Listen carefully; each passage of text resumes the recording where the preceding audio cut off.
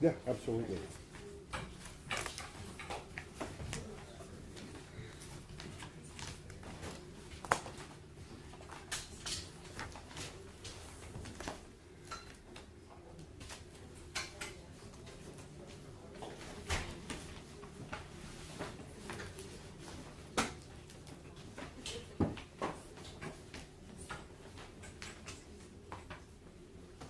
These all in order. Yes, I put them all in order. For defense 23. For the defense 23. 23? Yes.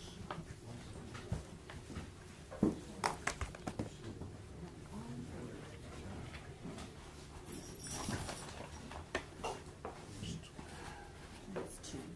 Number two.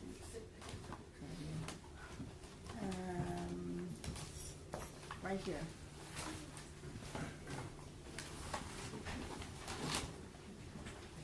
I'm gonna take out these post-its whenever, before they go back, but it's just easier for me to keep track. Got it. There's 23 there. This is 23 right here. Thank you.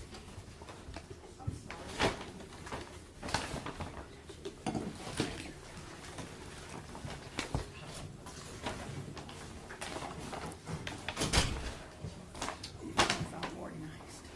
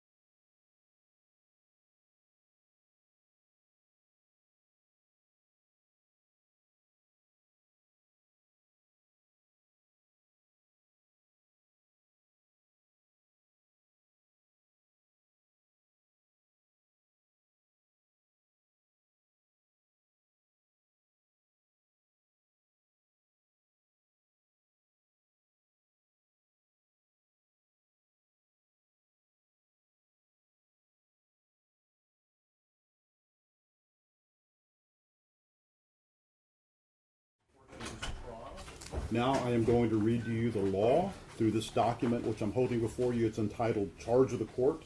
It's a lengthy document. It's got 45 substantive pages for me. I need to read this document in its entirety. When I'm done reading it, each side will have an opportunity to have closing arguments. Now, this morning will be a little long, and so if you need a break, don't hesitate to stop. There will be stops between my reading and each side going, so there will be those opportunities. But if you need a break, you let me know. Hopefully you're able to make those phone calls, because you do know that once I start reading this, then you are officially in a situation where you cannot communicate with anybody. So I hope you did all that this morning. I did instruct the deputy to let y'all know that. We do anticipate obtaining lunch for y'all during the lunch hour, so you should be okay there. All right. The defendant, Alfred Flores, stands charged by indictment in cause number 2023 CR 11510A. In count 1 of the indictment in cause number 2023 CR 11510A, Alfred Flores is charged with the offense of murder. In counts 2 and 3 of the indictment in cause number 2023 CR 11510A, Alfred Flores is charged with the offense of aggravated assault. In count 4 of the indictment in cause number 2023 CR 11510A, Alfred Flores is charged with the offense of deadly conduct. All of these offenses alleged against Alfred Flores in cause number 2023 CR 11510A are alleged to have been committed on or about the 23rd day of June 2023 in Bexar County, Texas. To all of these charges, Alfred Flores has pleaded not guilty. The defendant, Eleazar Alejandro, stands charged by indictment in cause number 2023 CR 11510B. In count 1 of the indictment in cause number 2023 CR 11510B, Eleazar Alejandro is charged with the offense of murder. In counts 2 and 3 of the indictment in cause number 2023 CR 11510B, Eleazar Alejandro is charged with the offense of aggravated assault. In count 4 of the indictment in cause number 2023 CR 11510B, Eleazar Alejandro is charged with the offense of deadly conduct.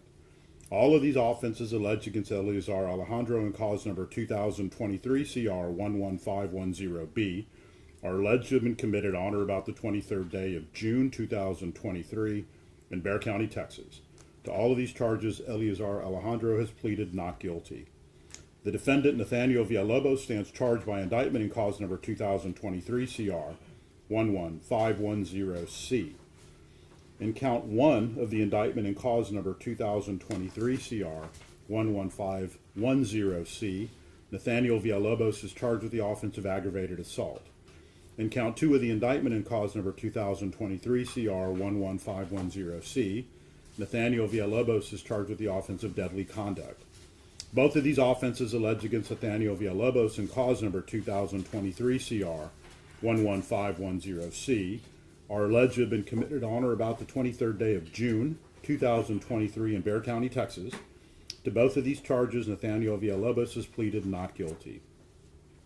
Applicable statutes and definitions regarding the charged offenses. Number 1, murder. A person commits the offense of murder under Texas Penal Code Section 19.02b if the person intentionally or knowingly causes the death of an individual or intends to cause serious bodily injury and commits an act clearly dangerous to human life that causes the death of an individual. 2, assault. A person commits the offense of assault under Texas Penal Code Section 22.01a if the person intentionally, knowingly, or recklessly causes bodily injury to another or intentionally or knowingly threatens another with imminent bodily injury. Number 3, aggravated assault. A person commits the offense of aggravated assault under Texas Penal Code Section 22.02a if the person commits an assault as defined in paragraph 2 and the person causes serious bodily injury to another or uses or exhibits a deadly weapon during the commission of the assault. Number 4, deadly conduct. A person commits the offense of deadly conduct under Texas Penal Code Section 22.05b if the person knowingly discharges a firearm at or in the direction of one or more individuals. Number 5, actor means a person whose criminal responsibility is an issue in a criminal case. Another means a person other than the actor. Bodily injury means physical pain, illness, or any impairment of physical condition.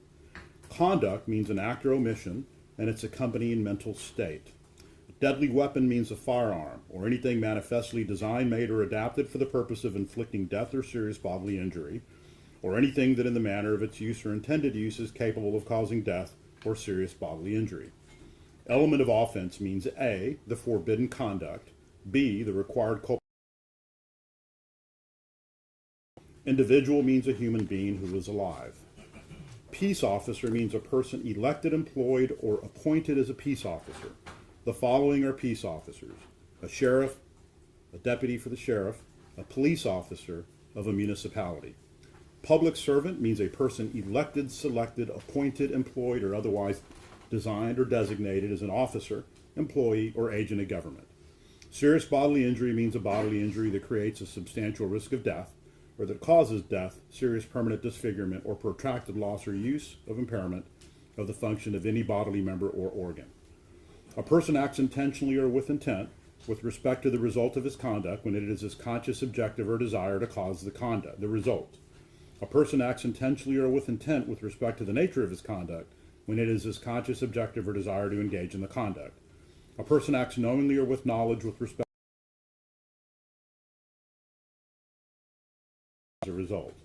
A person acts knowingly or with knowledge with respect to the nature of his conduct or to circumstances surrounding his conduct when he is aware of the nature of his conduct or that the circumstances exist. A person acts recklessly or is reckless with respect to the result of his conduct when he is aware of but consciously disregards a substantial and unjustifiable risk that the result will occur. A person acts recklessly or is reckless with respect to the circumstances surrounding his conduct when he is aware of but consciously disregards a substantial and unjustifiable risk that the circumstances exist. The risk must be of such a nature and degree that its disregard constitutes a gross deviation from the standard of care that an ordinary person would exercise under all the circumstances as viewed from the actor's standpoint. Number 7, you are instructed that the use of deadly force to intentionally prevent or obstruct a peace officer from effecting an arrest is a use of unlawful deadly force. You are therefore instructed to disregard and not consider for any purpose any evidence presented and any arguments made that Melissa Perez had any justification whatsoever for using force or deadly force if she was. To this regard, and as previously instructed, you are instructed to disregard all questions asked by the state and any testimony elicited in response related to the suggestion that the complainant, Melissa Perez, had a justification for her conduct under Chapter 9 of the Texas Penal Code. You are instructed that she did not. Melissa Perez did not have the legal right to resist the defendant's attempts to arrest her. This is not an issue in this case, and you are to disregard all testimony, evidence, questions, and arguments related to that issue. Justification defenses. Number 8, use of deadly force in self-defense and use of deadly force in defense of a third person. It is a defense to prosecution that the conduct in question was justified under the law. A person is justified in using force against another when and to the degree the actor reasonably believes the force is immediately necessary to protect the actor against the other's use or attempted use of unlawful force. A person is justified in using deadly force against another, number 1, if the actor would be justified in using force against the other as described above, and number 2, when and to the degree the actor reasonably believes the deadly force is immediately necessary to protect the actor against the other's use or attempted use of unlawful deadly force. A person is justified in using deadly force against another to protect a third person if, number 1, under the circumstances as the actor reasonably believes them to be, the actor would be justified under the law of self-defense as described above in using deadly force to protect himself against the unlawful deadly force he reasonably believes to be threatening the third person he seeks to protect. And, number 2, the actor reasonably believes that his intervention is immediately necessary to protect the third person. Reasonable belief means a belief that would be held by an ordinary and prudent man in the same circumstances as a defendant. Deadly force means force that is intended or known by the person using it to cause, or in the manner of its use or intended use, is capable of causing death or serious bodily injury. A person has a right to defend himself and others from apparent danger to the same extent as he would have had the danger been real, provided he acted upon a reasonable apprehension of danger as it appeared to him from his standpoint at the time. You are instructed that in determining whether a defendant reasonably believed that the use of deadly force was necessary, the jury may not consider whether the defendant failed to retreat. A defendant is not required to prove that he was justified under the law of self-defense in defense of a third person. The state must prove beyond a reasonable doubt that the defendant's conduct was not justified under the laws of self-defense and defense of a third person. Number 9, application of justification defenses. Now, keeping in mind all the instructions given in paragraph 8, even if you unanimously find that the state has proven beyond a reasonable doubt that the named defendant committed the offense charged in the indictment in this cause, you must next decide whether the state has also proven beyond a reasonable doubt that the conduct of the defendant was not justified under the laws described above. Therefore, if you find from the evidence beyond a reasonable doubt that the named defendant in this cause committed the charged offense as set out and instructed herein, but you further find from the evidence that, or you have a reasonable doubt as to whether at the time he did so, number 1, the defendant reasonably believed, as viewed from the standpoint that Melissa Ann Perez was using or attempting to use unlawful deadly force against the defendant, or the defendant reasonably believed, as viewed from the standpoint that Melissa Ann Perez was using or attempting to use unlawful deadly force against a third person, and the defendant's intervention was immediately necessary to protect the third person, and, number 2, the defendant reasonably believed, as viewed from his standpoint, that his use of deadly force and the degree of deadly force used were immediately necessary to protect himself against Melissa Ann Perez's use or attempted use of unlawful deadly force, or the defendant reasonably believed, as viewed from the standpoint that his intervention and use of deadly force and the degree of deadly force used were immediately necessary to protect the third person against Melissa Ann Perez's use or attempted use of unlawful deadly force. Then you will find in favor of the defendant on his claim that his conduct was justified, and you will therefore find that the state has failed to prove beyond a reasonable doubt that the defendant was justified under the law of self-defense and defense of a third person as instructed herein, and you will therefore find the defendant not guilty of the charged offense. However, if you find from the evidence beyond a reasonable doubt that the named defendant in this cause committed the charged offense as set out and instructed herein, and you further find from the evidence beyond a reasonable doubt that, number 1, the defendant did reasonably believe that Melissa Ann Perez was using or attempting to use unlawful deadly force against the defendant, and the defendant did not reasonably believe that Melissa Ann Perez was using or attempting to use unlawful deadly force against a third person, or even if Melissa Ann Perez was using or attempted to use unlawful deadly force against a third person, the defendant did not reasonably believe that his intervention was immediately necessary to protect the third party, or, number 2, the defendant did not reasonably believe that his use of deadly force and the degree of deadly force used were immediately necessary to protect himself against Melissa Ann Perez's use or attempted use of unlawful deadly force, and the defendant did not reasonably believe that his intervention and use of deadly force and the degree of deadly force used were immediately necessary to protect the third person against Melissa Ann Perez's use or attempted use of unlawful deadly force. Then you will find against the defendant on his claim that his conduct was justified, and thus you will find that the state has proven beyond a reasonable doubt that the defendant's conduct was not justified under the law of self-defense and defense of a third person as instructed herein. Therefore, if you unanimously find that the state has proven beyond a reasonable doubt all of the elements in the charged offense as instructed herein, and if you unanimously find that the state has proven beyond a reasonable doubt that the defendant was not justified under the law of self-defense and defense of a third person as instructed herein, then you will find the defendant guilty of that charged offense. Number 10. As previously instructed during this trial, you heard questions, testimony, and arguments throughout this trial regarding the issue of whether the defendant officers were required to obtain an arrest warrant before entering Melissa Ann Perez's apartment in an attempt to place her under arrest. As a general matter, whether or not police officers are permitted to enter a person's residence to make an arrest without first obtaining an arrest warrant is a legal issue for the court to address and not a matter for the jury to decide. In this case, whether or not the 3 defendants in these cases were required to obtain an arrest warrant on the night in question before attempting to enter Melissa Ann Perez's apartment to place her under arrest is not an issue for the jury to decide in these cases, and all such evidence pertaining to that issue is irrelevant and not to be considered by you for any purpose. You are instructed to disregard all questions, testimony, and evidence related to the subject of whether these 3 defendants were obligated to obtain a warrant before attempting to arrest Melissa Ann Perez. Cause number 2023 CR 11510A, Alfred Perez. Number 11, cause number 2023 CR 11510A, Alfred Perez, count 1, murder.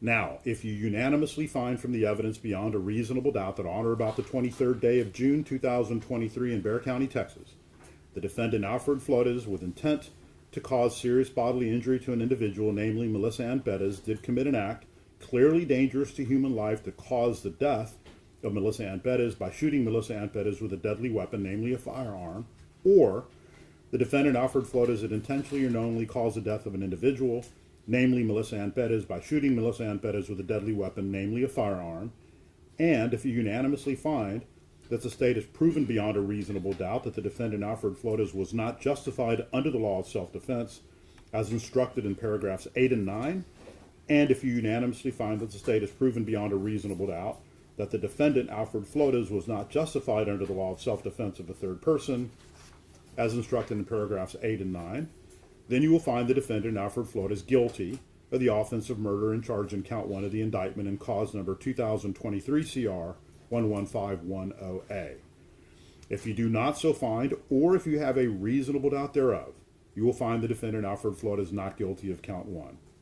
In other words, if you find that the state has not proven beyond a reasonable doubt the elements of the offense of murder as instructed above, or you have a reasonable doubt as to whether the state has met its burden to prove beyond a reasonable doubt all of the elements of murder as charged in count 1, or if you find that the state has not proven beyond a reasonable doubt that Alfred Flores was not justified under the law of self-defense as instructed in paragraphs 8 and 9, or you have a reasonable doubt as to whether Alfred Flores was justified under the law of self-defense as instructed in paragraphs 8 and 9, or if you find that the state has not proven beyond a reasonable doubt that Alfred Flores was not justified under the law of defense of a third person as instructed in paragraphs 8 and 9, or you have a reasonable doubt as to whether Alfred Flores was justified under the law of defense of a third person as instructed in paragraphs 8 and 9, then you will find the defendant Alfred Flores not guilty of the offense of murder as charged in count 1 of the indictment in cause number 2023 CR 11510A. Number 12, cause number 2023 CR 11510A, Alfred Flores, count 2, aggravated assault. Now, if you unanimously find from the evidence beyond a reasonable doubt that on or about the 23rd day of June 2023 in Bexar County, Texas, the defendant Alfred Flores did use or exhibit a deadly weapon, namely a firearm, and Alfred Flores had intentionally, knowingly, or recklessly caused bodily injury to Melissa Ann Perez by shooting Melissa Ann Perez with said deadly weapon, and Alfred Flores was then and there a public servant acting under color of his employment, namely a San Antonio police officer, or the defendant Alfred Flores had intentionally, knowingly, or recklessly caused bodily injury to Melissa Ann Perez by shooting a projectile at or in the direction of Melissa Ann Perez, thereby causing serious bodily injury to Melissa Ann Perez. And Alfred Flores was then and there a public servant acting under color of his employment, namely a San Antonio police officer. And if you unanimously find that the state has proven beyond a reasonable doubt that the defendant Alfred Flores was not justified under the law of self-defense as instructed in paragraphs 8 and 9, and if you unanimously find that the state has proven beyond a reasonable doubt that the defendant, Alfred Flores, was not justified under the law of defense of a third person, as instructed in paragraphs 8 and 9, then you will find the defendant, Alfred Flores, guilty of the offense of aggravated assault as charged in count 2 of the indictment and in cause number 2023 CR 11510A. If you do not so find, or if you have a reasonable doubt thereof, you will find the defendant Alfred Flores not guilty of count 2. In other words, if you find that the state has not proven beyond a reasonable doubt the elements of the offense of aggravated assault as instructed above, or you have a reasonable doubt as to whether the state has met its burden to prove beyond a reasonable doubt all of the elements of aggravated assault in count 2, or if you find that the state has not proven beyond a reasonable doubt that Alfred Flores was not justified under the law of self-defense as instructed in paragraphs 8 and 9, or if you have a reasonable doubt as to whether Alfred Flores was justified under the law of self-defense as instructed in paragraphs 8 and 9, or if you find that the state has not proven beyond a reasonable doubt that Alfred Flores was not justified under the law of defense of a third person as instructed in paragraphs 8 and 9, or if you have a reasonable doubt as to whether Alfred Flores was justified under the law of defense of a third person as instructed in paragraphs 8 and 9, then you will find the defendant Alfred Flores not guilty of the offense of aggravated assault as charged in count 2 of the indictment in cause number 2023 CR 11510A. Number 13, cause number 2023 CR 11510A, Alfred Flores, count 3, aggravated assault. Now, if you unanimously find from the evidence beyond a reasonable doubt that on or about the 23rd day of June 2023 in Bexar County, Texas, the defendant Alfred Flores did use or exhibit a deadly weapon, namely a firearm, and Alfred Flores did intentionally or knowingly threaten imminent bodily injury to Melissa Perez by shooting at or in the direction of Melissa Perez with said deadly weapon, and Alfred Flores was in and there a public servant acting under color of employment, namely a San Antonio police officer, and if you unanimously find that the state has proven beyond a reasonable doubt that the defendant Alfred Flores was not justified under the law of self-defense as instructed in paragraphs 8 and 9, and if you unanimously find that the state has proven beyond a reasonable doubt that the defendant Alfred Flores was not justified under the law of defense of a third person as instructed in paragraphs 8 and 9, then you will find the defendant Alfred Flores guilty of the offense of aggravated assault as charged in count 3 of the indictment in cause number 2023 CR 11510A. Do not so find or you have a reasonable doubt thereof, you will find the defendant Alfred Flores not guilty of count 3. In other words, if you find that the state has not proven beyond a reasonable doubt the elements of the offense of aggravated assault as instructed above, or you have a reasonable doubt as to whether the state has met its burden to prove beyond a reasonable doubt all of the elements of aggravated assault as charged in count 3, or if you find that the state has not proven under a reasonable doubt that Alfred Flores was not justified under the law of self-defense as instructed in paragraphs 8 and 9, or you have a reasonable doubt as to whether Alfred Flores was justified under the law of self-defense as instructed in paragraphs 8 and 9, or if you find that the state has not proven beyond a reasonable doubt that Alfred Flores was not justified under the law of defense of a third person as instructed in paragraphs 8 and 9, or you have a reasonable doubt as to whether Alfred Flores was justified under the law of defense of a third person as instructed in paragraphs 8 and 9, then you will find the defendant Alfred Flores not guilty of the offense of aggravated assault as charged in count 3 of the indictment in cause number 2023 CR 11510A.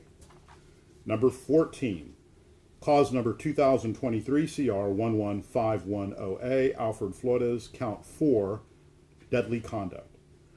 Now, if you unanimously find from the evidence beyond a reasonable doubt that on or about the 23rd day of June 2023 in Bexar County, Texas, the defendant Alfred Flores had knowingly discharged a firearm at or in the direction of an individual, namely Melissa Perez, and Alfred Flores was in and there a public servant acting under color of his employment, namely a San Antonio police officer, and if you unanimously find that the state has proven beyond a reasonable doubt that the defendant Alfred Flores was not justified under the law of self-defense as instructed in paragraphs 8 and 9, and if you unanimously find that the state has proven beyond a reasonable doubt that the defendant Alfred Flores was not justified under the law of defense of a third person as instructed in paragraphs 8 and 9, then you will find the defendant Alfred Flores guilty of the offense of deadly conduct as charged in count 4 of the indictment in cause number 2023 CR 11510A.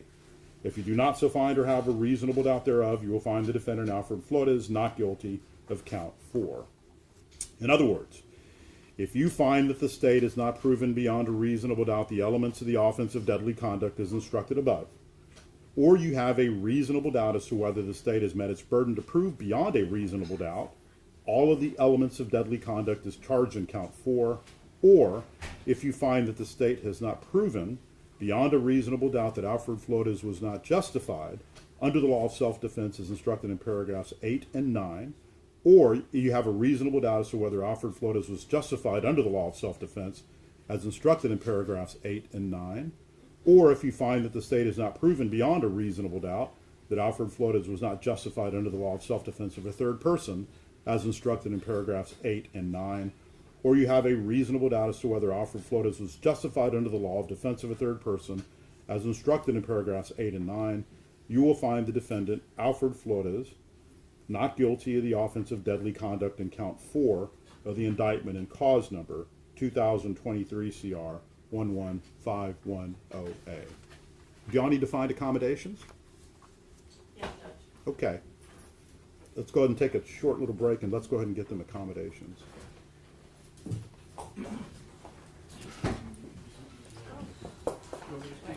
No, let's go ahead and keep the jury here. You just want to, maybe some folks can sit up front up here.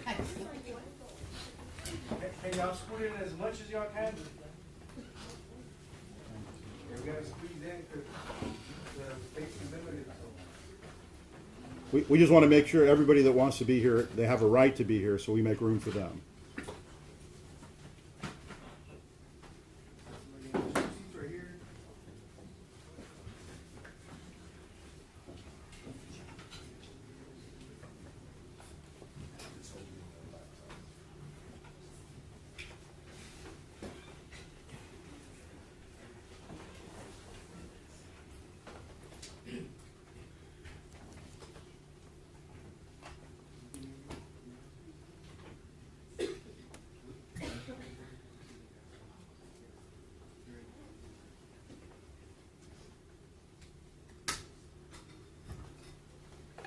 All right, let me get back to it, members of the jury.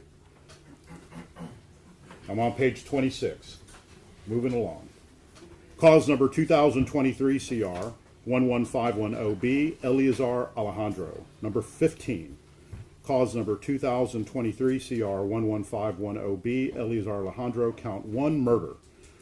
Now, if you unanimously find from the evidence beyond a reasonable doubt that on or about the 23rd day of June 2023 in Bexar County, Texas, the defendant, Eleazar Alejandro, with intent to cause serious bodily injury to an individual, namely Melissa Perez, did commit an act clearly dangerous to human life that caused the death of Melissa Perez by shooting Melissa Perez with a deadly weapon, namely a firearm, or the defendant, Eleazar Alejandro, did intentionally or knowingly cause the death of an individual, namely Melissa Perez, by shooting Melissa Perez with a deadly weapon, namely a firearm, and if you unanimously find that the state has proven beyond a reasonable doubt that the defendant, Eleazar Alejandro, was not justified under the law of self-defense as instructed in paragraphs 8 and 9, and if you unanimously find that the state has proven beyond a reasonable doubt that the defendant, Eleazar Alejandro, was not justified under the law of defense of a third person, as instructed in paragraphs 8 and 9, then you will find the defendant, Eleazar Alejandro, guilty of the offense of murder as charged in count 1 of the indictment in cause number 2023 CR 11510B. If you do not so find, or if you have a reasonable doubt thereof, you will find the defendant, Eleazar Alejandro, not guilty of count 1. In other words, if you find that the state has not proven beyond a reasonable doubt the elements of the offense of murder as instructed above, or you have a reasonable doubt as to whether the state has met its burden to prove beyond a reasonable doubt all of the elements of murder as charged in count 1, or if you find that the state has not proven beyond a reasonable doubt that Eleazar Alejandro was not justified under the law of self-defense as instructed in paragraphs 8 and 9, or you have a reasonable doubt as to whether Eleazar Alejandro was justified under the law of self-defense as instructed in paragraphs 8 and 9, or if you find that the state has not proven beyond a reasonable doubt that Eleazar Alejandro was not justified under the law of defense of a third person as instructed in paragraphs 8 and 9, or you have a reasonable doubt as to whether Eleazar Alejandro was justified under the law of defense of a third person, as instructed in paragraphs 8 and 9, then you will find the defendant, Eleazar Alejandro, not guilty of the offense of murder as charged in count 1 of the indictment in cause number 2023 CR 11510B.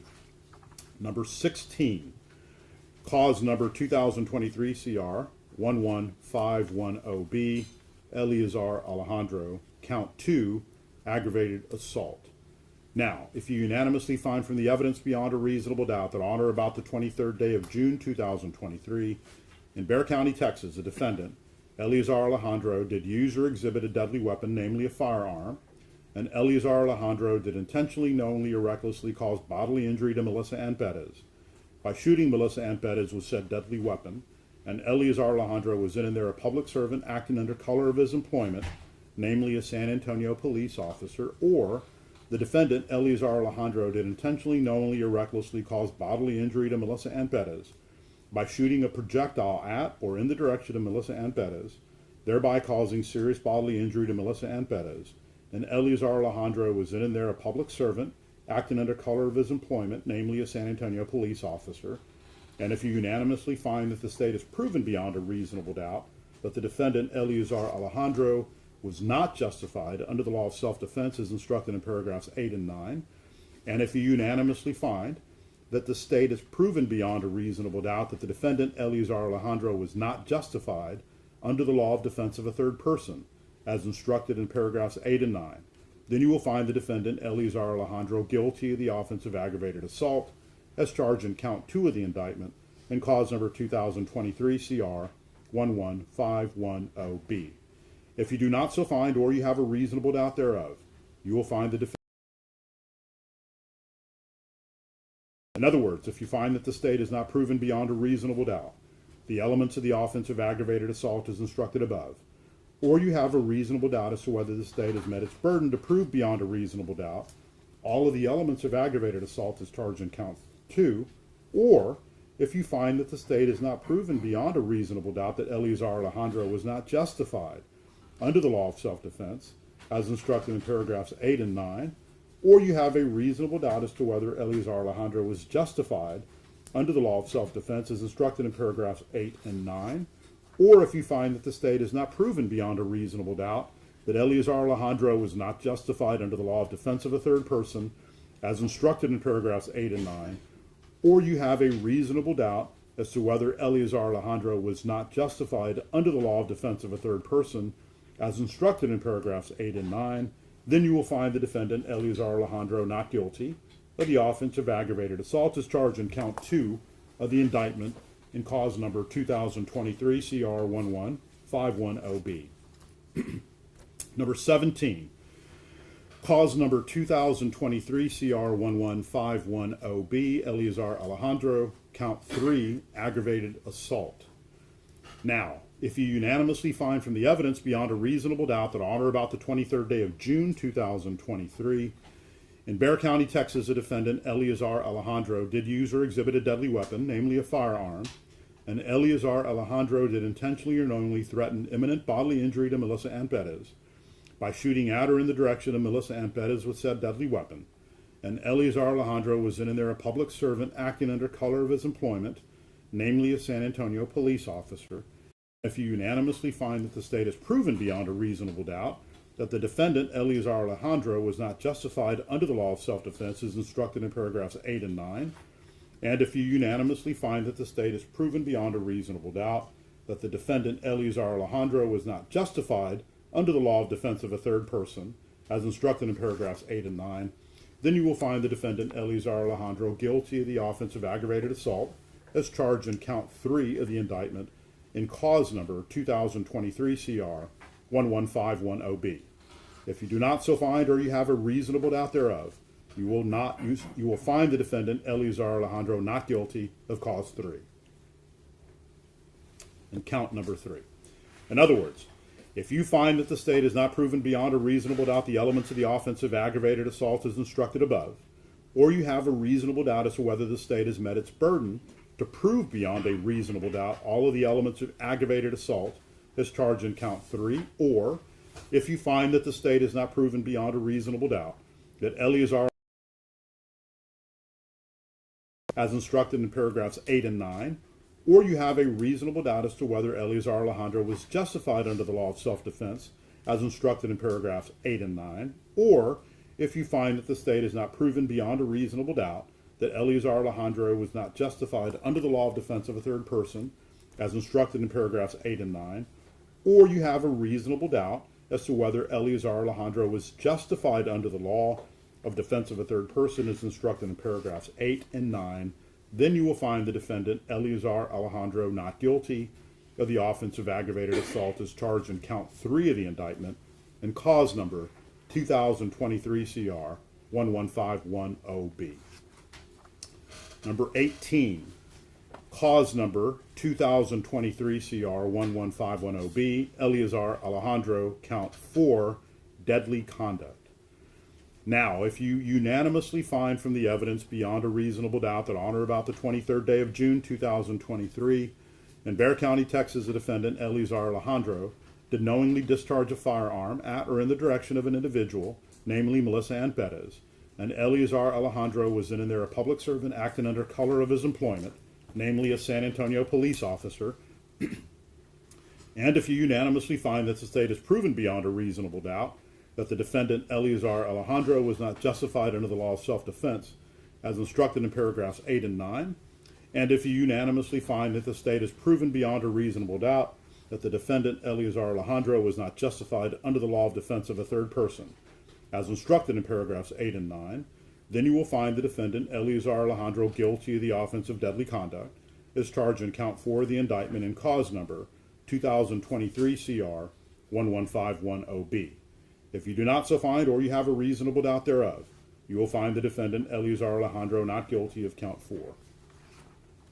In other words, if you find that the state has not proven beyond a reasonable doubt the elements of the offense of deadly conduct as instructed above, or you have a reasonable doubt as to whether the state has met its burden to prove beyond a reasonable doubt all of the elements of deadly conduct as charged in count 4, or if you find that the state has not proven beyond a reasonable doubt that Eleazar Alejandro was not justified under the law of self-defense as instructed in paragraphs 8 and 9, or if you have a reasonable doubt as to whether Eleazar Alejandro was justified under the law of self-defense as instructed in paragraphs 8 and 9, or if you find that the state has not proven beyond a reasonable doubt that Eleazar Alejandro was not justified under the law of defense of a third person as instructed in paragraphs 8 and 9, or you have a reasonable doubt as to whether Eleazar Alejandro was justified under the law of defense of a third person as instructed in paragraphs 8 and 9, then you will find the defendant, Eleazar Alejandro, not guilty of the offense of deadly conduct as charged in count 4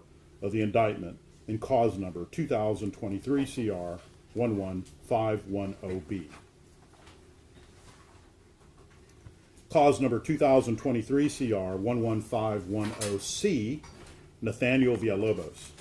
Number 19, cause number 2023 CR 1151C, Nathaniel Villalobos, count 1, aggravated assault. Now, if you unanimously find from the evidence beyond a reasonable doubt that on or about the 23rd day of June 2023 in Bexar County, Texas, the defendant, Nathaniel Villalobos, did use or exhibit a deadly weapon, namely a firearm, and Nathaniel Villalobos did intentionally or knowingly threaten imminent bodily injury to Melissa Perez by shooting at or in the direction public servant acting under color of his employment, namely a San Antonio police officer. And if you unanimously find that the state has proven beyond a reasonable doubt that the defendant, Nathaniel Villalobos, was not justified under the law of self-defense, as instructed in paragraphs 8 and 9, and if you unanimously find that the state has proven beyond a reasonable doubt that the defendant, Nathaniel Villalobos, was not justified under the law of defense of a third person, as instructed in paragraphs 8 and 9, then you will find the defendant, Nathaniel Villalobos, guilty of the offense of aggravated assault as charged in count 1 of the indictment in cause number 2023 CR 11510C. If you do not so find, or you have a reasonable doubt thereof, you will find the defendant, Nathaniel Villalobos, not guilty of count 1. In other words, if you find that the state has not proven beyond a reasonable doubt the elements of the offense of aggravated assault as instructed above, or you have a reasonable doubt as to whether the state has met its burden by proof beyond a reasonable doubt all of the elements of aggravated assault as charged in count 1, or if you find that the state has not proven beyond a reasonable doubt that Nathaniel Villalobos was not justified under the law of self-defense as instructed in paragraphs 8 and 9, or you have a reasonable doubt as to whether Nathaniel Villalobos was justified under the law of self-defense as instructed in paragraphs 8 and 9, or if you find that the state has not proven beyond a reasonable doubt that Nathaniel Villalobos was not justified under the law of self-defense of a third person, as instructed in paragraphs 8 and 9, or you have a reasonable doubt as to whether Nathaniel Villalobos was justified under the law of defense of a third person, as instructed in paragraphs 8 and 9, then you will find the defendant, Nathaniel Villalobos, not guilty of the offense of aggravated assault as charged in count 1 of the indictment in cause number 2023 CR 11510C. Number 20, cause number 2023 CR 11510C, Nathaniel Villalobos, count 2, deadly conduct. Now, if you unanimously find from the evidence beyond a reasonable doubt that on or about the 23rd day of June 2023 in Bexar County, Texas, the defendant, Nathaniel Villalobos, did knowingly discharge a firearm at or in the direction of an individual, namely Melissa Perez, and Nathaniel Villalobos was in there a public servant acting under color of his employment, namely a San Antonio police officer, And if you unanimously find that the state has proven beyond a reasonable doubt that the defendant, Nathaniel Villalobos, was not justified under the law of self-defense as instructed in paragraphs 8 and 9, and if you unanimously find that the state has proven beyond a reasonable doubt that the defendant, Nathaniel Villalobos, was not justified under the law of defense of a third person as instructed in paragraphs 8 and 9, then you will find the defendant, Nathaniel Villalobos, guilty of the offense of deadly conduct as charged in count 2 of the indictment in cause number 2023 CR 11510C. If you do not so find, or if you have a reasonable doubt thereof, you will find the defendant, Nathaniel Villalobos, not guilty of count 2. In other words, if you find that the state has not proven beyond a reasonable doubt the elements of the offense of deadly conduct as instructed above, or you have a reasonable doubt as to whether the state has met its burden to prove beyond a reasonable doubt all of the elements of deadly conduct as charged in count 2, or if you find that the state has not proven beyond a reasonable doubt that Nathaniel Villalobos was not justified under the law of self-defense as instructed in paragraphs 8 and 9, or you have a reasonable doubt as to whether Nathaniel Villalobos was justified under the law of self-defense as instructed in paragraphs 8 and 9, or if you find that the state has not proven beyond a reasonable doubt that Nathaniel Villalobos was not justified under the law of defense of a third person as instructed in paragraphs 8 and 9, or you have a reasonable doubt as to whether Nathaniel Villalobos was justified under the law of defense of a third person as instructed in paragraphs 8 and 9, then you will find the defendant, Nathaniel Villalobos, not guilty of the offense of deadly conduct as charged in count 2 of the indictment in cause number 2023 CR 11510C. Number 21. Our law provides that a defendant may testify in his own behalf if he elects to do so. This, however, is a right accorded a defendant, and in the event he elects not to testify, that fact cannot be taken as a circumstance against him. As it applies to each case, if the defendant in that case has elected not to testify, you are instructed that you cannot and must not refer or allude to that fact throughout your deliberations or take it into consideration for any purpose whatsoever as a circumstance against him. You are instructed that you must not communicate with or provide any information to anyone or receive any information from anyone by means about these cases. You may not use any electronic device or media such as telephone, cell phone, smartphone, iPhone, BlackBerry, iPad, tablet, or computer, the internet, any internet service, or any text or instant messaging service, or any social media platform, internet chat room, blog, or website to include but not limited to Google, Facebook, MySpace, Instagram, Snapchat, LinkedIn, YouTube, TikTok, Twitter, or X, to communicate with anyone any information or receive any information from anyone about these cases, or to conduct any research about these cases until I accept your verdicts. Written statements made by a witness or police reports made by officers and tendered by the attorneys of opposing counsel for purposes of cross-examination are not part of the evidence unless introduced in evidence. Many times, statements and reports may be marked with an exhibit number but are neither offered nor received in evidence. Therefore, I can send only statements and reports received in evidence to the jury room. The grand jury indictment is not evidence of guilt. It is a means whereby a defendant is brought to trial in a felony prosecution. It is not evidence, nor can it be considered by you in passing upon whether a defendant is guilty or not guilty. During your deliberations in these cases, you must not consider, discuss, nor relate any matters not in evidence before you. You should not consider nor mention any personal knowledge or information you may have about any fact or person connected with these cases which is not shown by the evidence. You are instructed that you are not to let bias, prejudice, or sympathy play any part in reaching your verdicts in these cases. The burden of proof in all criminal cases rests upon the state throughout the trial and never shifts to the defendant.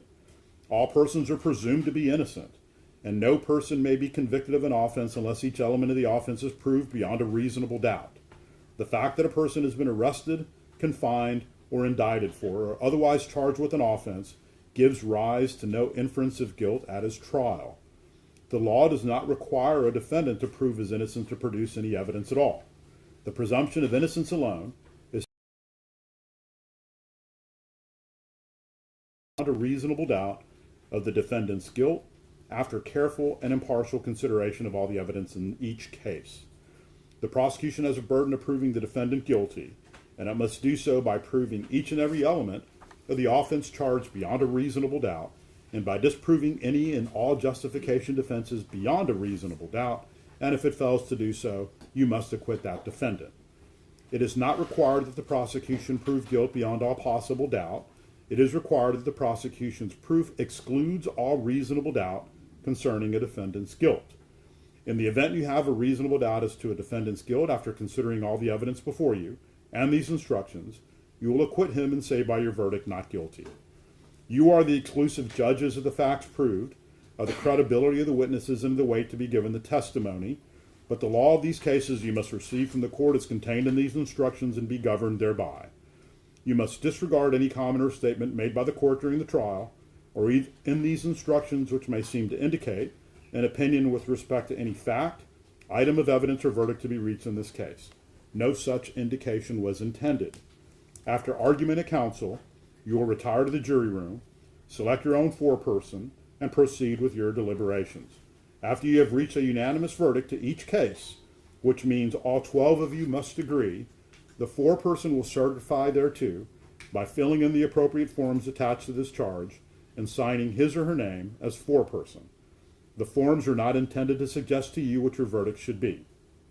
Your sole duty at this time is to determine whether each defendant is guilty or not guilty under the indictments in these causes, and restrict your deliberations of the issue of whether each defendant is guilty or not guilty and nothing else.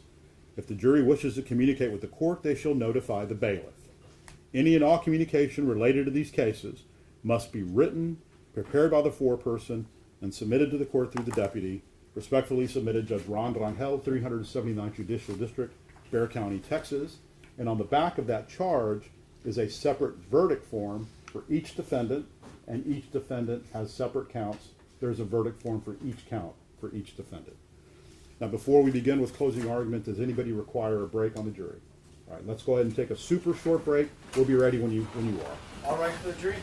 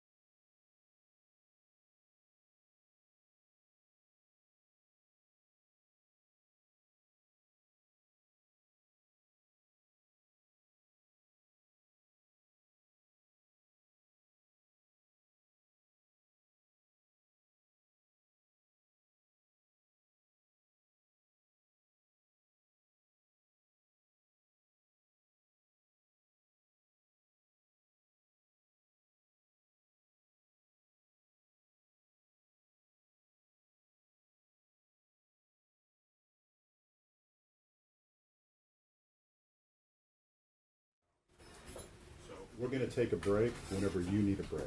So you just raise your hand and we'll give you a break at that time. All right.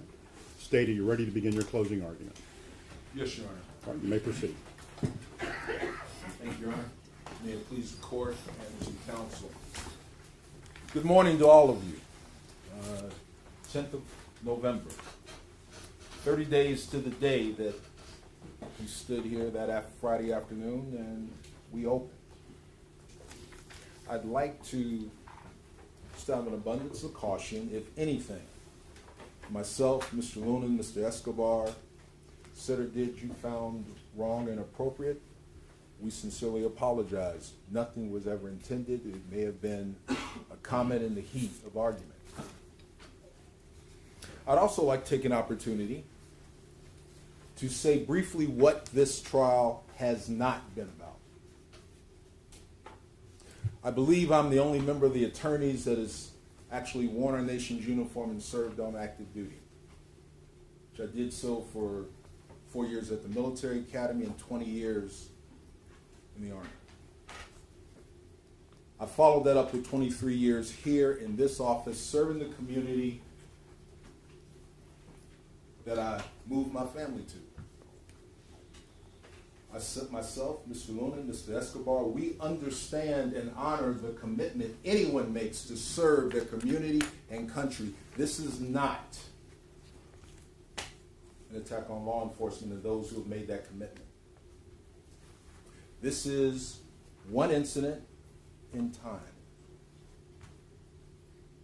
being adjudicated and resolved by you all, the citizens of Bexar County. I'd like to begin my remarks by going back to jury selection day. That basement, the first floor courtroom of 399, where you all sat with 187 other of your best friends. I remember Mr. Goss, he read a quote attributed to Thomas Jefferson, our third president, one would say maybe the architect of our system of laws. He said that I consider trial by jury as the only anchor imagined by man by which a government can be held to the principles of its constitution. Lofty words. I think what then President Jefferson meant is that citizens, you all, serving as jurors, you serve as the safety net to keep the government from becoming tyrannical, oppressive. I find that perspective particularly appropriate for this trial because at 2:02 a.m. Friday morning, June 23rd, 2023, at the Rosemont at the Mills Apartments, 3102, these defendants were all members of the government. These three and their 12 other associates, they were all members of the government, serving as officers, where the norm is that officers interacting with the public obligated to carry out and serve the letter, but also the spirit and the intent of the law. So it is appropriate that you, the citizens of Bexar County, hear the evidence, review the facts, consider the law, and render your decision. That's all this has been about.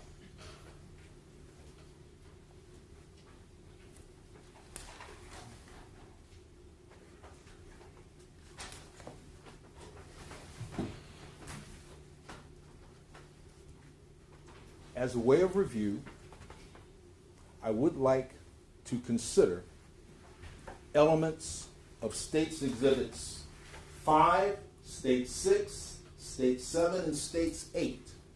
These are videos of the first three responding officers. Selected portions: Rojas, Ramos, Salinas. It's already in evidence, but it sets the context for what happened. From that side of America. So to what this happened, side. man? What happened But what?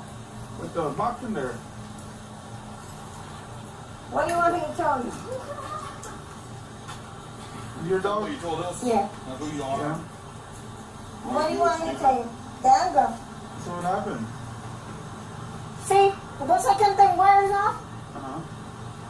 there's a lot of audio that went. And if you don't believe me, I can show you some stuff. There's a lot of what? I can show you some evidence. Evidence of what I'm investigating. What am I investigating? What I'm investigating is the harassment of people. Okay. The audios, the way they make people sound, Okay. the way they make them seem crazy. That's what I'm investigating. Okay. Because I've been a victim myself. Okay. And when I tell you I can show you evidence, it's because I got a shitload of evidence. Come here, baby girl. Huh? Are you diagnosed with any mental illnesses? No, don't disrespect me. I'm not disrespecting. I'm asking you a But question. see, this is my Are you preparing. diagnosed with any mental illnesses? No. No? There's been me diagnosed with schizophrenia, but I'm not schizophrenic. Okay. I'm You're more diagnosed with intelligent. No. it? You're not, you are. I was diagnosed by a falsification psychiatrist. Okay, do you take medication for it? No, I don't. No. Are you prescribed medication for it? No. No? And see, when you tell me things like that, I get offended. Okay. Because my knowledge is very mentality, is very straight. And that's why I get offended when somebody comes to talk to me, do you got mental problems? I ain't got no mental problems. What up? What's your name? Everybody knows my name, Oh, I don't know your Melissa name. That's what I'm asking. What's your name? Perez. Melissa Perez.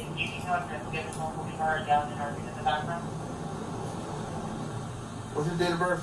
12177. What apartment do you live in? 3102. Who you live there with? I live by myself, my dog, and a gentleman that lives with me that I picked up from the street. Okay. Is he just a friend or what? He's a friend that I picked up who needed help, medical attention. Okay. So why did you cut the wires? Why not? Did it turn anything off? Yeah, the alarm. That's why they're here. The alarm. You know, and they're watching me. They Dude, see sir, the let's walk wire. over to my car real Okay. quick, okay? Come on. Come on, baby girl.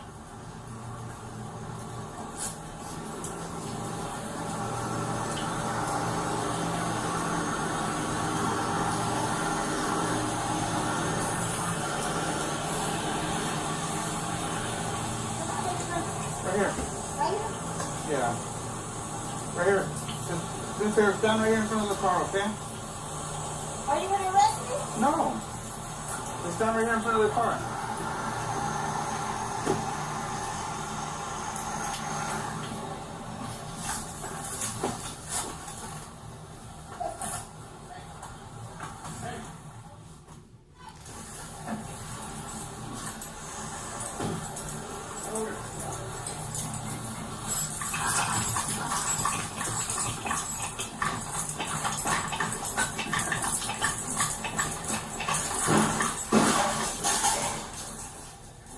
You that? Huh? You that? Nah. Hey! Melissa, come get your dog. Alright! Okay, well, come get him.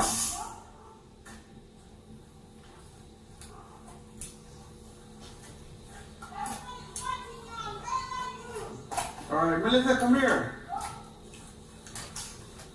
Let me run real quick. Yeah, bro. So this girl put all this stuff over here. When I got here, she was fire, right? So she was she come put all these wires over here. So when I got here, she was over here with fire. I was talking to him. I was trying to talk to her. She's all like, well, FBI, this and that. I'm like, all right, well, come walk with me over here to my car. I think so, yeah.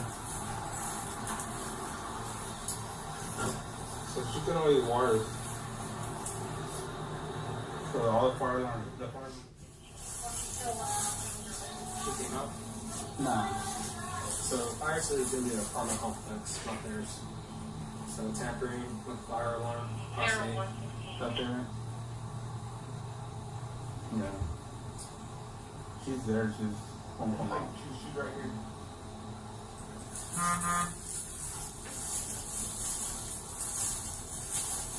Are you joking? I don't know you. Yeah, she is. No. She was I said, somebody. what's your name? I was in there 30 years. No, I don't know your I was in the name. runner. And No, he asked you your name. he got there. And I wasn't here. I'm trying to figure out what's your name. I got they want to push it for a concert. They call for it. Ma'am, I don't know your name. yeah, that's what I was. That's what I was doing. I was thinking just trying to get her. And that's being her on that. But it's over. One inside. You know, last time I saw the shoes on that curve over there. And I was in the good thing I didn't jump it. I was gonna jump on that thing and I was like, man, I'm not paying attention. I'm like, I couldn't see it. I couldn't see it. It was dark. I just came running like that. I was gonna jump out. Man, thank God I didn't jump out. Fucking my shit up. let me call Sarge real quick. More likely just to get me. But she comes out with her.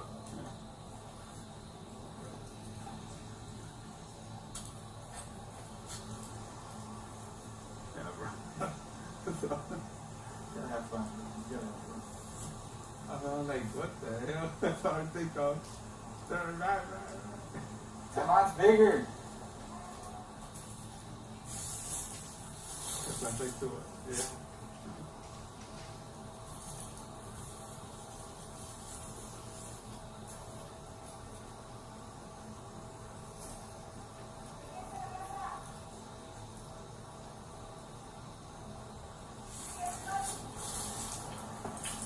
It's all in there. Are you talking to yourself now? But there's no one inside that apartment. Prove it. Show me. Just in that shit up right now.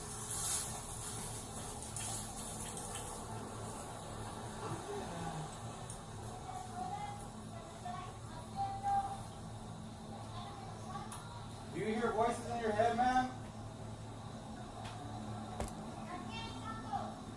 Are the voices talking to you? So she got mad. She was really mad because I was like, just talking about FBI and all that. And I'm like, so I asked her, are you diagnosed with any mental illnesses? And she goes, no, I get offended when people ask me that. I go, I'm just asking, do you take medication? No. I go, are you prescribed medication? No, I get offended when people ask me. I'm not crazy. I'm like, yeah, I'm just asking you a couple questions. That's why I said, hey, someone here to come off of me.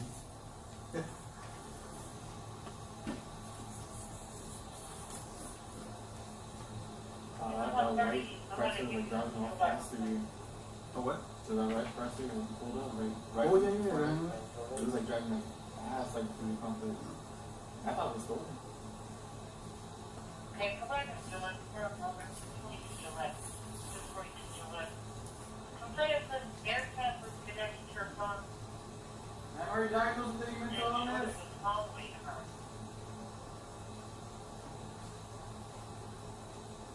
Take any medication for a mental illness?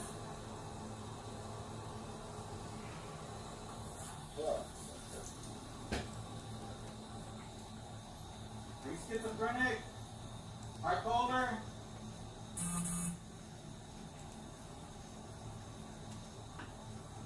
You hear voices in your head?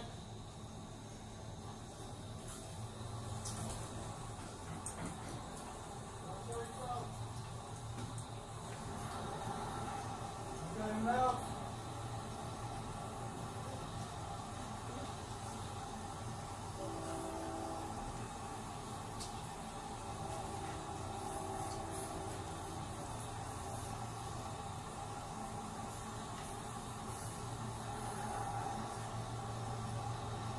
with the 30 volt too?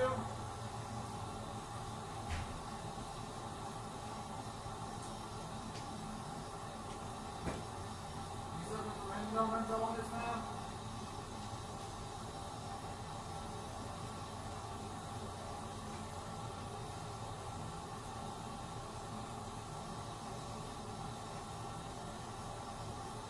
What's the you got talking now?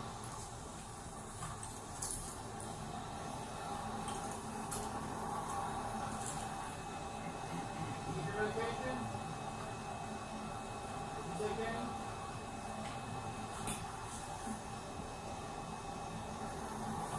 You talk to a psychiatrist, man? Is it all professional?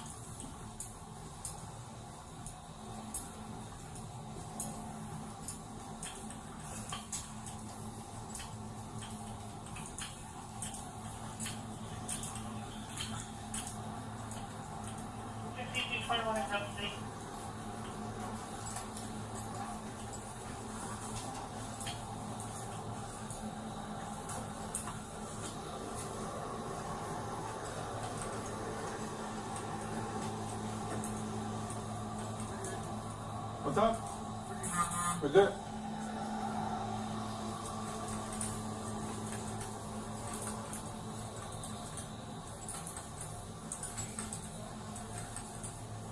Hey, bro. We're good.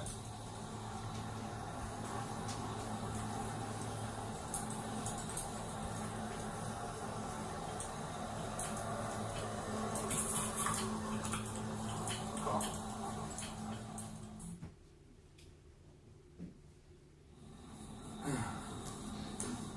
She's still on the couch? She's still on the couch?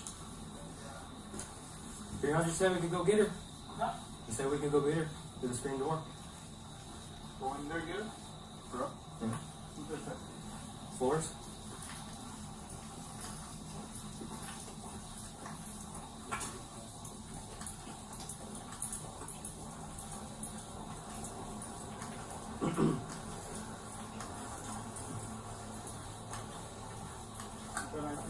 Yeah. Told him. He said, okay. He just gave me his badge number. Okay.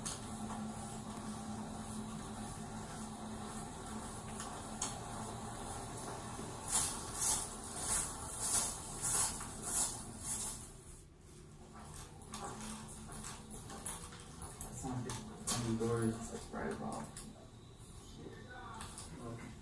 Well, I think you're good about time. You get one shot, get one shot, and go from there.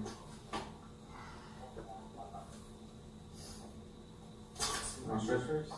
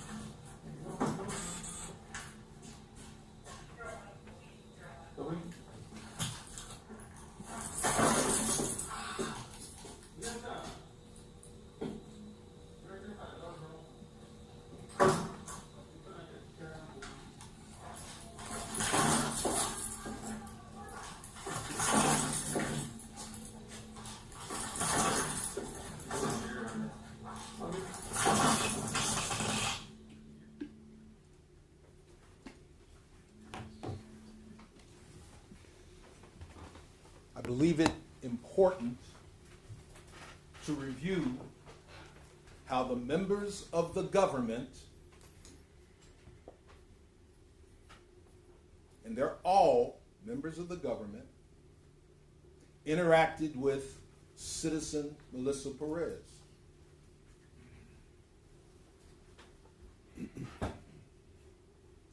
That was an hour after initial arrival. There were some other observations I made. Melissa Perez was an open book. She told you who she was, where she lived, did not disrespect Officer Rojas. She told you what her conditions and afflictions were that when she cut the alarms, it was much quieter. Something else also brought out as you heard the evidence. You saw when she raised her arm up, the band around her arm.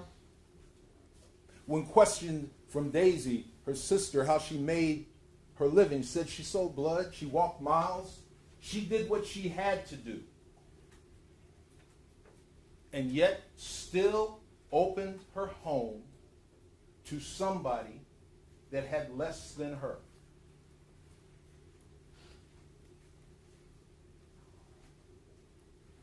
That's who your government interacted with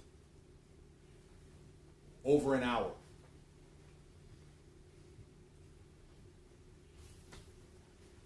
Did you see, I believe the quote was, a goal-oriented assailant? A hardened, rugged roofer who used her tool and weapon of choice, a hammer? Or was it a citizen that needed her government to listen and help her?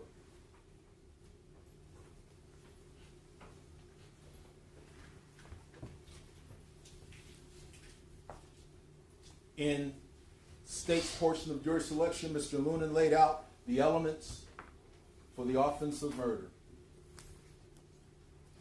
It is without saying that if you pull that 40 millimeter issued weapon, you point it at a direction, you expend rounds into a home, you never fire at anything you don't intend to destroy or kill. You decide if we've met the elements of that. Assault on a public servant, intentionally or knowingly drawing. You decide if we've met the elements of that and overcoming the justifications and defenses. We've never shied. Yes, the burden rests here. But when you get to your deliberation, you've heard this expression throughout the trial, in the totality of the circumstances. Because the one person that was an open book, that's the only way she can speak.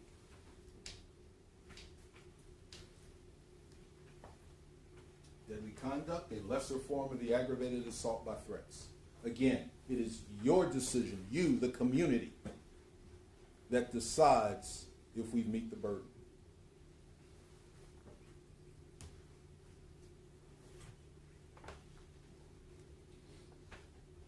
I want also to bring up what is also in evidence. Defense Exhibit 23. Defense wanted this in. Examine it when you get back to deliberate. The first part in the discussion. Note, it is this agency, it's not law, but it is the intent, the aim of the government agency the defendants served. Paragraph A. Protection of property, apprehension of offenders is subservient to the protection of life. Yes, their own, obviously, but life of the citizens.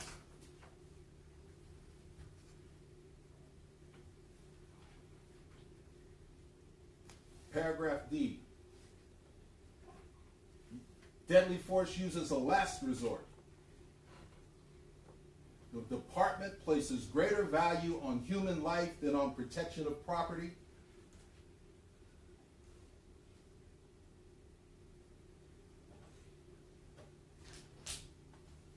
Or even to effect an arrest. You may recall on cross-examination, Mr. Cifuentes stood here professorially and he read off of paragraph .07. This section applies to all forms of deadly force, regardless of the type of instrument or weapon used. the use of deadly force is authorized only to protect an officer or another person when an officer has a reasonable belief that his or the like reasonable belief is in imminent danger, he is justified to use deadly force. But I find it interesting that he did not read or publish paragraph C.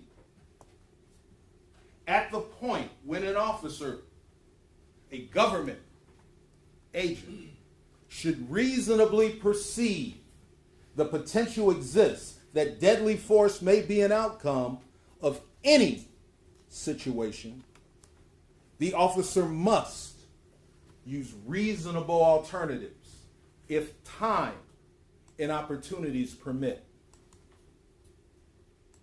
The reasonableness of the action is based on the time available, the opportunity to perform the action, and the facts apparent to the officer prior to the incident. So when these members of the government got there and they started catching up and getting their briefing, what happened? What led to this? How is it Salinas got struck? What happened? Rojas was there. They chose only to go Salinas deep. He was there.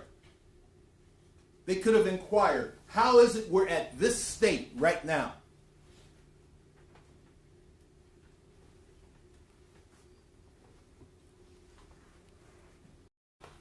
You heard defense's expert Martinelli. We questioned him. Why cross over on a frontal assault? She sees you coming. She even stops the government representative Villalobos at the top of the banister.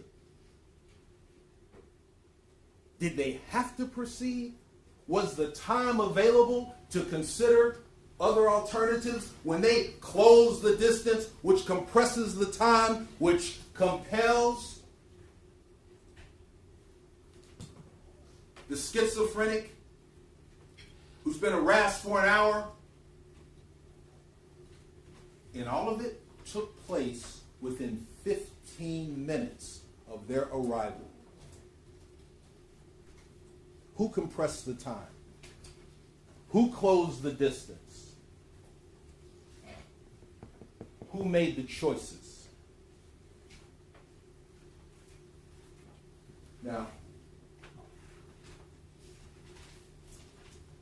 I just wanted, at this point, what we want is to take you back to how we got there once Government Representative Flores Alejandro Villalobos acted.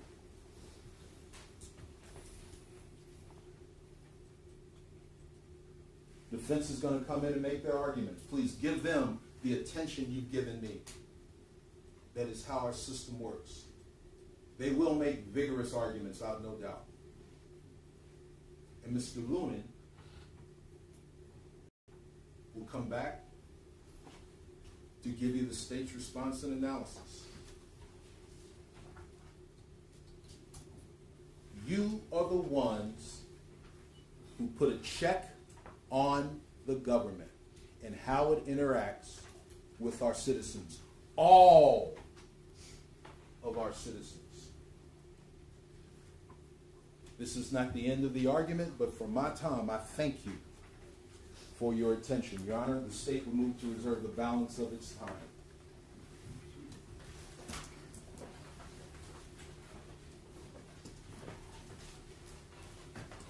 Defense? Thank you, Your Honor. It begins its presentation showing you evidence that we all now know was not known to these three men. I counted 10 minutes on a slide called How We Got Here, showing everything that happened that nobody told them. That's not fair. That's the deception here. The duty of that office isn't to just throw evidence in front of 12 members of this community and say, okay, you decide. Their duty is to do justice. They're the first stop. They're the filter. They're who bring cases to the grand jury. They should know when the evidence isn't there. That duty to seek justice, apologies, Council. That's not it. I won't waste your time covering policy because it's not the law, and you know that because it's not in here. If the judge didn't put it in the charge, it's not the law. These officers had a right to go home. We talked about that during jury selection. This charge, everyone else is going to rehash the evidence that they think is important with you, but I want to talk about this charge because it's almost 60 pages, and I think it helps to outline it topically for you. It's very repetitive.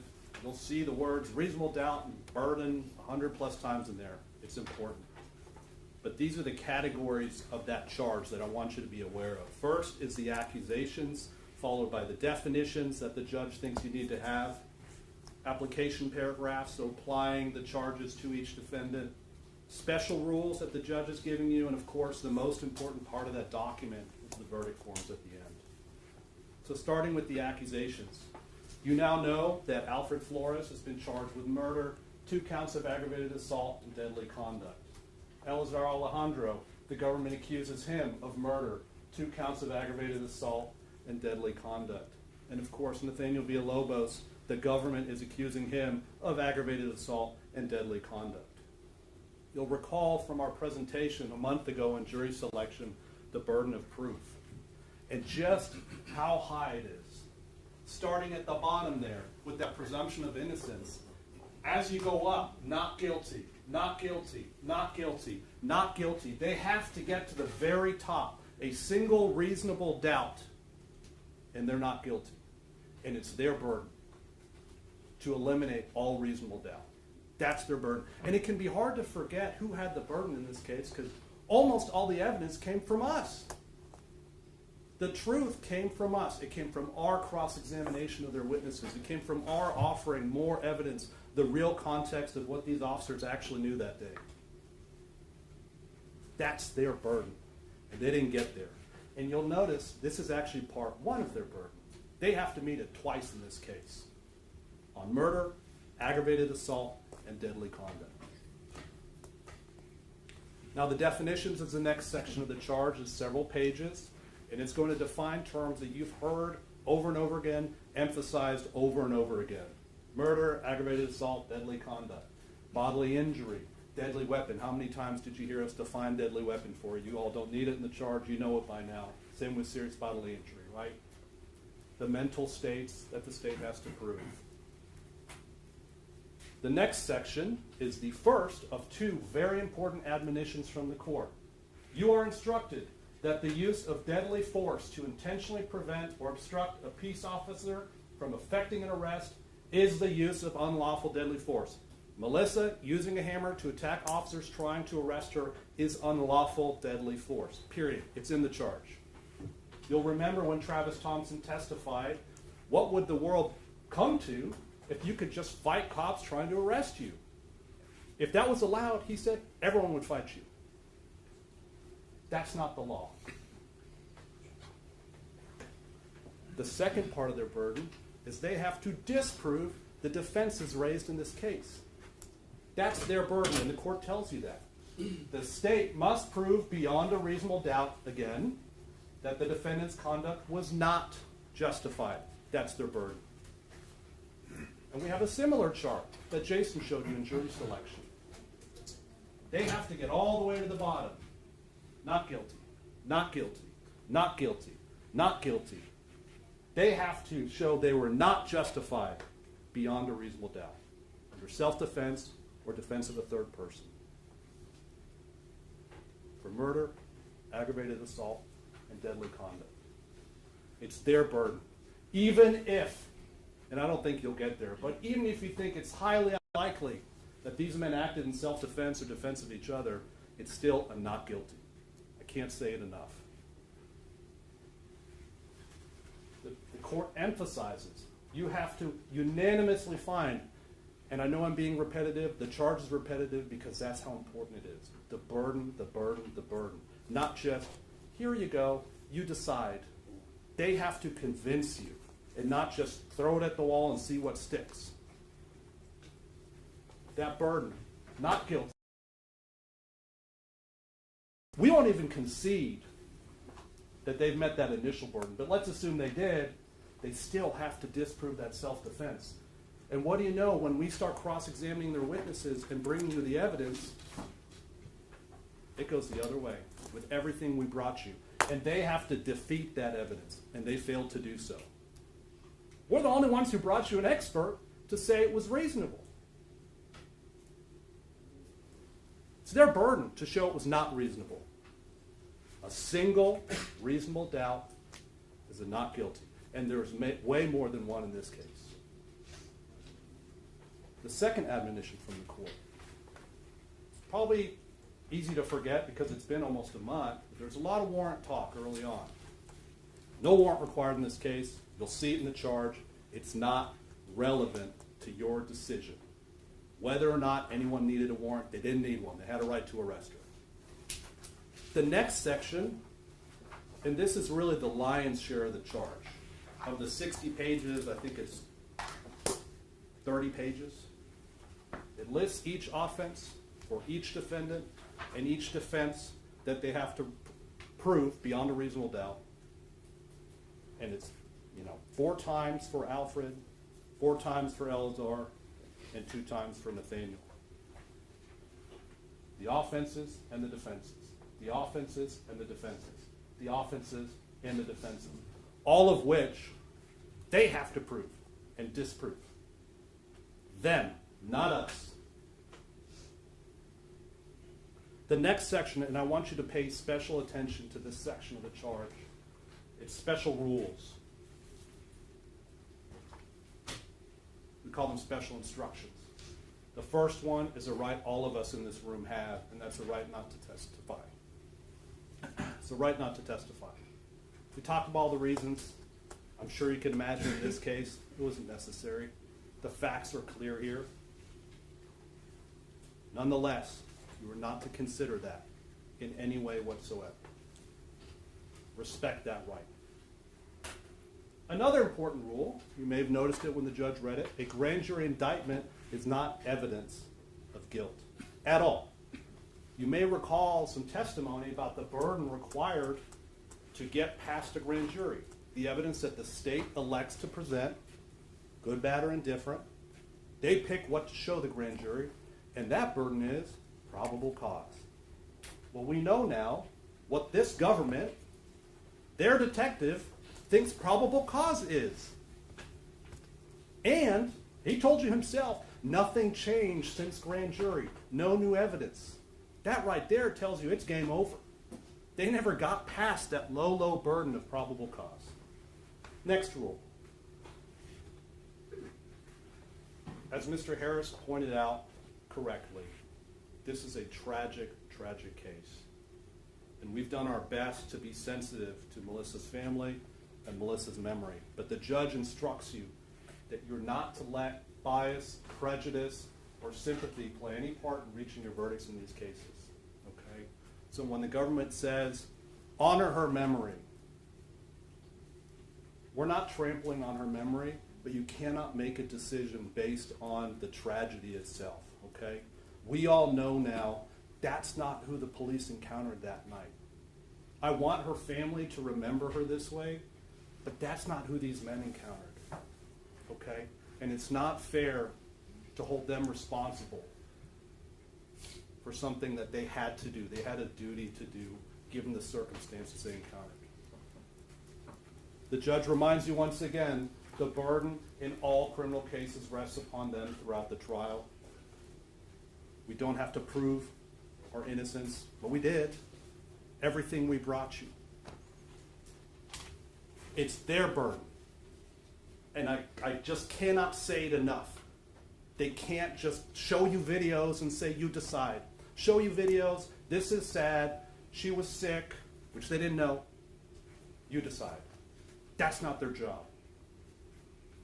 At the very end, you're going to see verdict forms. There's one form for each charge for each defendant. The form starts with the option to find them not guilty. That's the presumption of innocence reflected in that verdict form. We start at not guilty unless and until they prove that they are guilty, which they didn't do in this case. That's the form to get everyone home. Okay? Alfred, Eleazar, and Nathaniel. Let's go ahead and take a short break. All right, Secretary.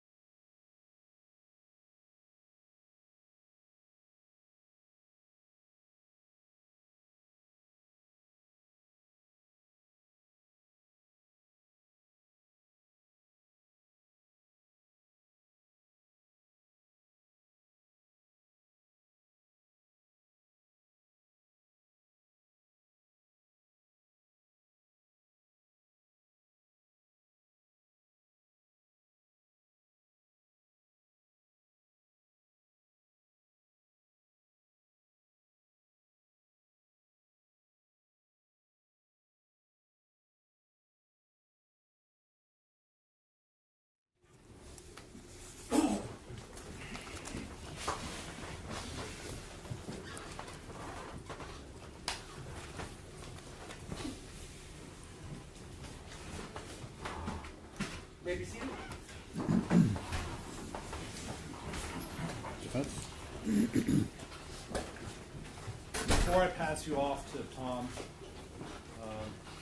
you know we try to keep it to the point in this trial. At the end of the instructions, you're going to see the final piece of advice from the court as to how we deliberate. Every jury does it differently. In the many trials we've all been a part of, we always learn different ways that jurors do it. But one thing you have to do is you have to pick your foreperson, whoever that is. When you get back there, pick your foreperson. That's the leader of the jury. That person will preside over your deliberations, will guide you all. They're also the person that's going to sign those verdict forms and tell the court what your verdict is. When you get back there, you can ask questions, but 99% of the time, the answer will be you have the law and evidence before you. Refer to the charge. I don't frankly think you'll need to. You know in your hearts what you need to do. Send these men home. Send them home. Thank you.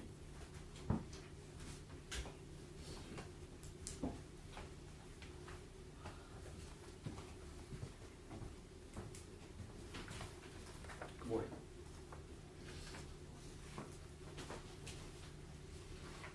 When you believe someone, it's as much about promises made as it is about promises kept. And 30 days ago, we were in a hot, crowded room, and you saw two very different presentations of the law. Right? You heard a presentation from the state, and then you heard a presentation from the defense.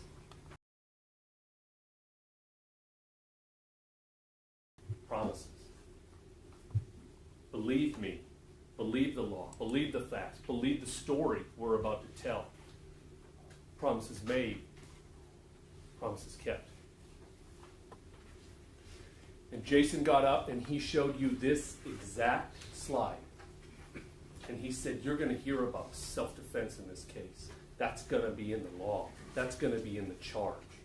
30 days from now, I'm telling you what's going to be in there. I'm promising you self-defense in that charge. Promises made, promises kept. And he showed you self-defense of a third person.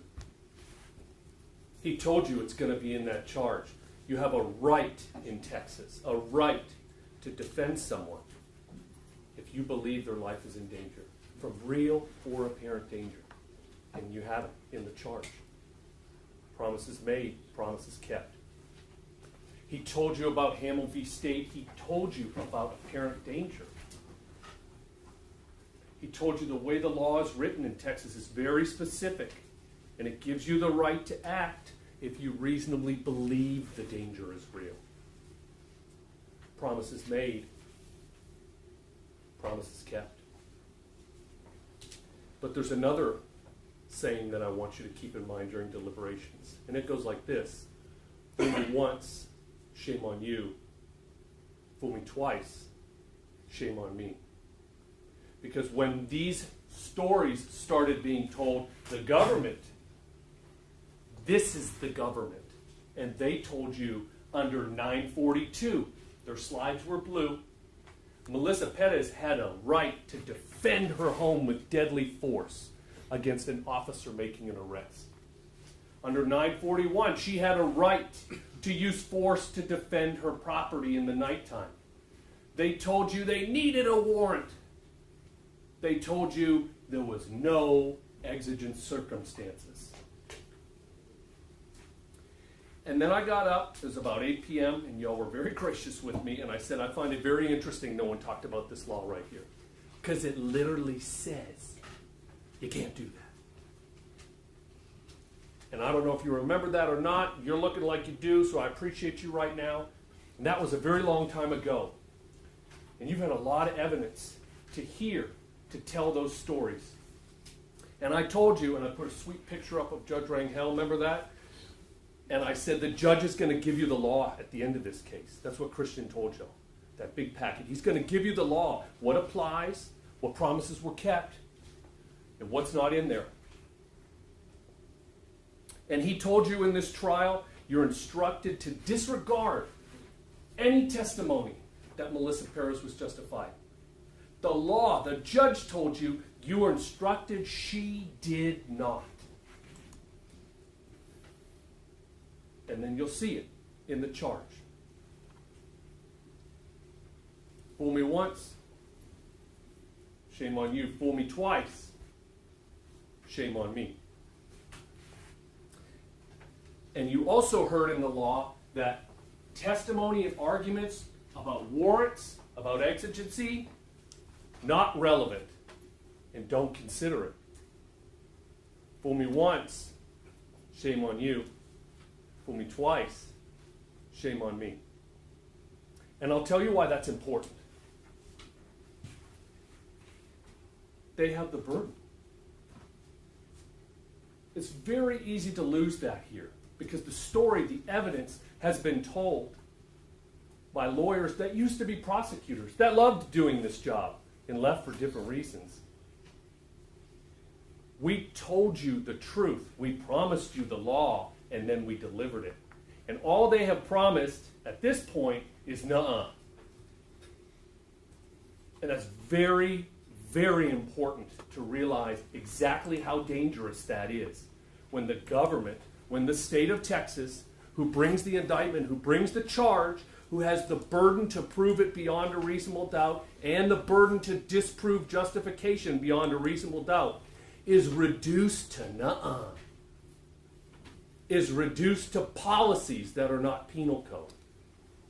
Is reduced to knowledge that these officers didn't even have. That's dangerous. You want to talk about a check on the government? You want to talk about keeping promises?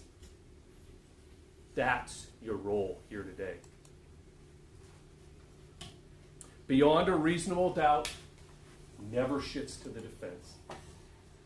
Ever. Promises made, promises kept. Now I promised you another thing in this trial.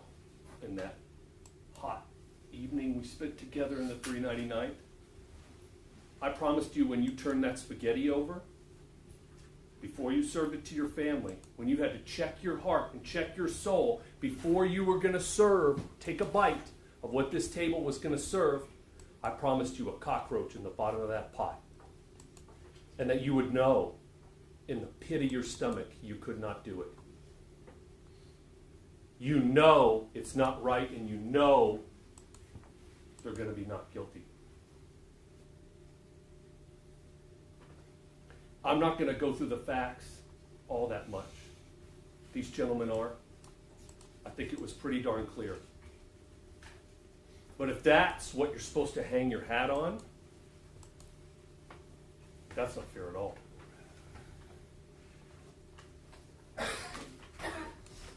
Promises made, promises kept. We also told you time and distance matter. Christian and I ran around the courtroom with plastic toys for 20 minutes. Never thought you'd see that, right? And we told you over and over again, time and distance matter. Apparently not to Detective Soto. Apparently not to the politically minded individuals who are above him. But time and distance matter. So I can make Alfred's case very, very simple for y'all. You literally got to see him go through the ODA loop in 2 seconds. From 2:02:11 to 2:02:13, once Melissa Perez had been fired on by officers and regained herself in the hall, she was 16 feet away. I did it with a measuring tape. I did it with science. In 16 feet, she took off, traveling 10 feet per second. 6 steps. I know y'all remember it. It's one of the most memorable parts of this trial. 6 steps she made it, going that fast. In a split second, Alfred had to decide. And the testimony proved, not our burden, but it proved he did not fire till the last step. Soto even agreed that's what we want our SAPD officers to do. Alfred did not fire until he was out of time. He was out of distance. The science and the testimony proved that. He has no other choice. It's imminent danger. It's apparent danger. He's reasonably entitled when it's immediate and necessary to the degree of force. That's the law. That's what we promised you. That's what we've proved. And then we showed you this. And we took a moment of silence to look at it. Because it's staggering. The state wouldn't bring you this. They sure as heck wouldn't want to show it to you. Because you realize just how close somebody is compared to what you see in those body cams. Alfred had 2 seconds to go through his OODA loop and react. Butch told you everything about that's reasonable. Sergeant Flores, in my opinion, he acted reasonably under the standards of objective reasonableness in this case. And my expert opinion, and nobody's more of an expert than Butch, after reviewing all of the facts and all of the circumstances in this case, I can say with legal certainty he acted appropriately and reasonably when it was immediately necessary to use self-defense to defend himself. It's cut and dry. I have no idea how they would ever get up here. There's no way. But there's more. I never even would have let this case out of my office. You heard from Dr. Martinelli. A very scientific approach that reaches the same place. Reasonable, immediate, necessary, justified. Promises made, promises kept. Now, much of this trial has been about putting yourself in the shoes of the officers, okay? Putting yourself in the place of those officers. And that's the way the law is written, okay? But I believe in fairness. And if I was to put myself in the shoes of Melissa's family, Ms. Nunez, Ms. Tovar, I would feel sad. Because nothing brings back my loved one. Nothing brings back my mom. Nothing brings back my sister. And I would be sitting through this trial on a hard wooden bench with my stomach in knots. And I would be wondering, what is happening right now? Maybe you'd learn that Rojas and Ramos blew up this call. And maybe you'd be angry about that. And I would be too. Maybe you'd learn that the detective did a terrible job investigating. And I would be angry about that too.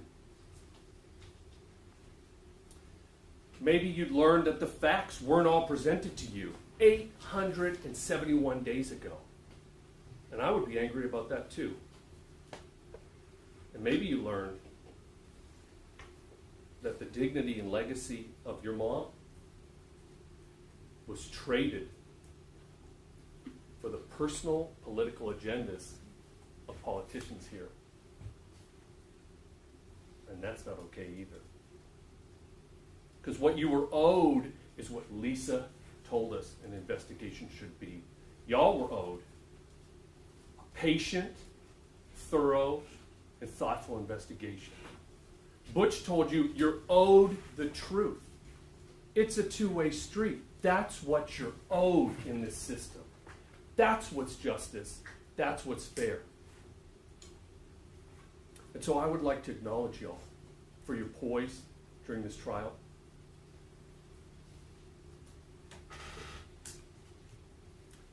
I would be frustrated too.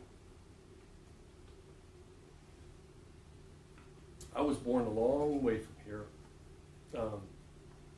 And 20 years ago, I went to law school here in San Antonio. And when I left home, my dad gave me this. Where I come from, this is called an anuksuk. It's a trail marker. And he said, so you can always know the way, so you can always find your way home. And my mom gave me a note. And it said, I shall pass this way but once, and any kindness that I can show to any person, let me do it now, or I shall not pass this way again.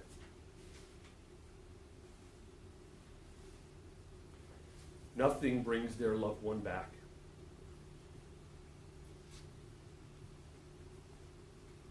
And on behalf of Alfred, Eleazar, Nathaniel, and their wives and families, Mitzi, Brittany,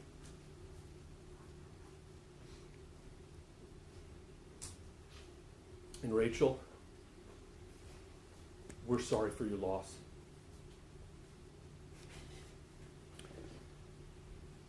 And I'm going to give it to Aurora because I wouldn't presume to hand it directly to you. But I hope y'all find your way home too.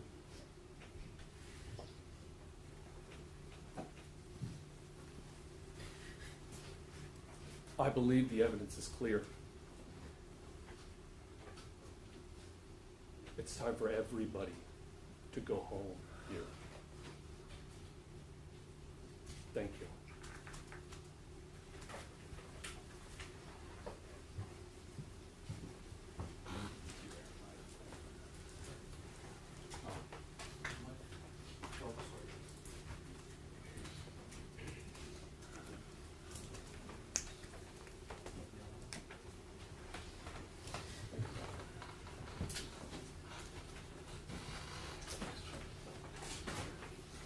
Ladies and gentlemen, Melissa Perez's death was a tragedy that has to be acknowledged. The state, in their PowerPoint presentation, their video, asked, how did we get here? They showed Officer Rojas in the beginning of the call, and I would like for you to remember his testimony was that he knew from the time that he left the fire sprinkler closet and walked to her that he knew, based upon Lieutenant Chris Hudson's statement, that she was mentally ill, and he had enough information to emergency detain her.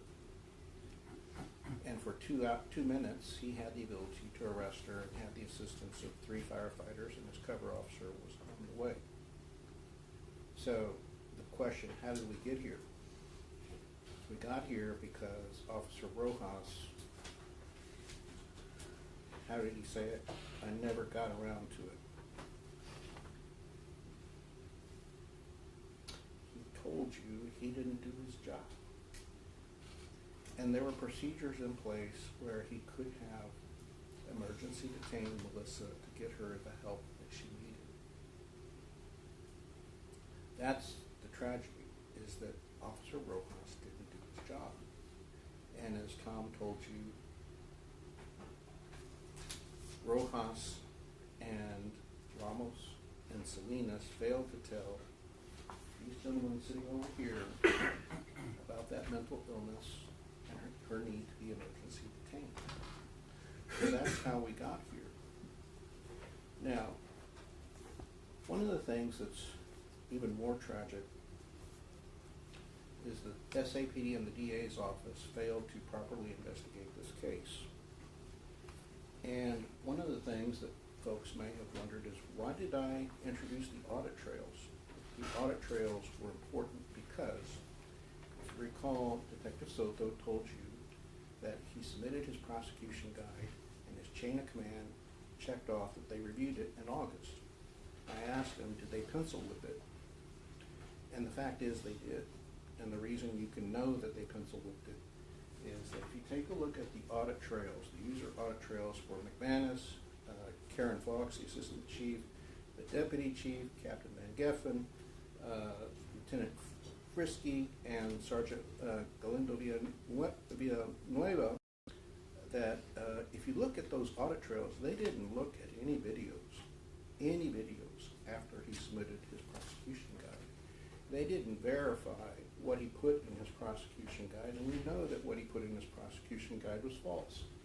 He falsely stated that Eleazar Alejandro could not see, and we know that his body camera was here. He stood before you, and I believe it was 42 inches, and that's probably where the railing was, given the 6 inches difference between the ground. So that was among many falsifications in the prosecution guide. Didn't look at Travis Thompson's video until November, a couple of months after the fact. So there's a lot of things that didn't happen. And in fact, Van Geffen said that he met with the state and said they were going to get a warrant. But we also heard from Lisa Miller that Ed Pedraza said the decision was already made at 8 o'clock by the chief of police. Now, if you're a juror, would you expect Van Geffen to come testify and say, no, that's wrong? And if he didn't come refute it, you know it's true.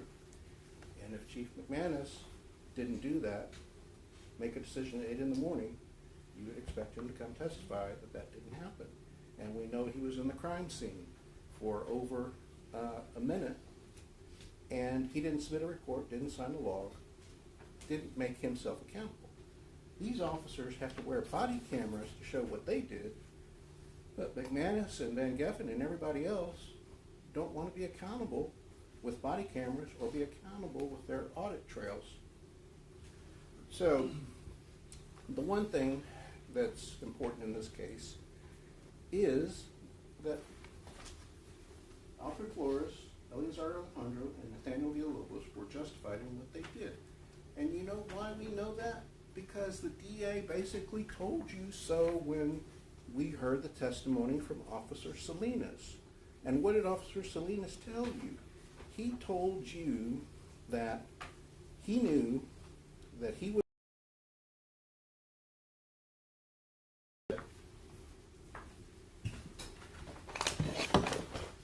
that Melissa Perez was striking as he was leaning over, and I'm not going to get too close to the jurors, but as he was leaning over, he had his head like this, and Melissa Perez came like this, and when she did, it was right at the same time that Officer Rojas yelled, "Watch out, watch out, watch out, watch out." And had he not heard that warning, he would have been dead. So what did the DA tell you through Officer Salinas when he testified? He told you that you were trespassing, and had she killed you, that would have been too bad, and that would be bad on you. So in other words, he's saying that he knew, the DA's telling you, he knew that Melissa Perez with this hammer was going to strike and intended to strike Salinas in the head, and that would cause SBI or death, and that was her intent. And she would be justified in using deadly force to repel an invader. So the state has told you that deadly force was used by Melissa Perez, it was imminent, it was intentional. End of story.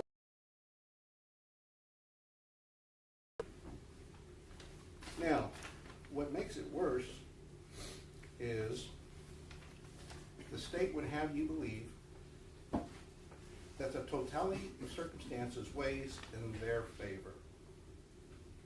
But that's absurd, and I'll tell you why. Because the totality of the circumstances depends upon the severity of the crime committed by Melissa Perez. She committed 4 crimes before, actually 5 crimes, before 20207. The crimes that she committed were that she... 8 minutes. I'm sorry. I'll try to wrap up. No. All right. The crime that she committed was she struck at Salinas twice, threw a candle, struck at Villanueva. Then that was at 140-50 and 150-155. Now, what's also important is under the totality, the officer's prior attempts to control Melissa Perez, which Majeka told you in his PowerPoint presentation by analyzing all the videos that Melissa Perez said in one form or fashion 71 times, "You're not going to arrest me, you need a warrant, I've been to the jail before for 45 days, 3 times, I'm not going to go." So they spent a lot of time trying to coax her out. They tried to convince her to surrender. They didn't want to use force. They told her many, many times, please, we don't want to use force. So they tried, under the totality of the circumstances analysis, to control her, but were left with no choice. So at 2:02:04, if you remember an opening statement, I believe I stood right here and I said to the folks,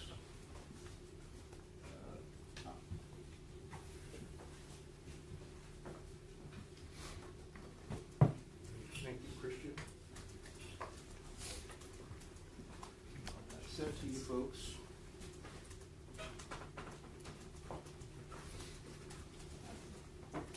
and this is State's Exhibit 54. I didn't have a Leica scanner, but I had a little basic knowledge of screen size. And screen size here, that's like 2.5 feet from here to here. And we know from the CSI that this distance from here to here is 6 feet. So just using basic mathematics, you estimate this is 2.5 feet, and you take a look at the distance between this wall and this corner and this railing, you know that Sergeant Flores stepped on this corner right here, and when he did step on that corner, the back of his head, and I illustrated for the jurors, the back of his head was like this, 3 to 5 feet away.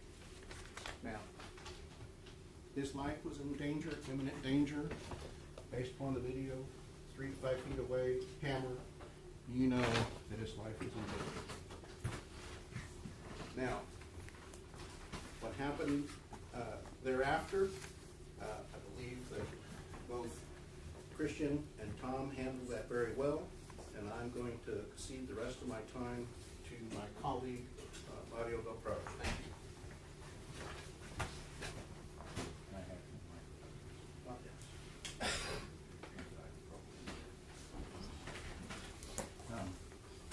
Alex, Your Honor, could I have a couple people come up to help me? Yes. Jacob or Alex, or you back there? No? Can you help me? Nico set this up.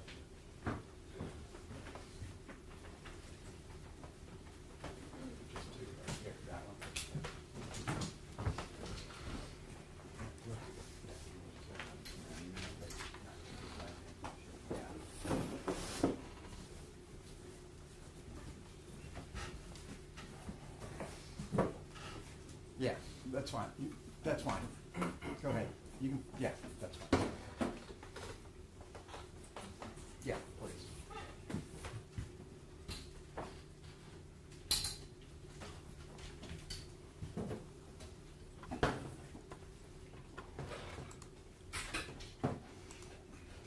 Thank you. May I proceed, Judge? Yes. May it please the court, counsel, ladies and gentlemen, I made a lot of notes, but I might have time to talk about them all. I'm sure you'd be relieved. How did we get here? I'll tell you how I think we got here.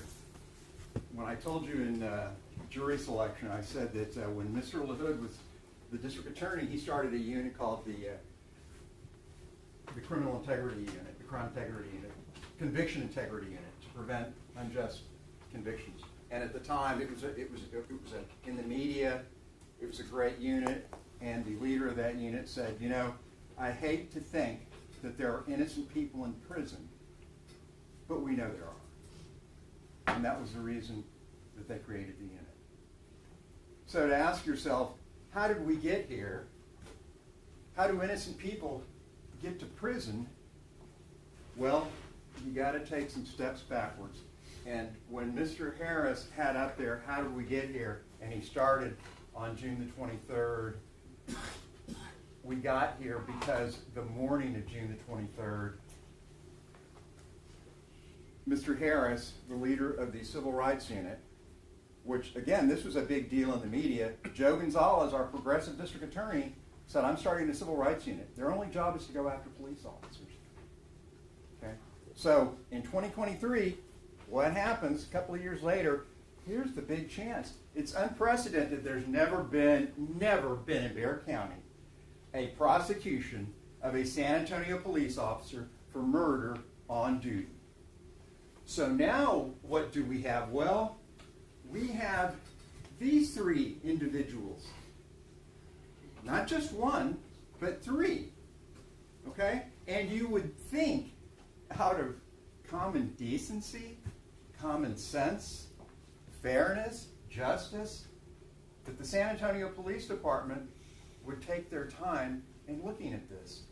It's kind of funny, on the way down here, I see these billboards, the San Antonio Police Department, here for you. They certainly weren't there for these men, because they sold them down the river within, sounds like 4 hours. 4 hours. When no one could have looked at anything. And thank goodness that,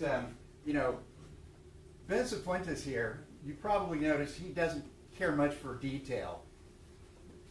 If we hadn't had Ben, who knows this user audit trail stuff better than the San Antonio Police Department themselves, because remember, Detective Soto, which by the way should be the 3 scariest words in the English language.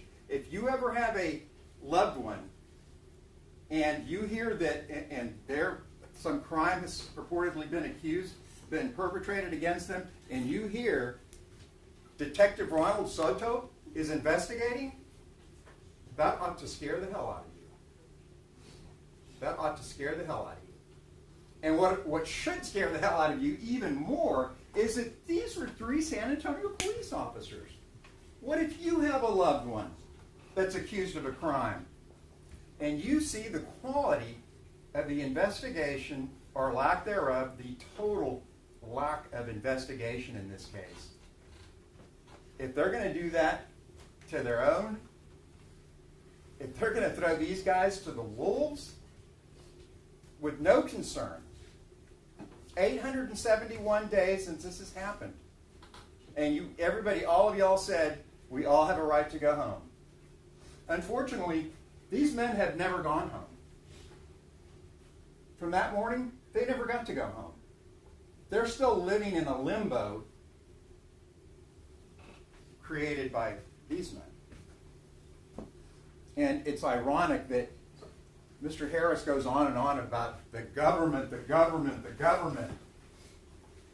This is the government right here. This is the government. And this government, you now know, was in from day one, from that morning on the decision to rush to judgment on these men, and now you know there is zero evidence. These men aren't just not guilty, they are innocent. They are innocent. And one of the things that I was thinking about the symmetry of this case, because the last time I argued a case in this court, y'all had probably had the longest jury trial I've ever been involved in, but for one, and that was a death penalty case in this court before this judge. And in that case was prosecuted, and that case was put together by a fantastic detective who, on the day that Detective Marconi was executed in front of the San Antonio Police Department, they had no idea who did it. But through the hard work, the hard, meticulous work of Detective Mark Duke, who's here in the courtroom, and who you heard testify, we were able to make that case. It was a hard case, painful case. But justice was done in that case because of the work of Detective Duke, who you now know came and told you he recently retired, and I never thought I would testify for the defense, Detective Duke told you. He never thought he would. But when he saw the injustice, the manifest injustice from day one in this case, he said, I have to get involved. I got to get involved.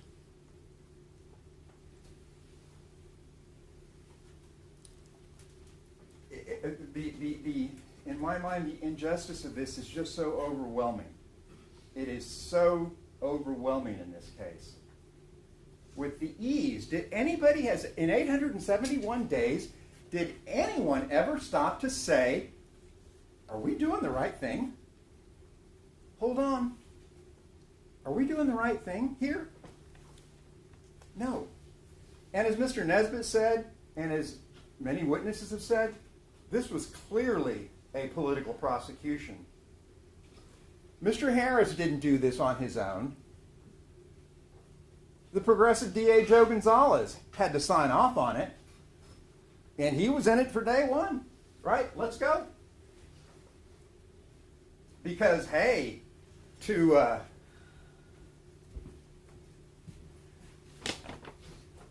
hammer, like the Civil Rights Unit, who only goes after police officers, these three men look like nails.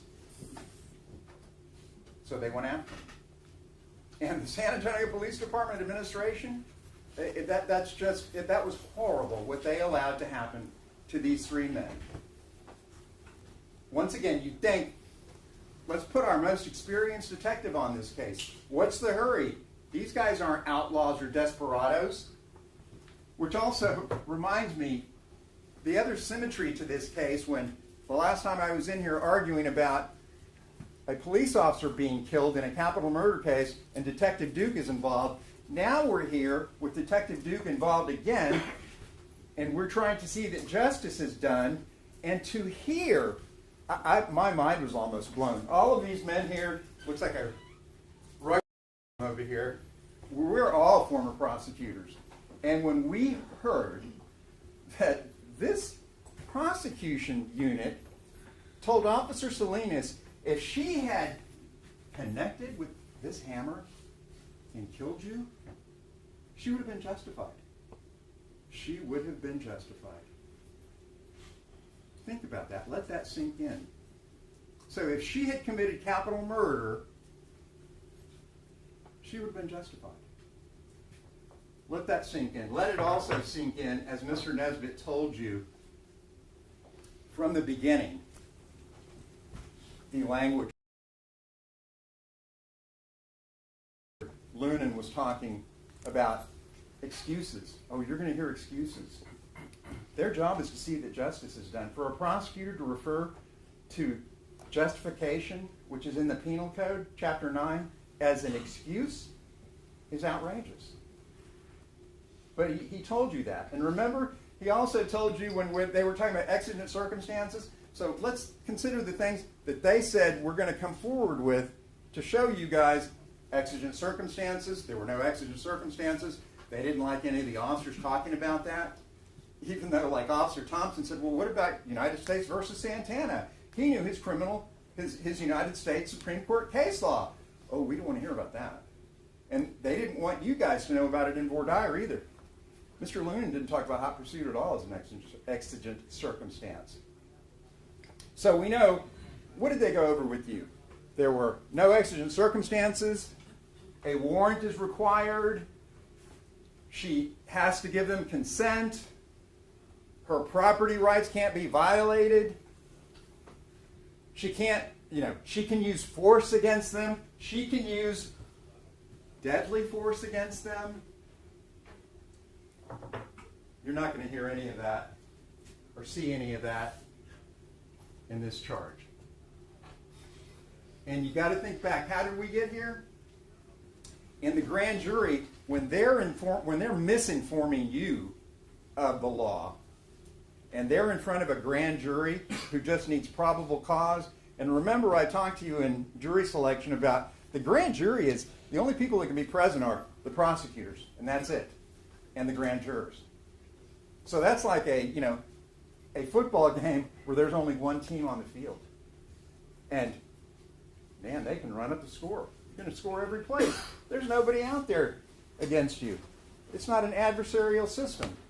And when you can misinform the jury about the law, well, yeah, you're probably going to get a indictment. I told you in jury selection, a grand jury can indict a ham sandwich.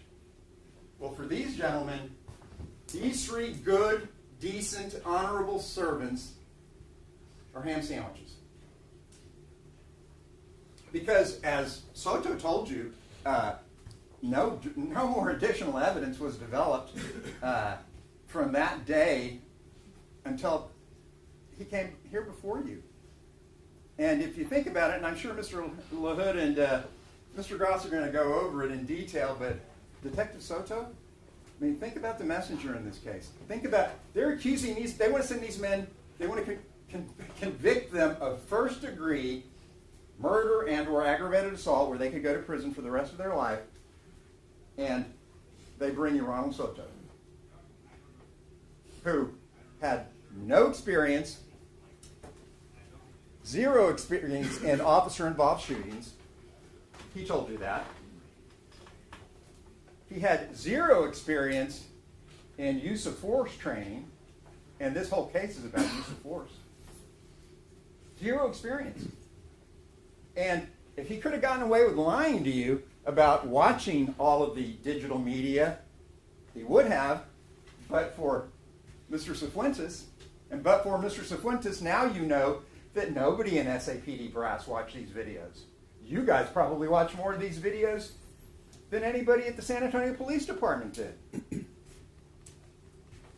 And that's the kind of case that they want you to convict these men beyond a reasonable doubt of. And then they have the temerity to refer to these people as the government. This is an abomination that should never have gone forward. And people should be held responsible. Not just these men, but their superior. And not just Ronald Soto, but his superiors. It is truly an abomination. And the fact that this is televised, because at the end of the case, Mr. Luna, I'm sure, is going to come forward and tell you, send a message. Prosecutors always, we all did that when we were prosecutors. Send a message to the community. Well, I'm asking you to send a message to the community. Send a message to Joe Gonzalez. Send a message to Chief William McManus. Send a message to all of law enforcement all across this state that the theory that these gentlemen are putting forward, all you had to do was, as Soto said, the pattern. You know, if you try to arrest her and she don't, that's it. She doesn't get hurt. You don't get hurt. So if you try to arrest somebody and they resist, just step away. Because if you try to do your job, you could end up like them. Let's say some guy, you know, he grabs his wife, severely beats her up in the front yard of his house, and then drags her inside the house. The neighbors call the police. The police show up. And the wife is like, they're like, are you okay? They're yelling. She's like, yeah, I'm okay. Go home. Just go home. And the husband's like, this is my property. You guys are trespassers. You guys are burglars. Remember, they told Officer Salinas that he was a burglar. That y'all are burglars. So, once you've gone through the ringer with these guys, any sane officer is going to say, oh, well, you know what? We better go home. And they leave. And then that night they hear, that woman's dead.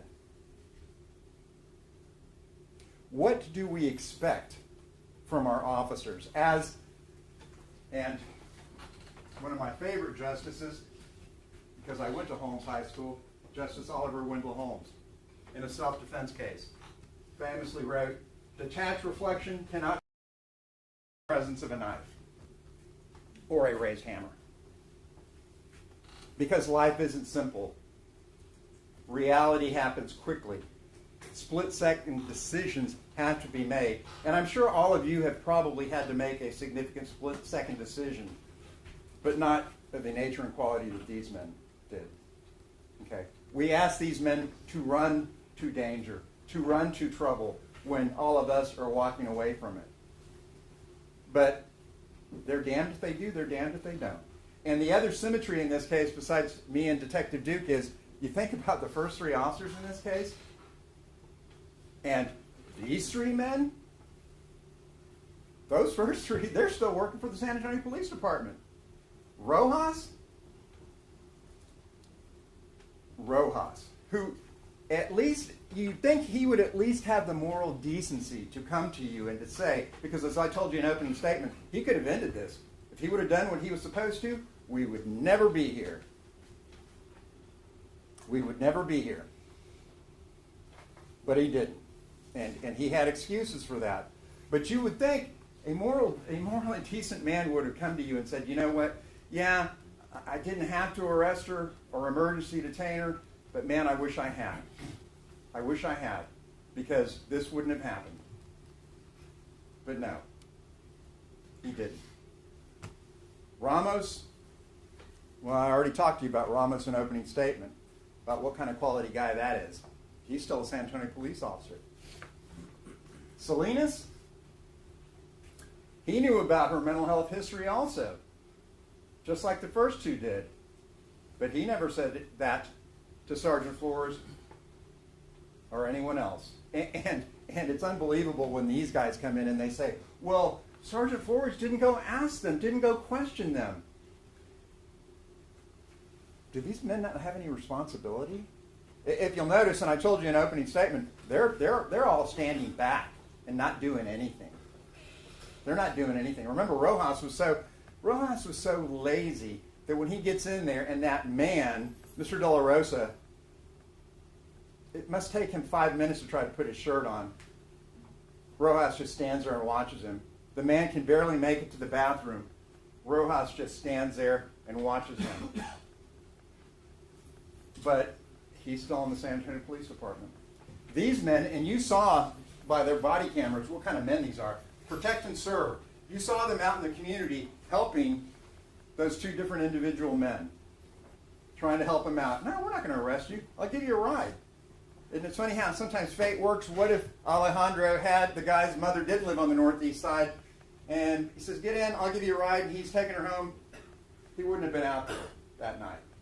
These three men were responding to an officer in trouble.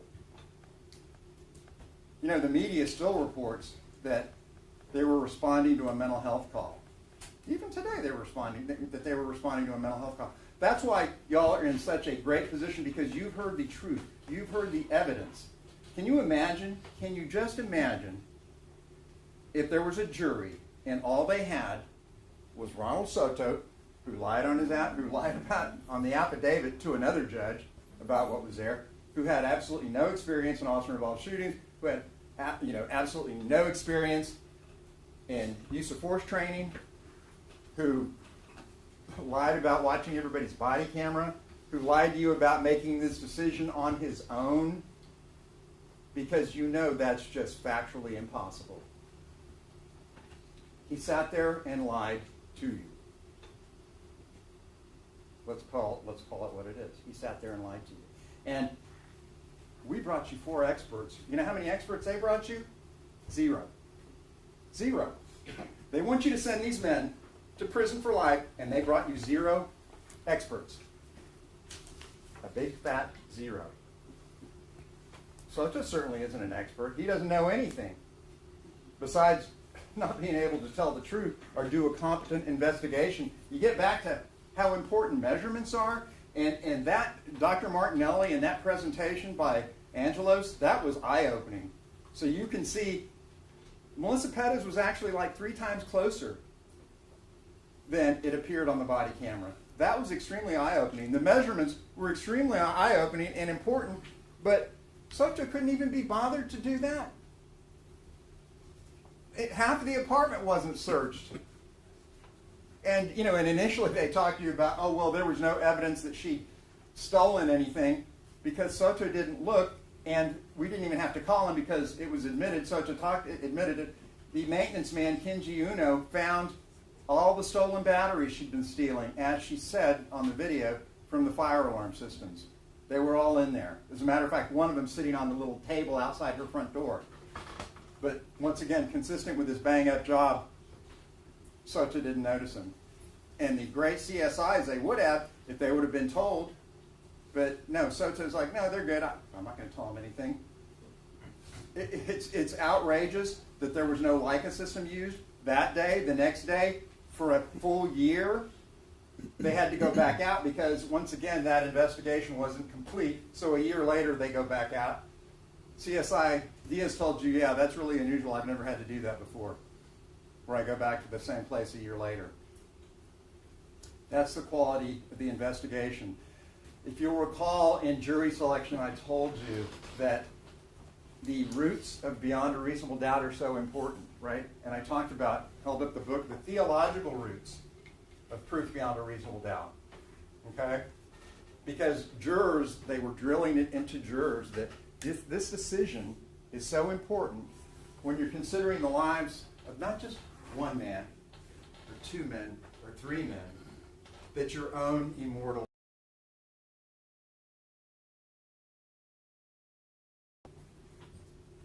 Because you don't know these men, so they wanted to get across to you how important this decision is. It's extremely important. And I think, frankly, it's disgusting that y'all are asked to put yourselves in a position to convict these men beyond a reasonable doubt based on zero evidence. Because 20 years from today, you shouldn't be able to look yourself in the mirror and say, oh man, did I convict not just one innocent man, but two or three? And that's why this burden of proof chart, take a look at it. I think they're going to have it again. What this, going back to jury selection, you can clearly be convinced, because remember, below proof beyond a reasonable doubt is clear and convincing evidence. How much time do I have? You got 58 minutes total. Okay. Okay. I just have a few slides I want to show you. You can be clearly convinced that these men weren't justified. I mean, I think I think they're innocent, right? But even if you want to get to the point where you say, you know what, I'm clearly convinced that there was no justification, then by your oath and what you told Judge Ronhell, you're all required to return a verdict of not guilty. That's how strong justification is. And that law wasn't written just for these three men. As you all told everybody from day one, we all have a right to go home, right? Self-defense is inherent in being a human being. As everyone has said, this is a tragedy. There is no doubt about that. As Mr. Goss told you early on, what can look awful can be lawful. There is no, any time, and I think one of our experts said, anytime you have an officer-involved shooting, it's not a pretty picture, necessarily, right? It's not. But sometimes the choices are between, as I said in jury selection, between the horrible and the terrible. Because sometimes, and hopefully none of you were ever put in that situation, but sometimes choices have to be made, and decisions have to be made. And in a split second, do you make the decision, I'm going to protect my brother officer, and it's not just brother officer. As I told you, under 6.6 of the Code of Criminal Procedure, they have a duty to prevent injury to everybody, including Ms. Perez. And if there would have been any civilians there, they would have had a duty to protect them as well. As I said, they didn't get up that morning hoping, as you saw from their behavior before with other people, they're good and decent men. When they swore an oath to defend the Constitution, not just in the military, because Alejandro and obviously Villalobos are veterans. When they defended this country with their life and defended the Constitution, they have a right to count on their government, particularly the Civil Rights Unit, making sure that their rights are not violated, and not to just give them lip service of a couple of hours. They have that right. And then when they further, all three of them took the oath as police officers to protect and defend the Constitution and laws of the United States, they have a right to count on those laws as much as anyone else. And this is a tragedy. This is a systemic tragedy. And besides people in SAPD brass, people at the top of the Bexar County District Attorney's Office, a message needs to be sent. Unfortunately, you look at our society and our policy. Mental illness is rife, and it affects almost everyone's family. I thought that was interesting when Mr. Lunan, went after Lieutenant Mazeka. And, Butch Mazeka said, no, I've arrested police officers. He said, you probably don't hang out with people like Melissa Perez, right? And Butch said, no, I've I've got mental illness in my family, a lot of people. I've prosecuted police officers. I've arrested police officers.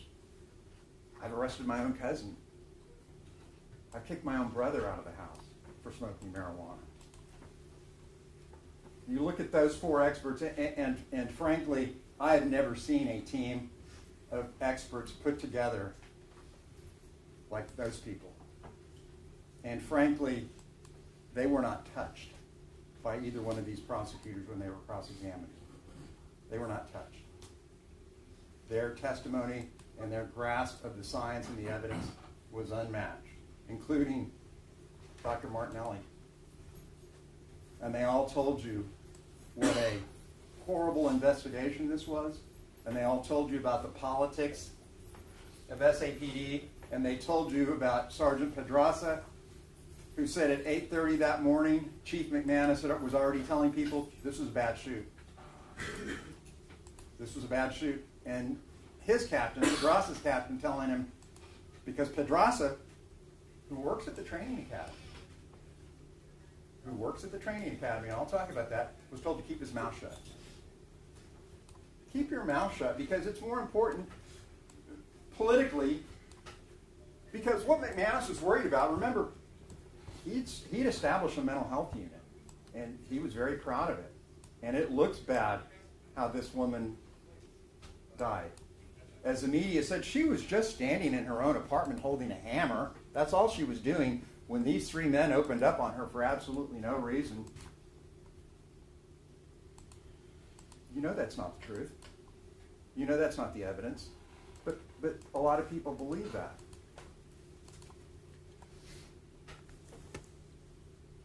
And, another thing I forgot about Detective Soto. The reason that there were so many lies, half-lies, omissions, is because he didn't even know what exculpatory evidence is. Every single law enforcement officer and anybody in the justice system knows exculpatory evidence is evidence that shows you didn't commit the crime. And as Detective Duke was telling you, I want to make sure when I do my investigation that there is no exculpatory evidence to show maybe this person didn't do it. I need to look at all of the evidence. And remember when Mr. Goss told you in jury selection, who's responsible for bringing you guys all of the evidence? It's at this table. And at the end of this case, if you have any questions that weren't answered, whose responsibility is that for those questions to be answered? It's at this table. But in the month of this trial, all of that has come from these tables. Because Mr. Cifuentes' mastery of SAPD procedure and user audit trails, and because of, frankly, the unbelievable cross-examination done by these other gentlemen. Thank God these officers had that defense, because if they didn't and all you were brought was Detective Soto and the, frankly, crazy theory by the prosecutors, that's how innocent people get sent to prison. That's how innocent people get sent to prison. Now, when I say it was a tragedy, what happened to Melissa Perez and the systemic problems, I want to address it this way. There's a lot, and these men did not know, obviously, that she was mentally ill, right? However, even if they did,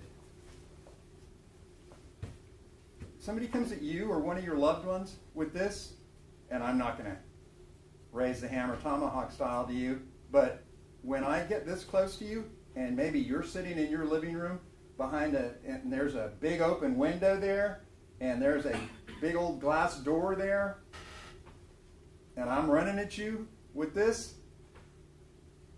I would bet you that all of you would feel like that's either the use or attempted use of deadly force. Okay? And anybody is entitled, not only under the law, but that's human nature. The urge to live cannot be stamped out. These men did not want to take it unlawfully. They were put into a horrible position. These are reasonable men who were thrust into an unreasonable moment. And The charge is not going to have anything in there about, well, alternative plans could have been made, or they could have walked off the patio and come back the next day. There's nothing in here for that. There is absolutely nothing in there for these men to move you with any kind of now new theory about what should have been done. Because in a split second's time, as we said from the very beginning, nobody's perfect. I think the only perfect person in this world lived 2,000 years ago. The law doesn't ask perfection for good reason, because no one's perfect. The law asks reasonableness. And they had a plan. The plan was reasonable. But as Lieutenant Majeka and Mike Tyson say, hey, everybody's got a plan until they get hit in the mouth. Obviously, not every plan goes according to the way it was intended to, but these men would not have used deadly force unless they were forced to. And unfortunately, I think y'all may have to consider the fact that Melissa Perez may have wanted those officers to take her own life, because you don't tell officers, shoot me, and go after them 4 times with a hammer, and after you've been fired on multiple times, take a couple of seconds and make another run. Right at 2 other officers. Why might she have done that? Well, and this is hard talking with the family in here, but we said at jury selection, we're going to have to ask tough questions, and y'all all said we could, because if your loved one was sitting where these men are, I think you would want attorneys who are going to ask the tough questions, right? And y'all said that we could. The family did what they could for Melissa Perez.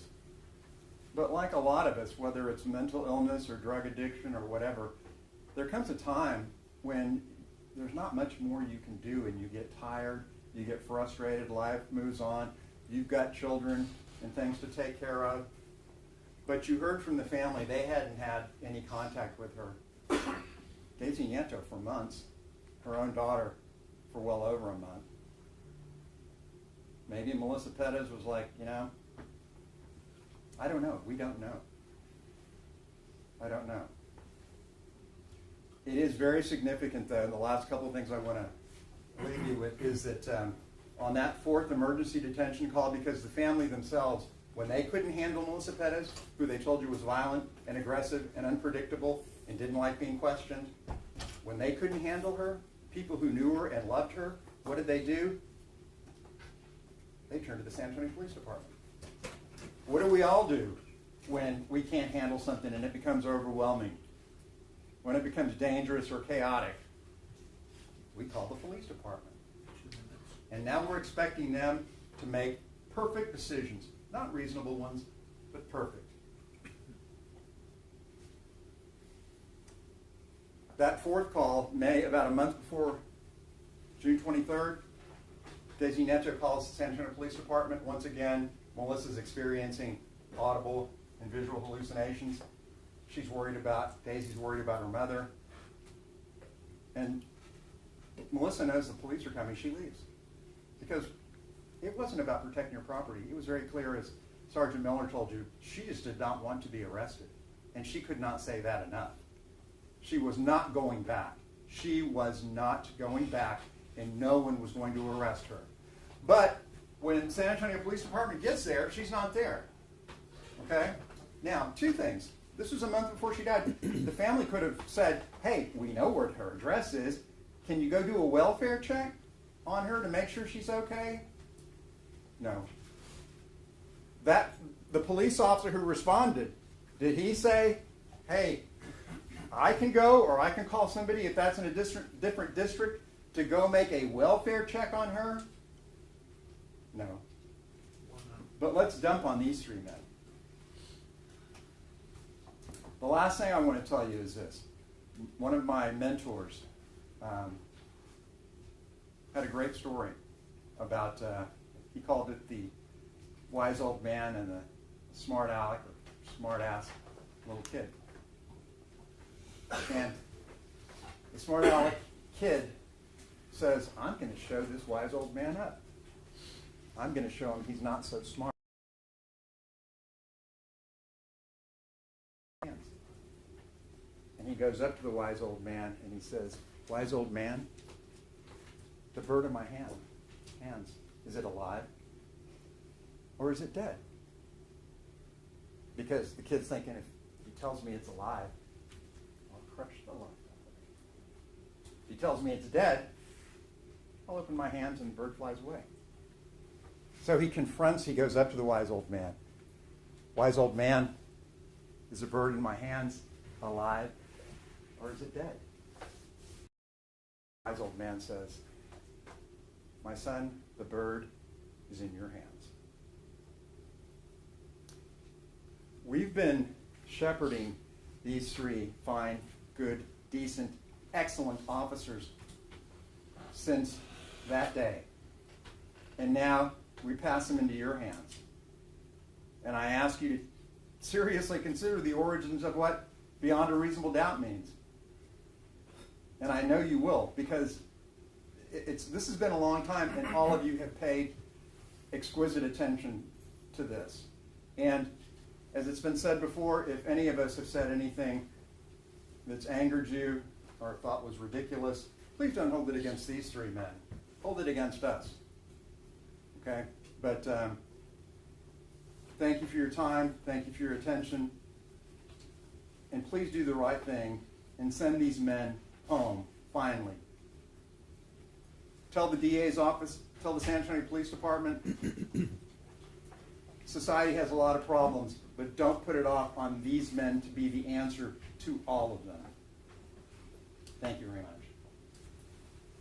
I didn't even get to show these slides. Thank you. We have a break to set up, please. All right, let's take a short break. All right, so Jude.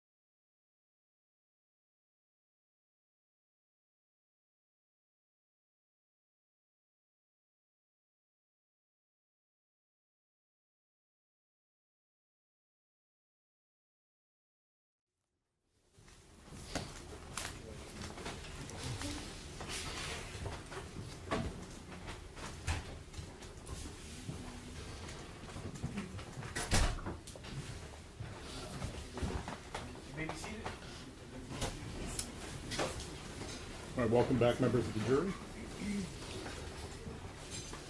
Judge, may I proceed? Yes. Thank you. They had a duty to go in. And I told you in opening statement, they had a duty to go in and they had a right to go home, right? They have both.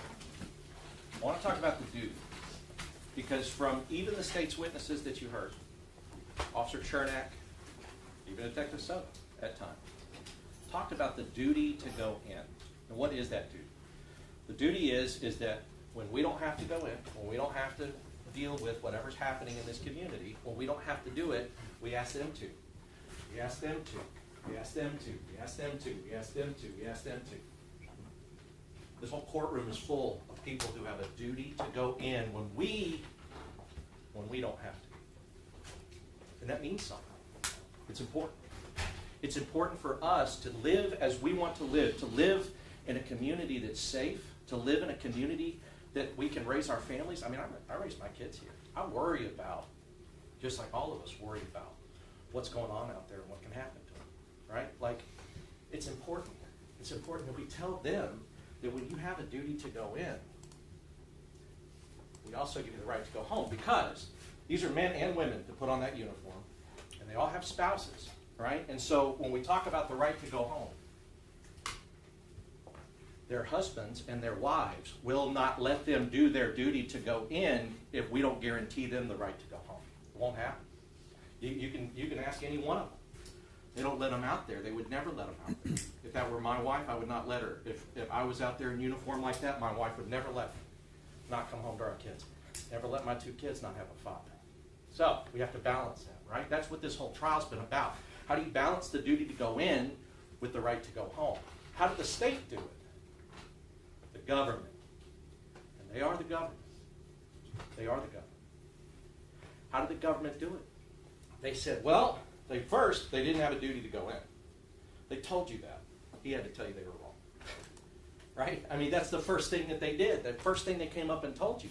They didn't have a duty to go in. And now what are they saying? Now that they've been told and you've been told that they were wrong, as Tom said, you fooled me once, shame on you. You fooled me twice, shame on you. Right? So now what are they saying? I guess they're saying they didn't have a right to go home. But they did. And as you can see through the trial, they did everything that they could. They did everything that they could. Good men, good officers. You know, I was thinking about it. What are the chances that we would happen to have on Officer Alejandro and Officer Villalobos' video exactly what they looked like when they weren't at this scene? Exactly what they looked like in the call right before. What were they doing? They were helping people. Because that's another thing that we asked them to do, community policing. Another thing we asked them to do is don't over-police. Don't go to every guy who's drunk and had a problem with the missus and start kicking him out of his seat. Don't go to every person who's coming shirtless going, I don't know, I've been in this fight and everything else and I can't get over to where my mother lives. Don't go and say, I don't care what happens to you. Get off the street or you're going to jail, right? They didn't do that. And that's what you see immediately before for both of them. They get called out from that to this. And why did they get called out? Because Jonathan Salinas is getting threatened by Melissa Perez. Because Jonathan Salinas was attacked by Melissa Perez. Because Jonathan Salinas was hit by Melissa Perez. Because Jonathan Salinas was almost killed by Melissa Perez. That's what the evidence shows. It's what it proves. So I want to talk about this. I consider trial by jury as the only anchor ever yet imagined by man by which government can be held to the principles of its Constitution. Mr. Harris is right. We did talk about that at the beginning. We talked about that at the beginning of the trial, but we didn't talk about it the way that he is, and honestly, Jefferson's not talking about it, about these men as the government. These men are the government. They're the representatives of the government right now. And what Jefferson is saying is these men have to be held by you, have to be anchored by you to the principles of our Constitution. What does it look like?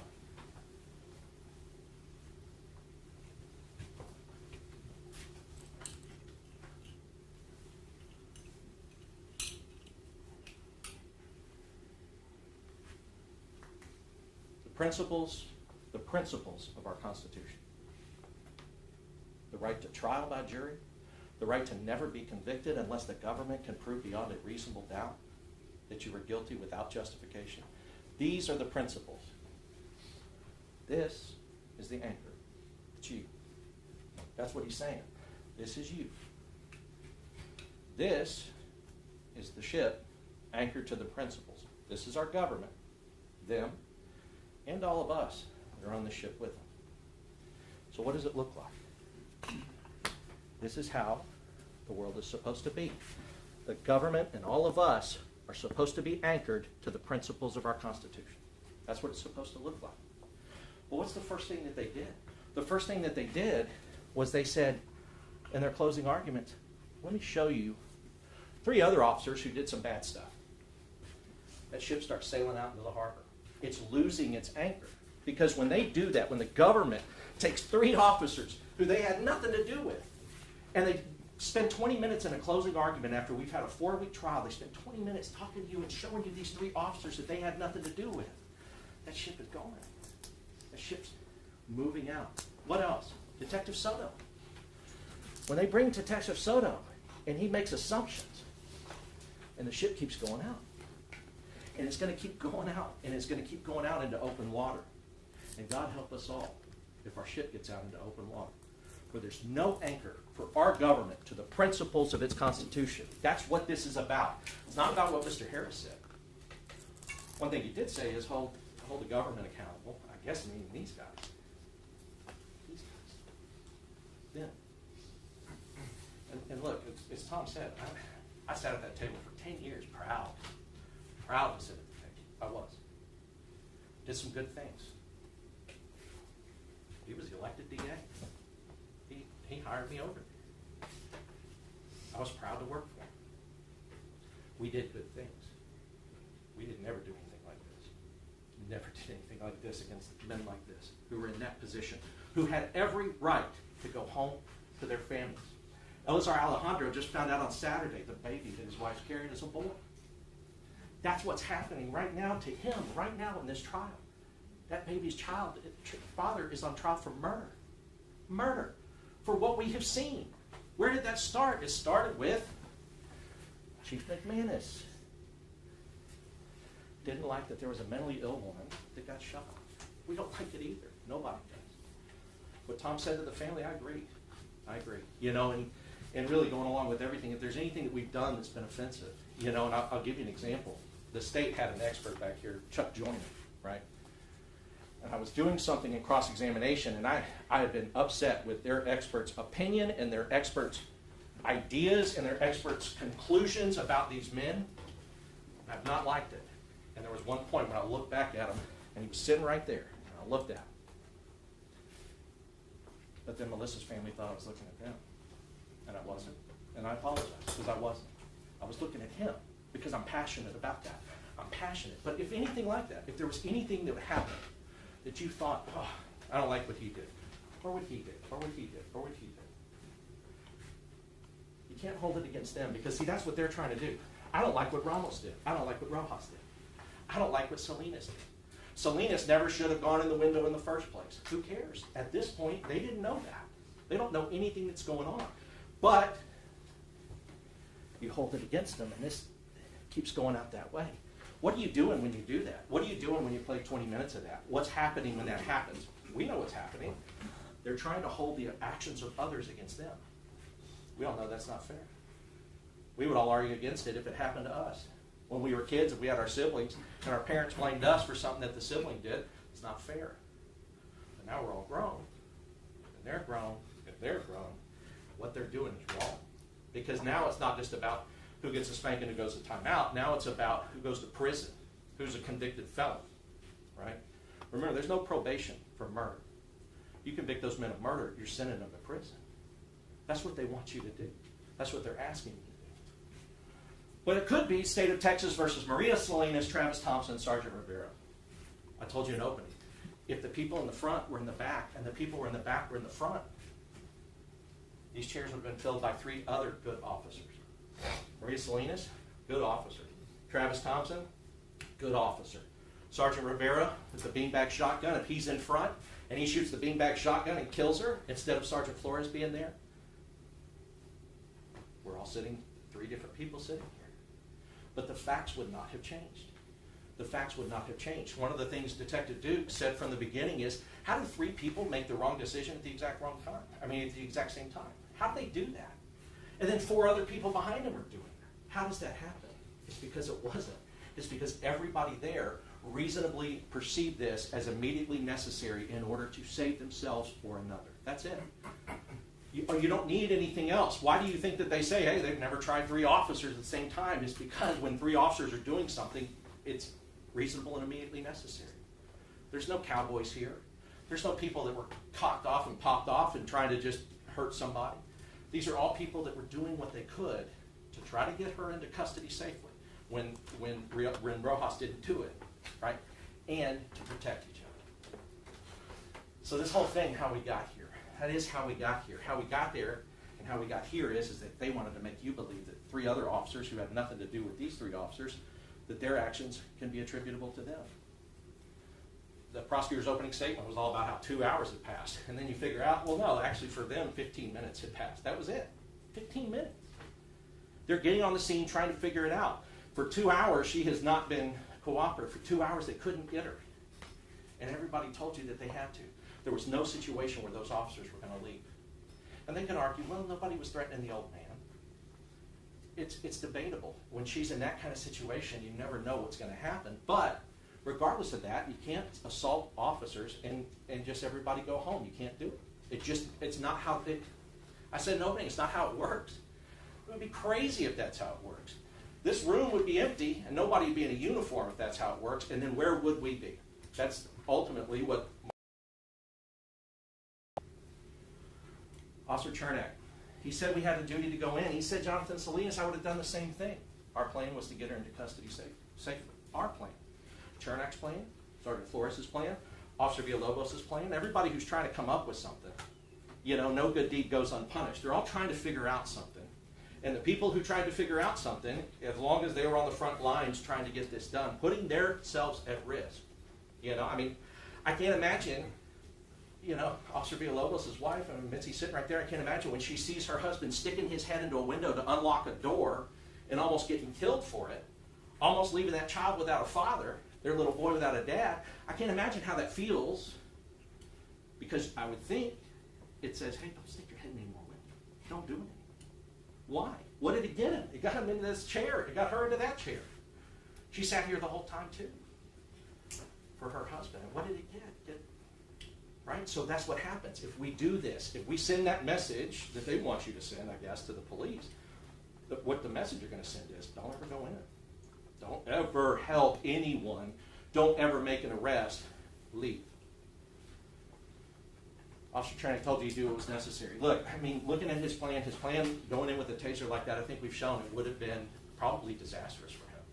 Honestly, if she met him in the back hallway and he didn't do what Officer Villalobos was able to do, which is try to get a taser and a gun at the to do that. If he couldn't do that and he just had a taser, it could have been disastrous for him, his plan.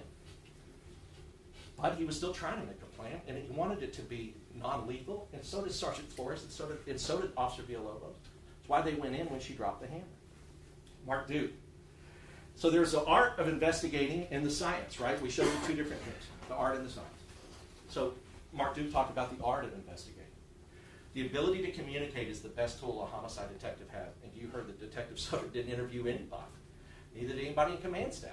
They took some statements, didn't interview, and what they did was they deprived themselves to get to the truth. To find the truth, they deprived themselves of their ability to find the truth by not using the best tool a homicide detective has in order to get to the truth. He also told you he would have done the same as all 3 officers if he were in any of their positions. That's important. That's important because when you have other people who have been trained in this, who have investigated this, who have looked at this, and who have spent, I think he said 200 hours or more looking at it, and he's saying, look, I would have done the same. And Mark Duke is not any kind of man that if he didn't feel like that he would come up here and testify to it. He's an honest cop, always was. That's why we called him, because as prosecutors we used him, and just like Mario said, he's a good detective. He's good. He's solid. And that's why we wanted you to see him, what that looks like in contrast to what they brought you. Salinas, Nico asked him, did you know that the state's theory of the case is that if Melissa Perez had been successful in her efforts and would have killed you, she would have been right to do so. Yes, they told me that in pretrial. They told them that in pretrial. How does that make you feel? Upset, because they're saying her property was worth more than my life. And here's what we found out. They're telling officers this in pretrial. The district attorney's office in Bexar County, where we all live, are telling officers in pretrial that if Melissa Perez would have killed you, she would have been right to do it. And then the judge said, wrong. The judge said it's completely wrong, it's completely false. You might have seen this over here. Everybody's going, because we all know, we all practice in all the other courts that they're not trying to convict 3 police officers. We all practice over there. And in each one of those other courts, they wouldn't dare say that. They would never say that to their police. But here, they just turned it around to get a conviction because Chief McManus and Darrell Harris are sitting at 8:30 in the morning or 9:30 in the morning or 10:30 in the morning. These officers, not justified. I'm not saying you treat these guys any better than you would treat anybody else, but you definitely don't treat them worse, and they got treated worse.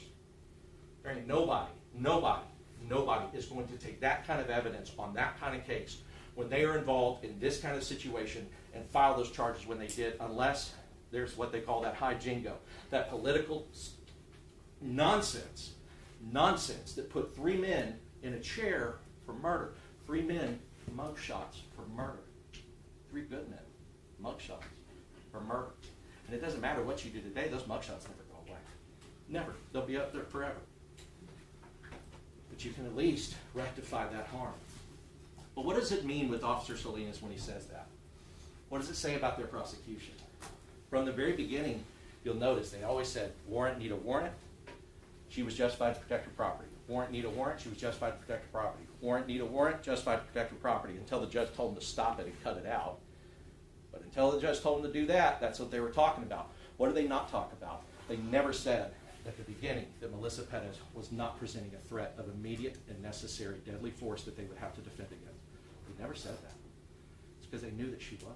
They knew that once you all saw the videos, that you would see that she was. They knew it. So they didn't argue that. They've made these, well, frankly they are. They're crazy. It made us react to it because it's wrong. To the point where the court has to tell you it's wrong. That's how you know it's wrong. It's not me telling you. The court had to tell you that they are wrong. When we look at this, when we look at what she did in response to Officer Salinas, we see the hammer outside the window. We see the candle. Now look, I put a picture of the hammer outside the window to show when she's throwing the candle, to point out what Butch Majeka was saying, which is if you put a hammer in that hand can extend with the hammer all the way to the trip. And that means that she was, later on, when Officer Villalobos shot through that wall, she was still a threat of deadly force. In his mind, we know that she was down at that time. But we don't judge. See, Detective Soto would say, well, the door was locked. But if they believed it's unlocked, you can't judge him for that. Detective Soto would say, well, she was already down, so what is he shooting for? She's already down. He didn't know she was down. There's no way. Not one shot was fired by any of these 3 officers after being told that she was down. Dr. Martinelli. So Detective Duke and the others talked about the art of investigating cases. Butch is kind of both. Ron talked about the science. Dr. Ron Martinelli talked about the science of evaluating use of force cases. And he told you that all 3 officers were justified in defending either themselves or their fellow officers using deadly force. Now, you know, one of the things that he talked about with Officer Villalobos, he answered it in response to Cross, was at the time that Officer Villalobos was using force, he was using deadly force to protect Sergeant Flores, which that's what the law says. He is totally entitled to do it. But he also said, and it didn't get highlighted because, of course, they didn't ask him again, but he also said, but she was still a threat to all 3 officers until they knew she was down. And we talked about that in terms of, like, how she was, like, when you're looking at, like, Officer Flores' body-worn cam, it's hard to see there, but that's the taser out. And I just wanted to remind you that when Dr. Martinelli is talking about the ODA loop for Officer Villalobos, his was more because he's going in non-lethal. He's going in with a taser. So he has to take more time once this is all started to try to get his firearm out because he doesn't know what's happening. He doesn't know where she's coming from. He doesn't know what she's going to do. So he's taking more time than the others. And so because of that, and he doesn't see on either side that she's going to be there, he has to assume that either down, but there's no way to know that, or that she's up against the wall about to launch an attack. And if she's up against the wall about to launch an attack, we talked about she can launch it around the window, she can reach around that window and hit any officer that's there. She can launch it at Alejandro because he is just presenting a pretty good target. And they try to argue she didn't hit what she was aiming. She hit what she was aiming with that candle. She was aiming for Salinas. She hit Salinas. It's because these distances that look so far on the body cam are actually very close, and it wasn't hard for her to do. She's looking from here to here, from here to here, from here to here, from here to here, from here to here. This is how close she is to Officer Alejandro. She's this close. So if I could take a hammer right now and throw it here, throw it here, throw it here, throw it here, throw it here, that's how close she was if she wanted to go out that window.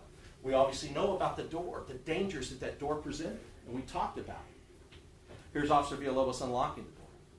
So we know that he knows, and this is important, he knows what's in there. It is not unreasonable if you know what's in there to fire through a wall, as the experts all said, if you know where she is and she still potentially presents a threat. And so he did, and it just so happened, and that's why they didn't charge him. They charged him first with murder. They charged him first with murder when they had no right to do so, because he didn't actually shoot her. And now, though, they haven't charged him with murder. But he's sitting here in the same place. We could have tried him separately. We could have. But he's sitting here in the same place because he's not going to say that they were wrong and he was not wrong, right? That's not the way that this goes. Because I didn't shoot her, so therefore I wasn't wrong.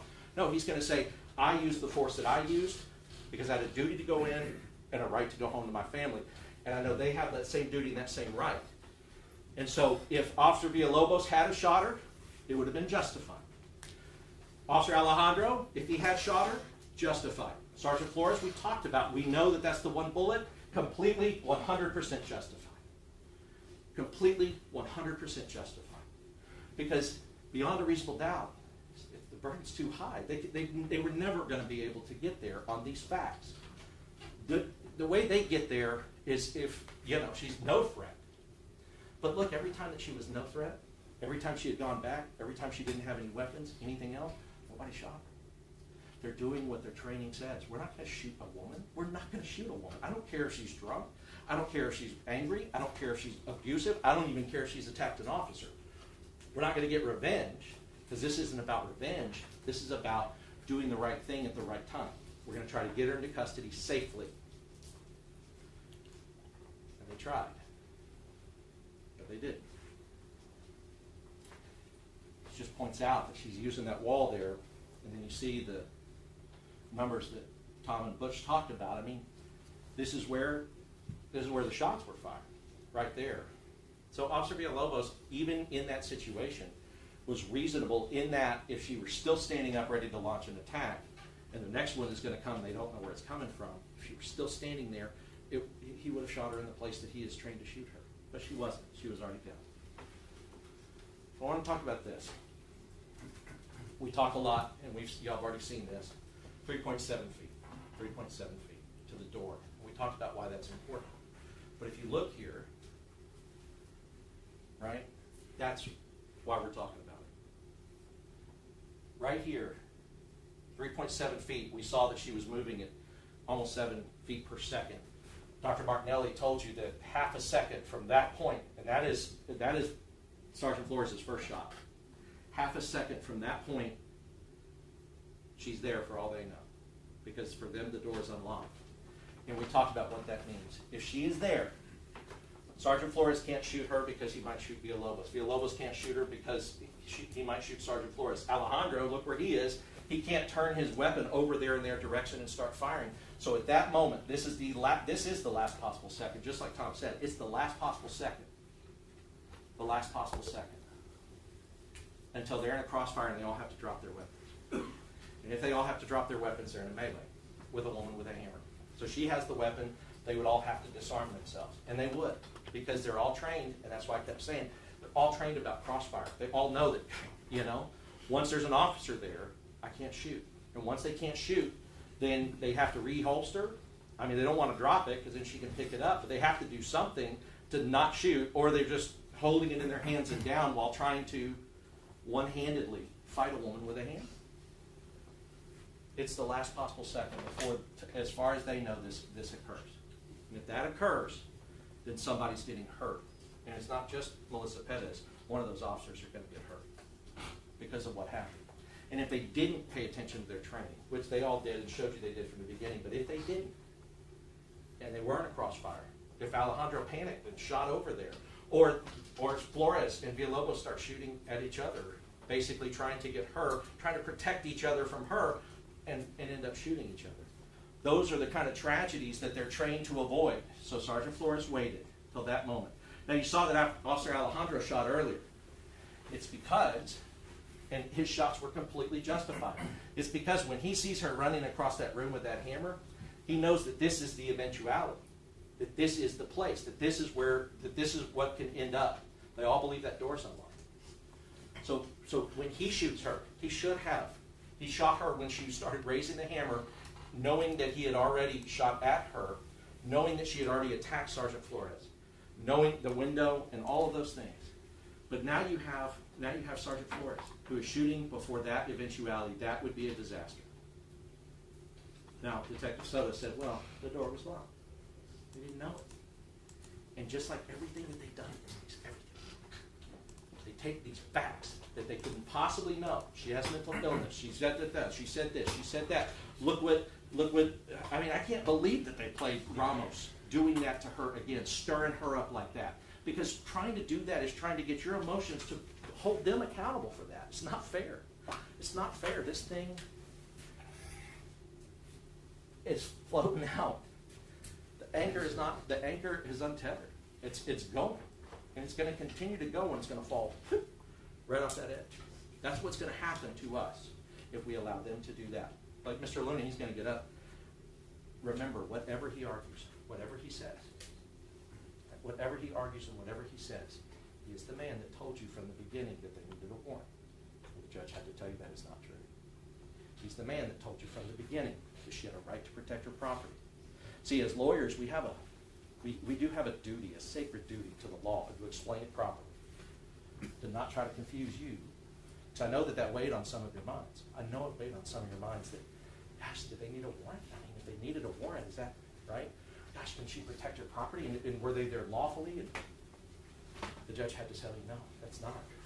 Remember now, when he argues again, first time, shame on me. Second time, first time, shame on you. Second time, shame on me. Third time, shame on who? Shame on them, I think all the time. Shame on them, because that's not what it's about.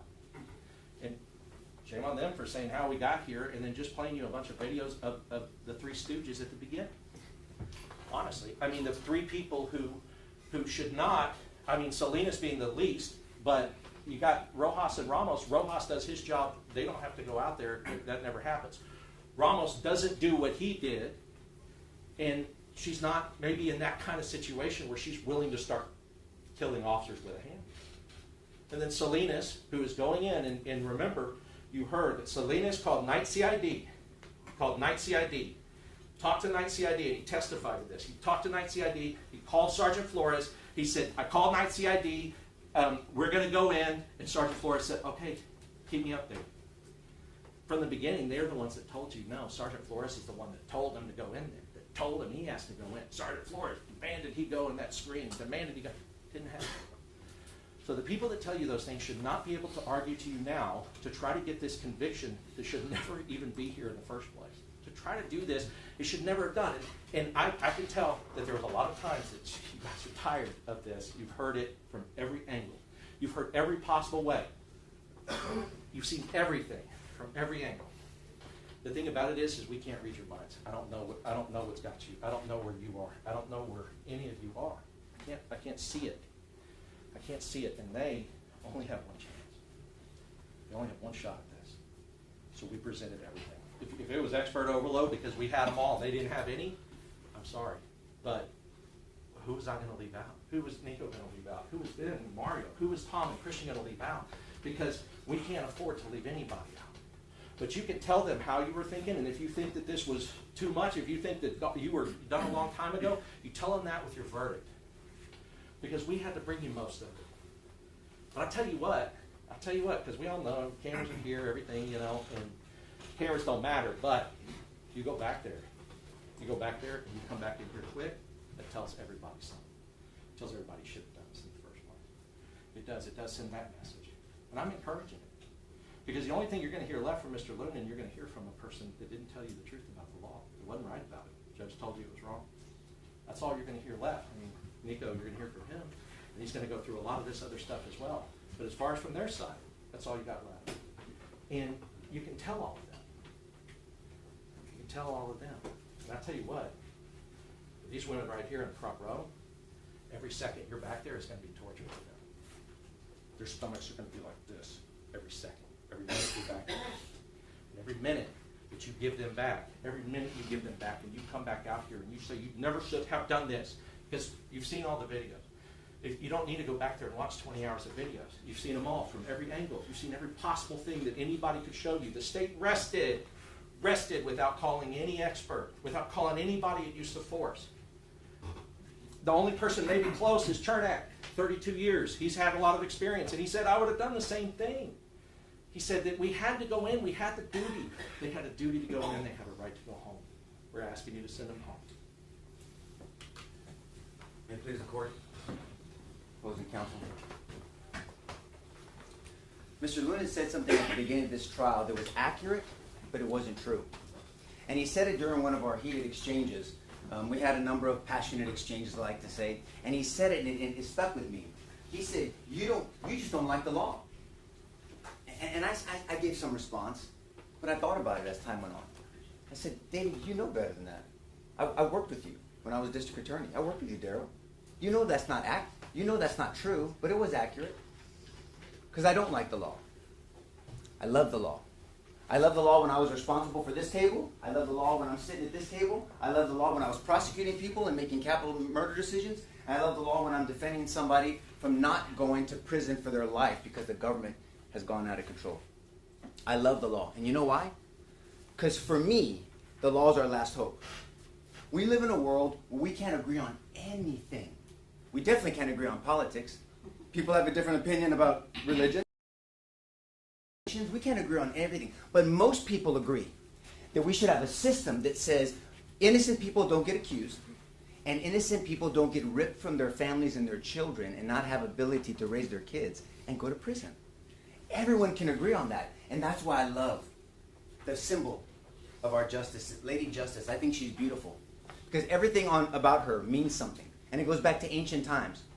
The blindfold means that she doesn't look at what your political affiliation is.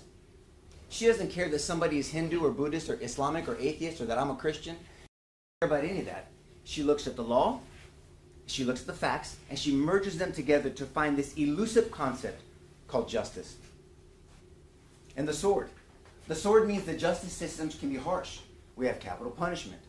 We have the right to defend yourself. And as somebody said, something that may look awful, because every self-defense situation looks awful, but it would be lawful. There's no nice way to defend yourself. There's just a justified way to defend yourself. The reason why her foot's on the book is because she has to have a command of the law to dispense the law. And as Jason pointed out to you, you're going to hear from Mr. Loonan, from David. I call him David. And he's going to come up here. These are the men that, thank God, this judge had to correct. They told you things that were not true. I'm not going to look at their intent. I'm not in their head. That's between them and God. But all I'm saying is the judge had to correct them and tell you, discard what they're telling you. That's why I stood up. That's why I had these passionate exchanges. That's why we were laughing and Soto said, this is not funny. It's not funny, Jason said. It's ridiculous. We all know this. There's over 180 years, I'm not saying for any other reason, of experience here. As prosecutors and defense attorneys, and we all knew that wasn't true. They know that's not true. They still argued it. Why? But Lady Justice takes care of that because she has a command of the law. And regardless of your faith,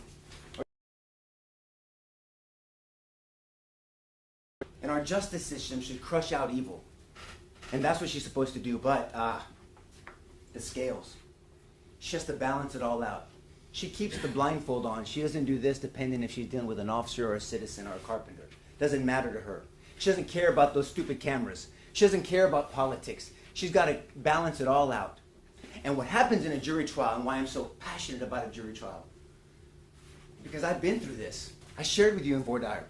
My family, my brother was here earlier, my parents, when my brother was murdered, we had, Terry McDonald was sitting on a bench like this. Judge Mike Ramos today, and Jack McGinnis, prosecutor, an advocate. I sat in those chairs. I know what it feels like waiting for a verdict. I get it all. I made capital decisions as DA. I've defended people falsely accused. I'm passionate about our justice system, and Lady Justice balances it all out.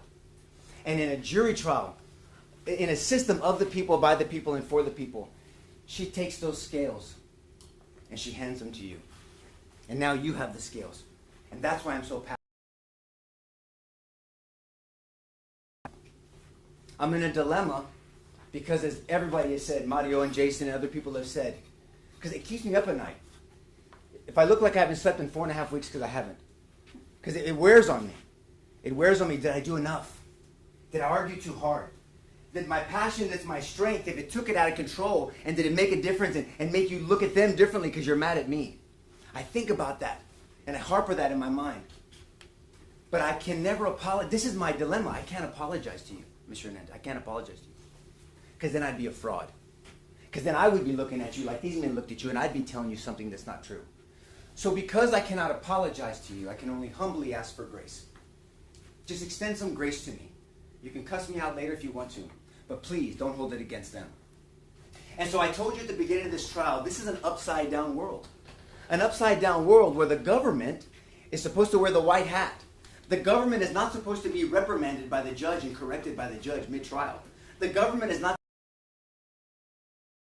trial and see which one sticks and put a bunch of it on the wall and see if it sticks. That's an upside down world. The government doesn't attack law enforcement. The government doesn't try to misuse statutes and tell you something applies when it doesn't. That's not what the government does. The government doesn't bring 0 experts on a use of force case. The government is supposed to rely on a detective who did no investigation, and we'll talk about how that went. That's an upside down world.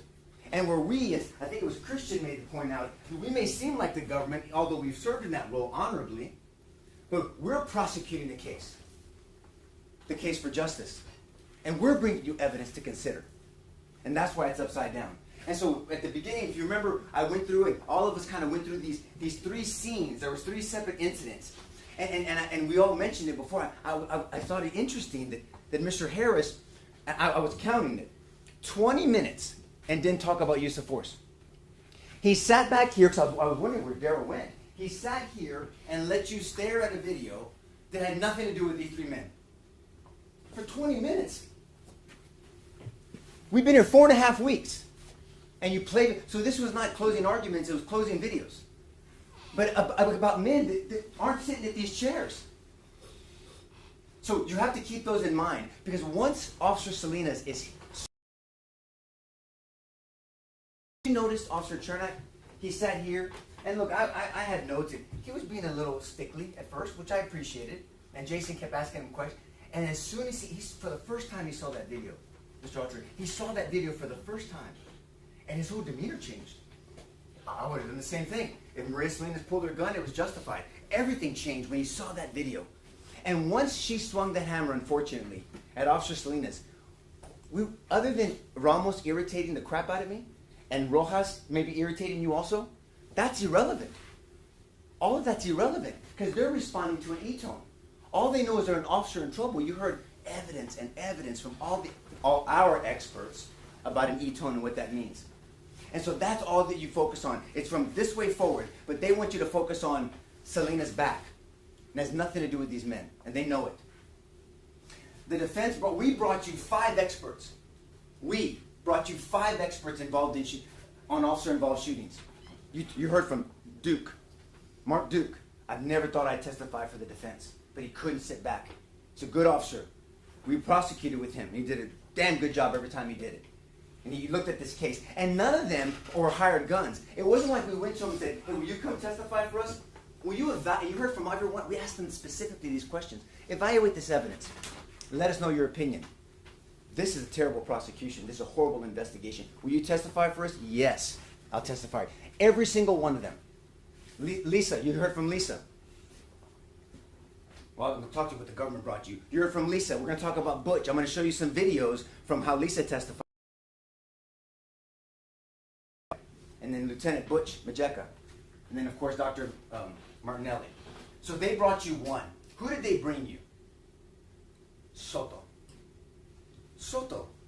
And they had the audacity, David had the audacity to ask one of our experts, well, Soto has an opinion, doesn't he? Some of you laughed out loud. And it was not fun. It's ridiculous. What I'm asking you as we go through is, don't Soto our San Antonio. What does that mean? Don't let Detective Soto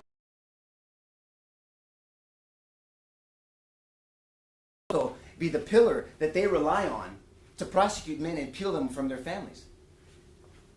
Detective Soto, I stopped counting after 22, that's why I put 20 plus, on how many times he said, I assume.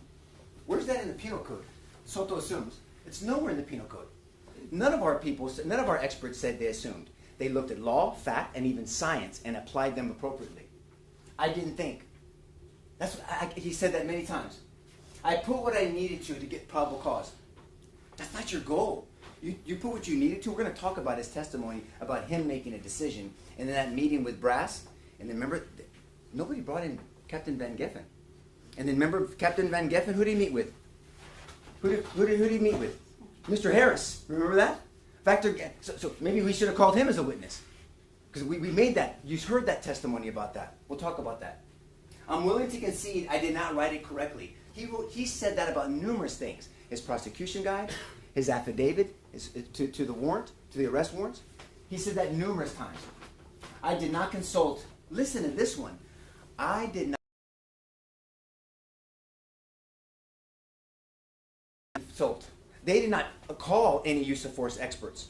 None of them took that stand. None of them took an oath. None of them subjected themselves to cross-examination. None of them. I put in what I thought was relevant. How convenient. What you think is relevant? How about I tell you what I think about what you think is relevant? And we did. And it came out in court.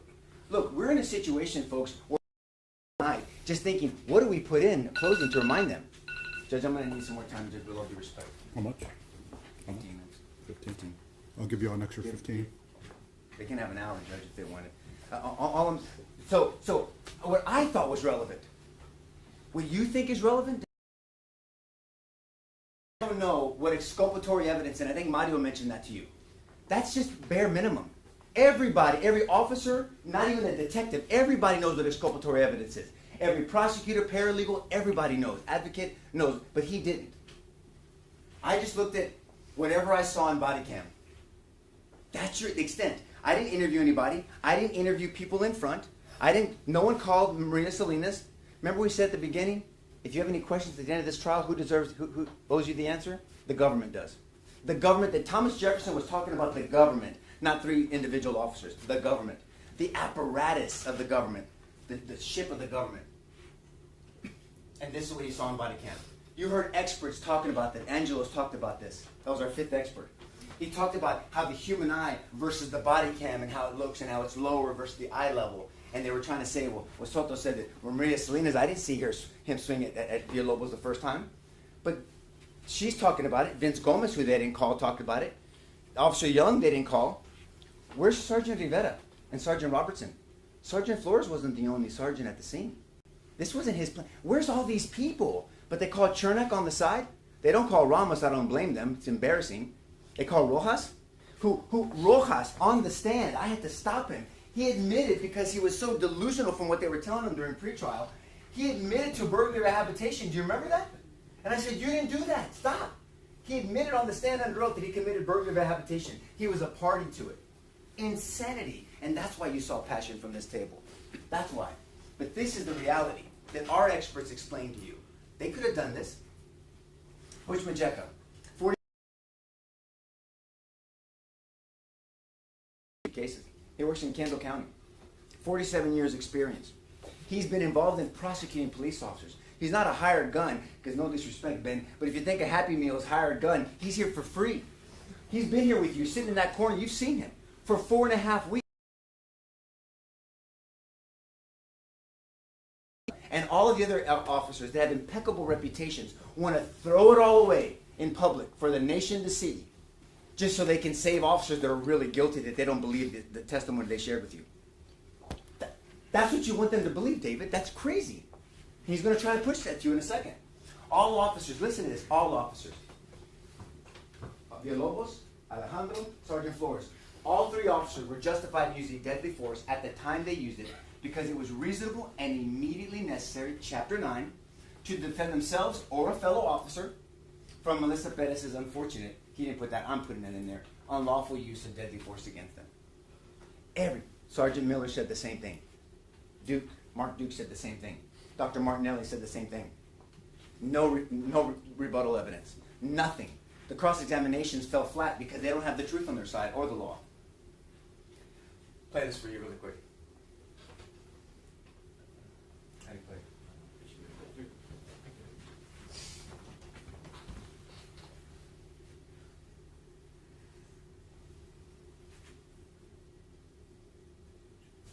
Sound?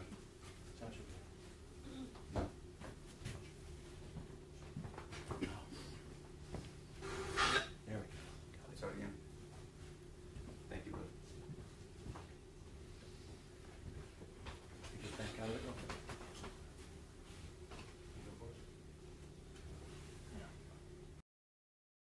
And in Graham v. Connor, does the court admonish the reader and judges that you must put yourself in the perspective of a reasonable officer on scene? It does.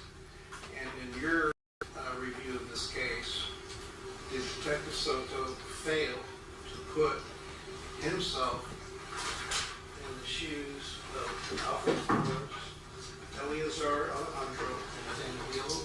He did, and he admitted he did. All right. Violation of the directive in Graham v. Connor from our Supreme Court of the United States. It is. All right. And did the Supreme Court of the United States admonish that you must put yourself not only in the shoes of the officer, but you cannot judge them with 20/20 hindsight? It does. And did, in your opinion, your expert opinion, did Detective Soto attempt to judge them with 20/20 hindsight based upon his assumptions? He did, and he admitted that he did. Soto didn't follow the standard. He talked about what the standard is. You heard about case law and what the standard is, that you're supposed to review the situation from the view of the actors. That would be these three officers, the good officers there. He didn't do that. And he looked at it from hindsight, which the Supreme Court said you don't do. The experts said nobody does, and detectives aren't supposed to. And he regretted it. And while he's putting this up, Try to look at the evidence before you walk the warrant on from her for 12 hours and review some of these things before you had them arrested and put on the news all over the country and their mugshots for murder. Do you think you might do that in the future, knowing what you have experienced here today? There are things I can do differently, yes, sir. Thank you. Good job. I'll pass. I'm going to play this keep playing. I want you to watch the way he leaves. I want you to watch how he gets off the stand.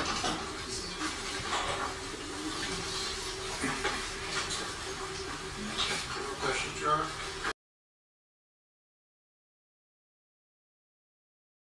No questions, Judge. Thank you. All right. You don't like gathering? Put it up on the left. You're excused.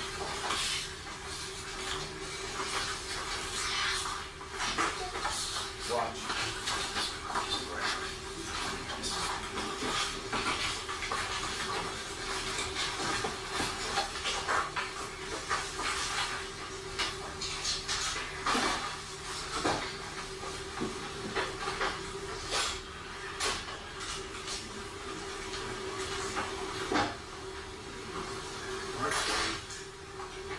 I'll spare you for what I whispered in Jason's ear. But in all of our years in that collective table, we've never seen a witness, especially a lead detective, sneak out the back. And you know why? Their investigator, where are you at? Where's their investigator? He was waiting for him at the door. Because every witness goes to the investigator and walks out the back with them. And he left them hanging. Why? Because he couldn't. Detective Soto couldn't look past you. He didn't mind sitting above you, but he couldn't look eye to eye with you and say, I'm proud of my investigation. He couldn't look at these family members, especially the mamas here, and say the same thing. He couldn't look at the same cameras in front of nationwide, helping drag in front of nation. He didn't have the integrity or the courage to look at those cameras and these family members and say, I'm proud of what I did today. He snuck out the back. They've never seen it. Their investigator was waiting for him, and that's why you saw my reaction right there. And I will spare you from what I told Jason. Try to look. Then you heard about beanbag, taser, and shield. We talked about that. I specifically asked Butch about that. The beanbag wasn't practical, and it's not less than lethal. Within 21 feet, it's lethal. So Sergeant Rivera would have been sitting right there instead of Sergeant Flores if it was switched, like Jason said. And the taser is a compliance technique. Every expert testified to that. Even Chernak talked about that. Their witness talked about that. It is not a self-defense technique. You don't use that in self-defense against deadly force. And then the shield. You saw my demonstration with Jason. And we even, it's in evidence, not that you need to see it because you heard Butch talk about this. You had the curriculum. We put it in. And I gave you the demonstration and why it wasn't, and why Sergeant Flores still considered all of it. And then with Sergeant Rivera and Sergeant Robertson and 13 other officers, this was their plan. It wasn't his plan. They implemented a plan the best way they could. And she changed the situation, not them. She changed it, unfortunately. And then we heard from Daisy Nieto. I don't know if she's in the audience or not here. But can I tell you that I wish and I would pray that everybody has a sister-in-law like Daisy Nieto. What a precious lady you were. I don't know if she's in the audience still. But I liked her. We all liked her. She was a blessing to Melissa Perez. She's a blessing. Once I told Jason driving in here, I thank God that she has a Lexus and she has her tia. I don't know if they call her tia or not, her aunt, Daisy Nieto. And what did she tell us, though? She was honest. What an honorable woman. She was honest. Melissa whispered into her, and unfortunately, and I'm sorry, I hope he's not watching this, but this is the reality that you have to consider. She whispered into her boy's ear, I'm going to kill you, and it scared him. This came from Daisy. Told you Melissa would randomly and violently attack strangers based on her delusions, from her neighbor to the bus, and all these things. And she eventually, she made a healthy separation between her and Melissa. And I say that unfortunately because that's hard. Everyone has to. My mom had to do that with my Uncle Eddie, unfortunately, my Uncle Louis. We've all been through stuff like that. But Alexa stepped up because she has 2 toddlers, like Daisy said, and then now she has Dylan. What a blessing, right? So I hope she'll shake my hand after. But what if this woman is a woman of honor, and she told you the truth about her sister-in-law? Wanted to know if, and listen to this. She wanted to know if the old man, if the officers were okay. That was her first thought. Not that someone hurt Melissa illegally. She knew what they had been dealing with, what the whole family had been dealing with, unfortunately. They had to have a healthy separation. They hadn't talked to her for 5 months. And she had the honor to ask about the old man, Mr. De Los Santos. She didn't know his name at the time, and the officers. Lisa Miller. Do you know who Officer Pedraza is? Yes, I do. Who is this gentleman?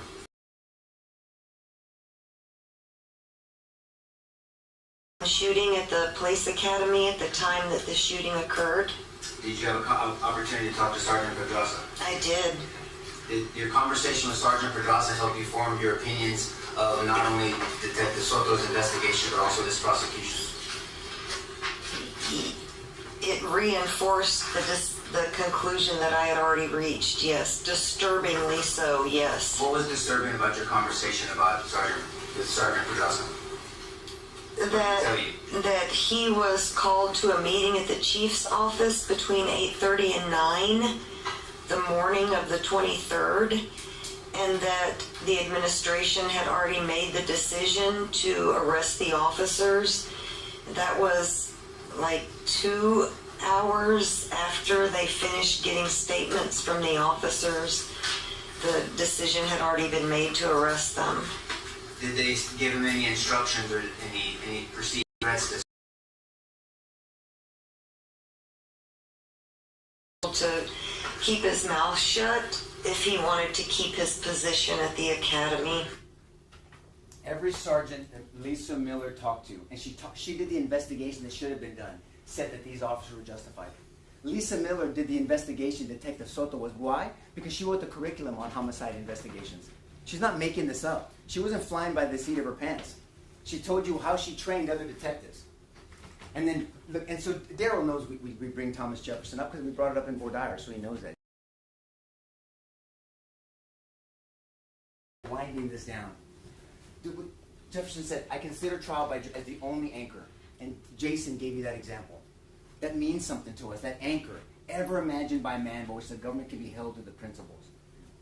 One of the principles that nobody talked about was due process. You know what that means? Fundamental fair play. Every one of us.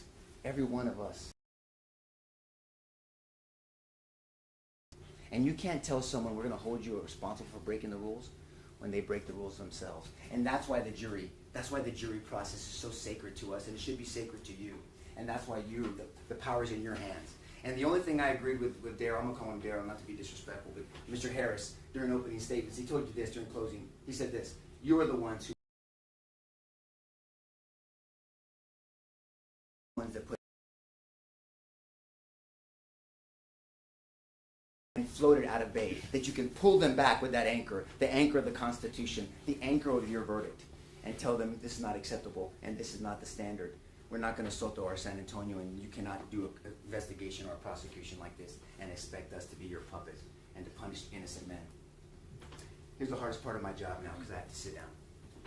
It's tough for me. It's going to be hard, I promise. It always is. And because the way our system is set up, because they have this double burden, because they have to prove that they're guilty beyond a reasonable prove self-defense beyond a reasonable doubt. Not even probable cause. You've heard zero evidence to disprove self-defense. They have that burden, that double burden, and so they start with you in jury selection. They open first, they do their case in chief, they close first, and so we get the Malachi Crunch, if you watch Fonzie. I mean, they get to sandwich us in, and we have to sit down and listen. And so, you're going to see me sitting there, and my legs are going to shake, and I'm going to look down, even though I hope you give David your attention.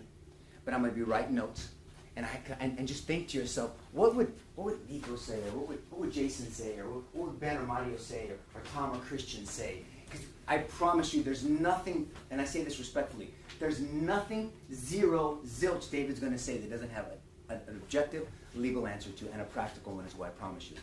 But I can't talk right now. And they're going to say, no one is above the law. Promise you he's going to say that. And he might adjust right now because I just checked him on it. But no one's below the law. Should have been a different plan. Based off whose testimony, by the way? David, this is not testimony. I'm winding up, Judge. This is not testimony. Based off whose evidence does he want you to depend on? You're not going to talk about a witness that you brought. He definitely didn't get it out of one of our experts, that are normally their experts, by the way. Should have used less lethal. Like what? Just take me to the chapter 9 and tell me where that standard is, because it's not. You can't resist arrest. We talked about that. It's all in the charge. And he's going to be asking you to do things that are not in the charge. And as Jason pointed out, and other people did, they've already had to been corrected. And thank you for pointing that out, Jason. Remember, respectfully, but I got to call it out. He asked you to do things that are not right, that the judge had to correct him on. So keep that in mind when he gets up and talks with you. And he's going to say, send a message. That goes both ways. Send a message to them that the chief and the district chiefs and the deputy chiefs and the assistant chiefs can't make a decision 6 hours after an event without looking at anything. Audit trails. And then you can't have the captain in that meeting meet with Darryl Harris, and then they make the decision. And then you can't put up Detective Soto to tell you under oath, so I don't know if they're going to be evaluating that for aggravated perjury. I don't know if you're going to do that, David. But he obviously testified improperly under oath. And he said he made the decision. That all can't be true. They brought you no evidence. We brought you the evidence. We're prosecuting a case for justice. How about that? That's what we're doing. And so when he does that, you can ask yourself, what evidence did you prove to me, David, Mr. Lunan? And the answer is none. We brought the evidence to you. And when you apply that standard, and when you do all that, and when you think about the consequence of this, because the consequence is twofold. There's a personal one, and there's a societal one. Because the message you're going to be sending to those cameras and all these people is, it's open season on law enforcement. That the law enforcement can't do their job, and you can use deadly force against a police officer. And if you can use a deadly force against a police officer, unjustifiably, and the judge told you it was unjustified, it's in the charge, nobody's safe. It's going to turn into Gotham, right? We're going to be policing ourselves. Survival of the fittest. That's the message you're sending, whether you mean it or not. But that's what they ultimately want you to send. He's going to say he doesn't want to, but that's what's going to happen. So send the message that you can't bring Soto. You can't have a decision from the top within 6 hours. It normally takes months and months. You can't not bring experts. The experts that they should have had testified for us. And we're not going to be your puppet, guys. And you know how you say that message? You say, with respect, but quickly, God willing, quickly, you come back with a verdict of not guilty on all of them. All of them not guilty. God bless you, and thank you for putting up with me.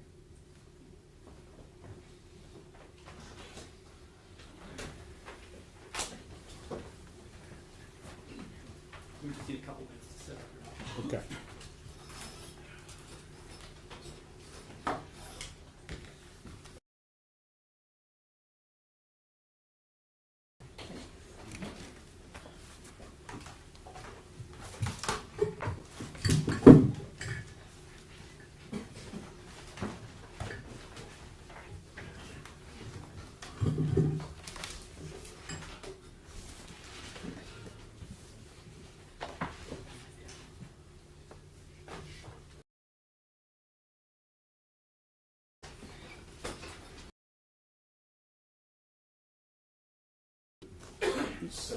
You want the jury to take a quick break? Yes, sir. Let's give you a quick break, members of the jury. All rise for the jury.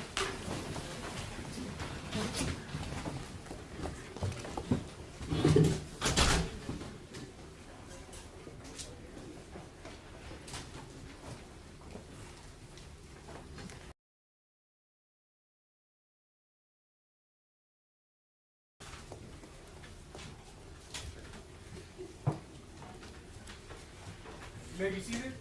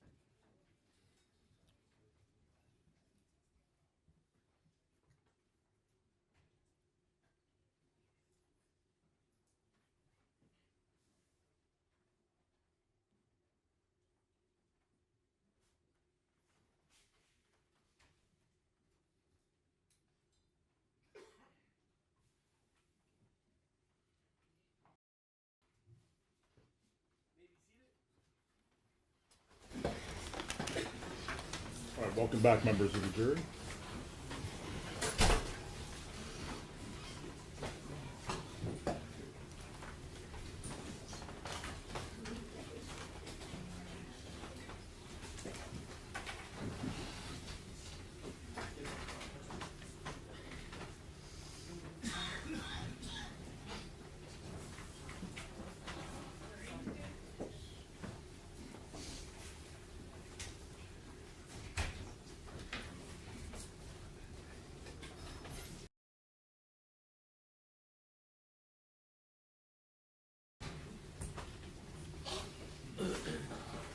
All right, state. May I proceed, Your Honor? Yes.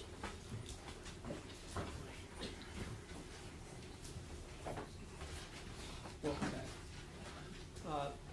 Thomas Jefferson's been quoted a few times today. I've got one more for you, last one, I promise. The measure of a nation's greatness is how it treats its most vulnerable members. It's been attributed to Thomas Jefferson. Mahatma Gandhi has said it. Hubert Humphrey, of all people, have said it as well. This notion that a country must look after its most vulnerable people. And Melissa Perez was one of our community's most vulnerable people. And her mental health challenges were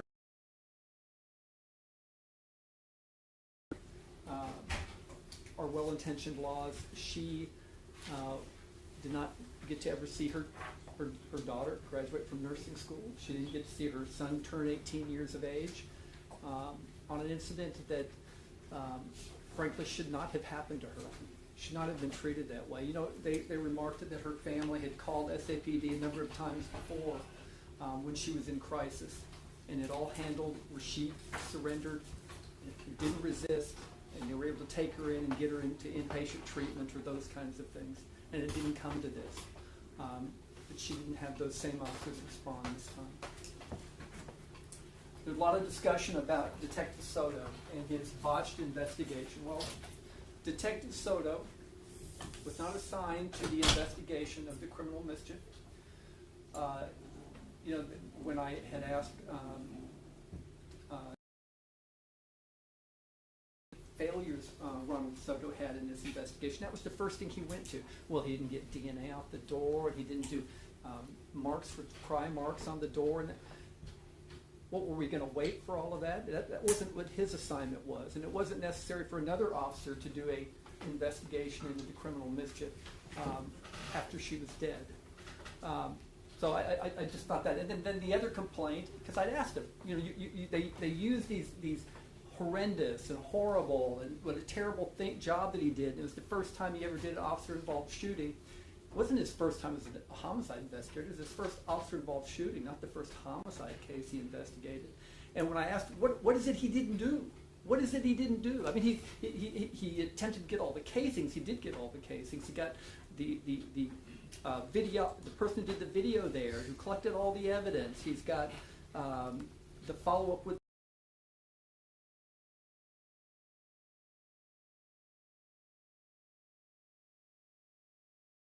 what he failed to do is he failed to personally interview all the people there at the scene, even though all of them gave statements, okay? What he did get for you, and what's the most important thing, which is so unusual in a criminal case, is he brought you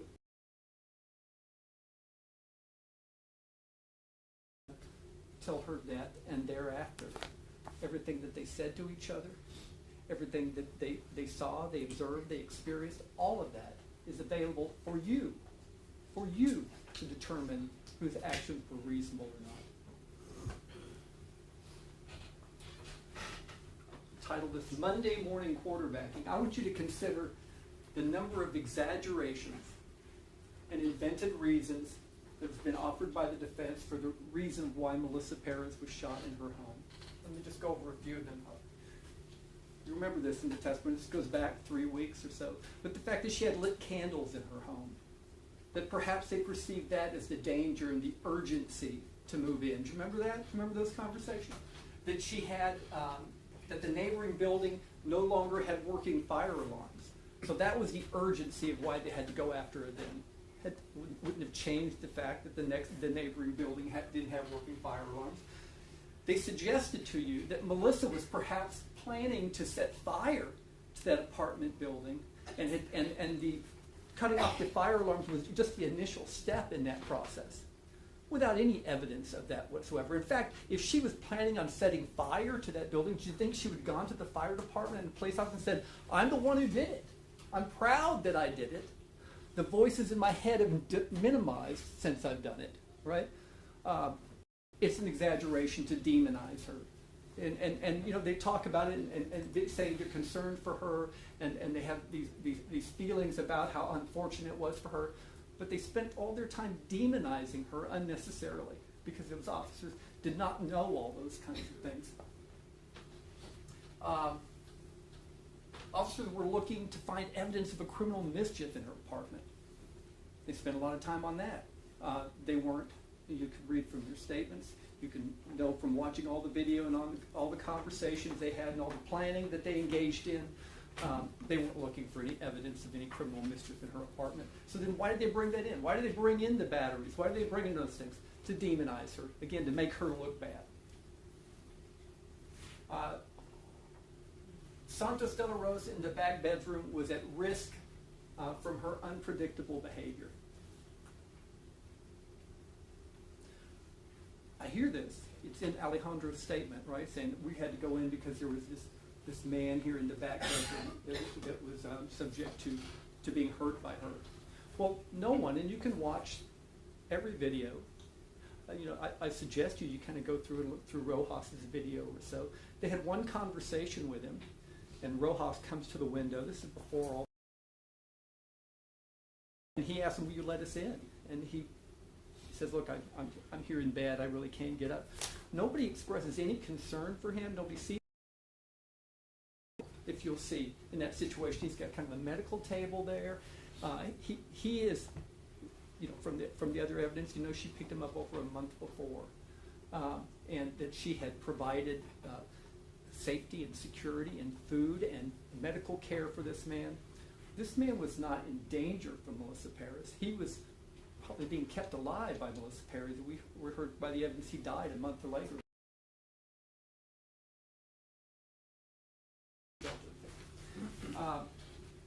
They insinuated that the fluid in the cup sitting on his window ledge had to be urine. I mean, Officer Rojas says, I don't know, it looks to me to be Gatorade. But no, they were insisting that this was proof that that this man was not well cared for. An exaggeration, unnecessarily so. Throwing the prayer candle at Officer Salinas was deadly force. It was not. It was not. It was force. It was unlawful. She should not have thrown a candle at him. But, you know, Officer Duke testified how precisely she threw it with the accuracy of Nolan Ryan or whatever it was, right? She didn't hear it here in the elbow, right? Or just on the forearm, the left forearm or so. This was an application of force, not deadly force, and that's important. Suggesting that Ms. Perez was especially skilled with a hammer because one of her many jobs over the years was as a roofer. Again, they jumped that to that she has this regular activity of using a hammer. Roofers use nail guns, is what they use, and they do a lot of other things besides taking a hammer on roofs or so. And it was just one of the side jobs she had. It didn't make her a roofer. This suggestion we heard from the very beginning that Melissa Perez attempted capital murder of 5 officers. I didn't see it in there. Maybe you guys can go back and find out where she attempted to kill 5 officers. I didn't see it. What I saw is a woman who is trying to keep officers out of her home and away from her. That's what I saw. I did see her throw a candle at Officer Salinas, and you saw that. And that's not attempting to kill someone. That's an attempt to hurt somebody, to push them away, to get them away from her apartment. That they had to make a split-second decision. These officers didn't make a split-second decision. Melissa Perez's conduct was entirely predictable. Why? Because she engaged in the same behavior over and over again when they tried to enter her apartment. When Jonathan Salinas tried to go in, she rushed at him at the window. Would leave pulled his gun on her and she threw the candle at him. When Officer Villalobos tried to enter in, she rushed toward the window and he backed out. And then she stopped. And you can see Officer Villalobos standing there, unafraid, kind of going, "What's up? Why are you guys wanting me to get out of the window? I know she's got a hammer. We've talked about it before I went in. I'm in a safe place here with my foot on the door, behind this wall, behind this door of windows." And then he gets out of there, and you can hear him say, "I'm not afraid of that hammer." Well, he didn't say hammer. "I'm not afraid of that, right? I'm not worried about it," right? Because he wasn't.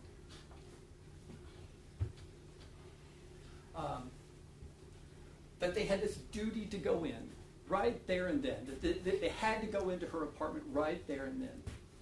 Then they criticized Officer Soto for getting a warrant just because he had reached the threshold of probable cause, 16 hours later. That Soto, officer, action against them. They waited, Detective or Sergeant Flores waited 15 minutes before he decided this needed to happen. Arresting someone is a far cry from engaging someone in a deadly game of chicken, which is what ultimately this plan was. More exaggerations. Well, I'll come back to it. You know why they actually entered her apartment? And Alfred Flores told you that right from the beginning when he confronted Melissa at her patio window, and he tells her, "You assaulted one of my officers. We're going in. We don't need a warrant. We're going in." That's the only reason they went in. It's not any of the other reasons, the lit candles, the concern for fire safety, the old man in the back. That's the reason they went in. And it's kind of a bravado thing. You did this to one of my people, we're going in. There's no getting away with it. We know this to be true.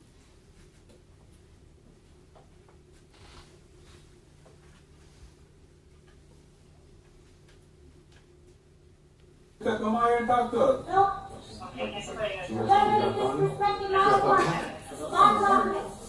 She's committed. I know. She's right there, isn't she? No, we tried to kick out the door on the camp. I'll be trying to window. We tried that. She started throwing her. She did that, and then she grabbed the hammer. You first time you put that damn shield in the guy. Oh, she's committed. She's committed. No, she said no, we tried to kick out the door on the camp. We tried going the window. We tried that, and she started throwing her. She did that, and then she grabbed the hammer. I was with the hammer. Not even. Yeah, because you tore my door down with no warrant. You don't take somebody's door down without a warrant. That's protocol. Let's get my iron doctor. No. You're disrespecting my apartment. My apartment. Oh, she's committed. She's committed. I know. She said that, isn't she? No, we tried to kick out the door on the camp. I'll be trying to fucking window. We tried that, and she started throwing her. She did that, and then she grabbed the hammer. What we hear from that is Villalobos, when being told about the hammer incident earlier, is he's saying, "Where's that shield? Where's Thompson again? We got that shield, available to us." His first thought he came to when he heard about the only weapon that Melissa had shown that she had. So, in the totality of circumstances, let's consider what we know from the evidence without the exaggerations. Put the exaggerations aside and start looking at what we actually knew, or what these officers actually knew at the time. Not other officers, but these officers knew. So what did Flores know? He knew that Ms. Perez had cut the wires to the fire alarm. Now, that may seem not to be very significant or so, but when you think, who cuts wires to a fire alarm? Right?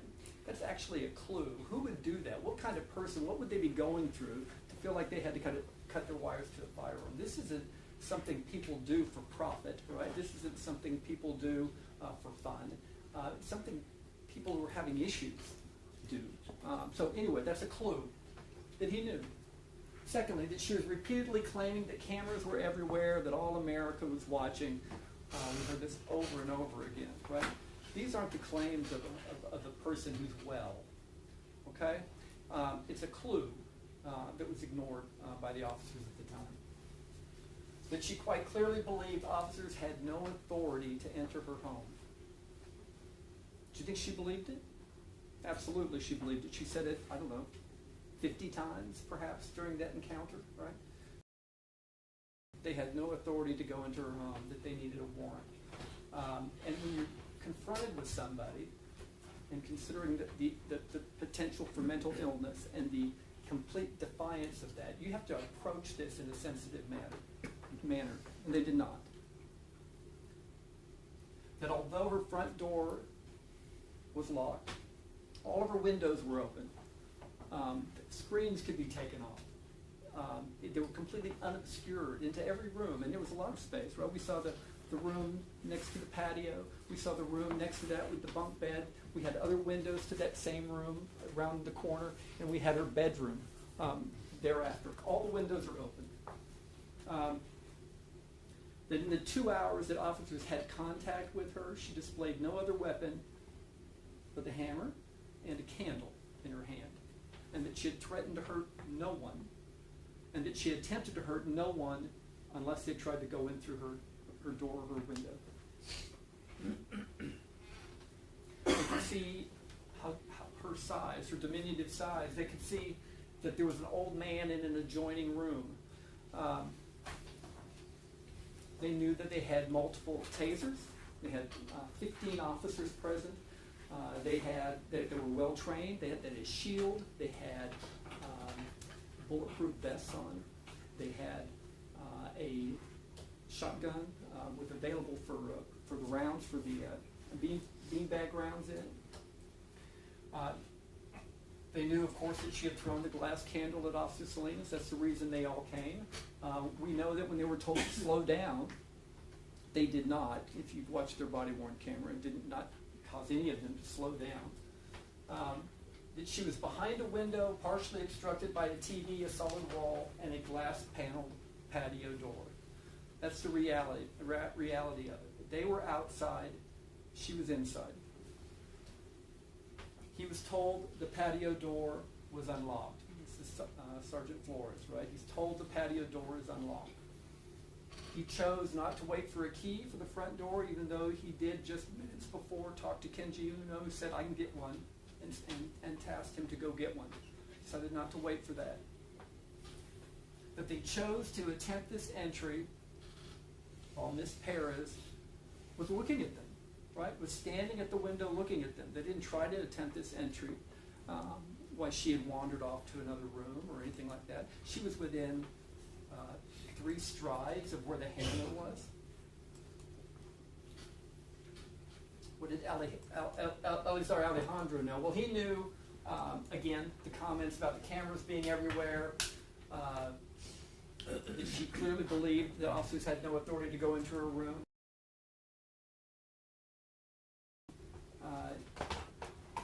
He knew that other officers were saying that Nathaniel Villalobos, that she charged Villalobos with a hammer in the window.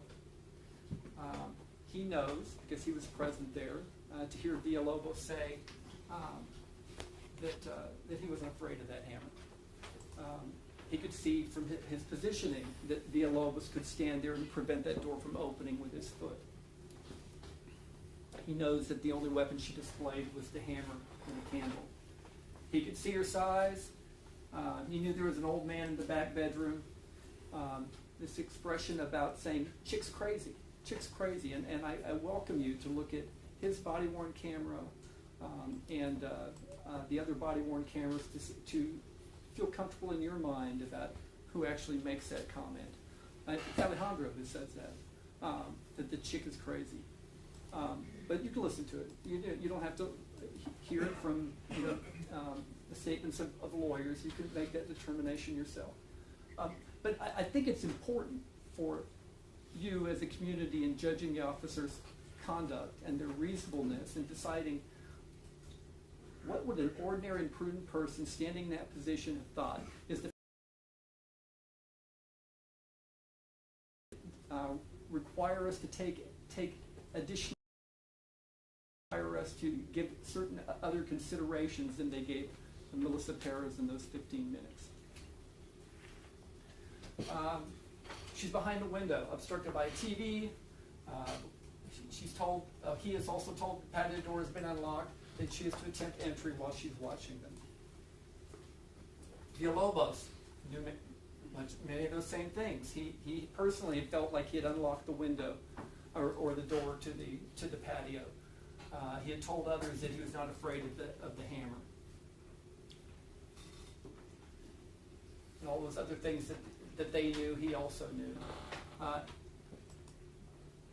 We had put that he had believed that he had unlocked that door. But Nathaniel Villalobos, before he fired his 3 shots there in the end, when Melissa was behind the wall, you can see him on 2 occasions approach that door and unable to open it. He knew at that time that he fired those 3 shots that door was locked and it could not be opened. He had attempted twice to open it and could not before firing those 3 shots at her unseen. He admits as much in his statement. If you look at his written statement, he'll say that he checked that door and it was locked.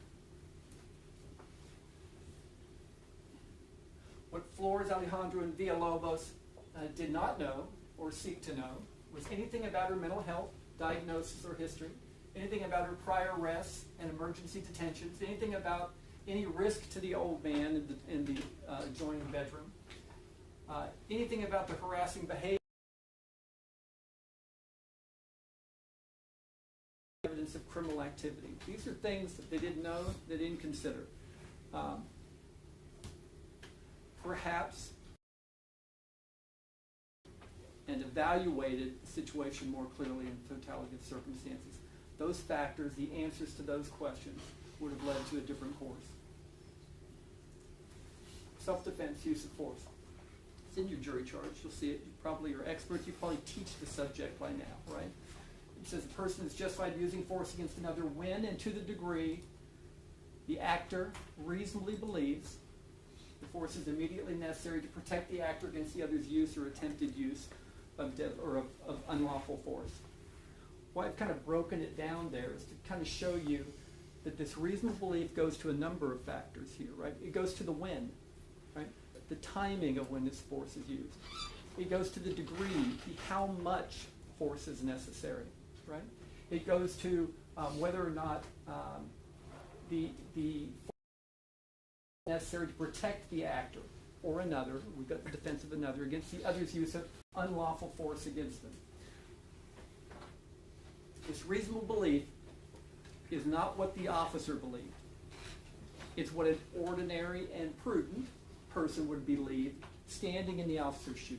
I think we've made that abundantly clear throughout this trial, right? And that may not have been something that was commonly known, but that's perspective. And why is that? Why is that? Why is it that the law and our tells us that we don't just take the person's own view of it as gospel or as definitive or as conclusory? It depends on people like yourselves who are citizens who are faced in those same circumstances. Is this the proper thing to do? Not what a hot-headed person would do, not what an insane person would do, not as any motive or bias. It's what an ordinary prudent person would do. And we talked about prudent. I had Butch on the stand or so, and he agreed prudent is kind of a careful person, right? Ordinary, careful person. What would they do faced in those circumstances, perceiving what the officers perceived at that time? Use of deadly force, right? So the difference between what your authority to use between force, right, which is action not likely to cause serious bodily injury or death, and deadly force means you're utilizing force that is capable of causing serious bodily injury or death, right? So here it says it's the same things, right? Before you use deadly force against someone, you have to be confronted with deadly force, okay? The person you're seeking to protect, you have to have a reasonable belief that they need your protection from someone's unlawful use of it before you can use deadly force to protect them. the defense witnesses. So you heard from a number of people that are former law enforcement or present law enforcement.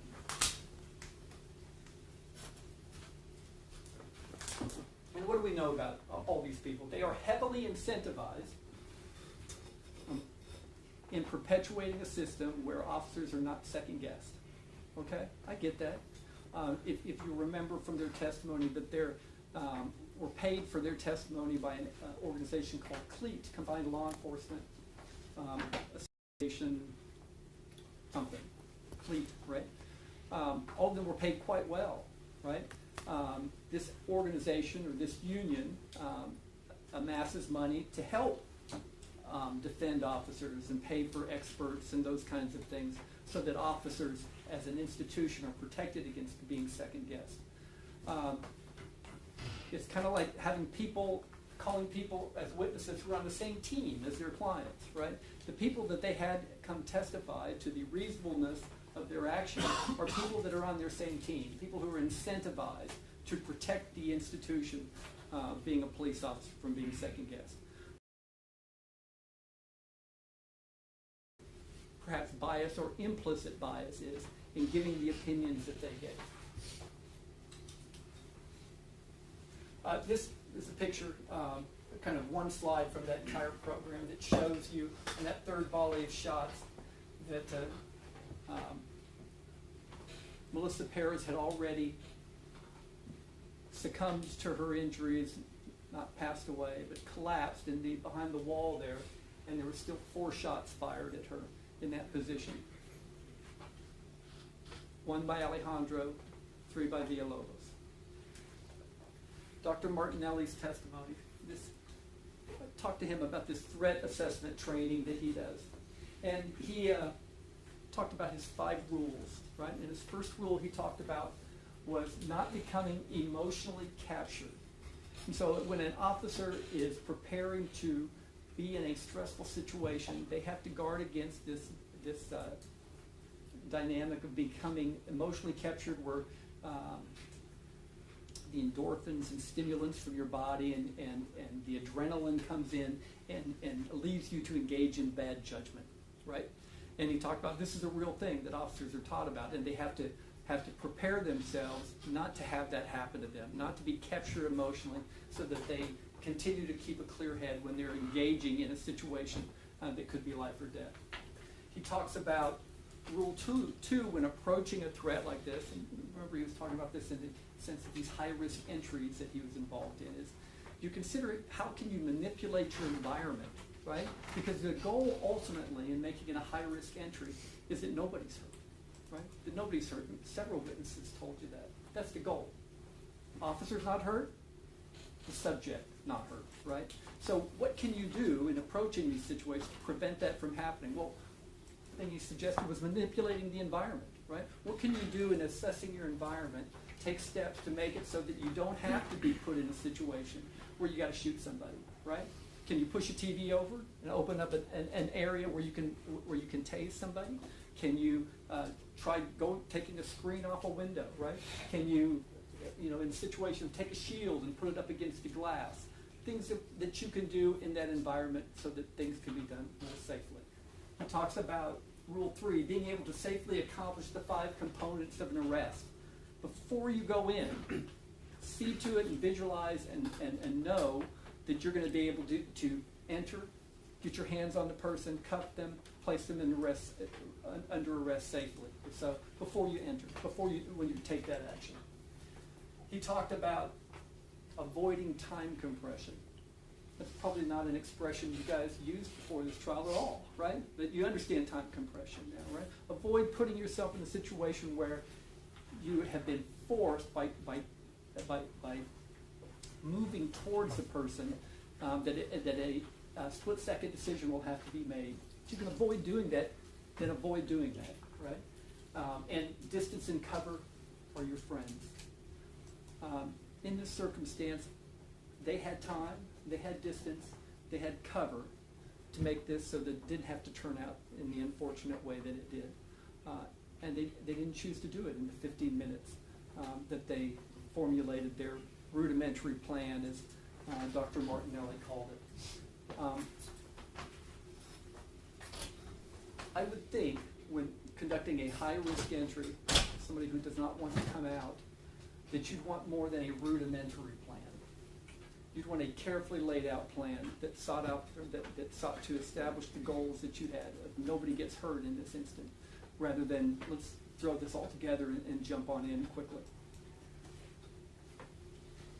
He talked about, I think he spoke on it for 5 or 10 minutes when I asked him about lethal or non-lethal or less than lethal options available to officers making a high-risk entry. You know, he talked about all the different things, all the different gadgets, the electronic, the chemical, the shields, the beanbag chair, the beanbag rounds, and all those other kinds of things that officers are trained to use, that are available for them to use, so that when they go into a situation where they need to apprehend someone safe,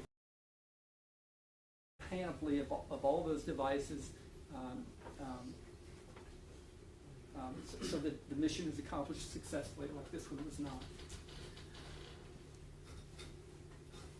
A big part of his argument in his conclusion that he admitted to was that Melissa Perez, he said, was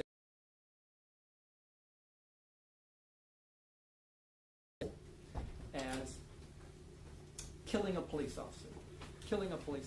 And the reason why we showed you so much of the video from earlier in the opening of our close is to show you that Melissa Perez's goal was not killing a police officer. Her goal was keeping people out of her apartment.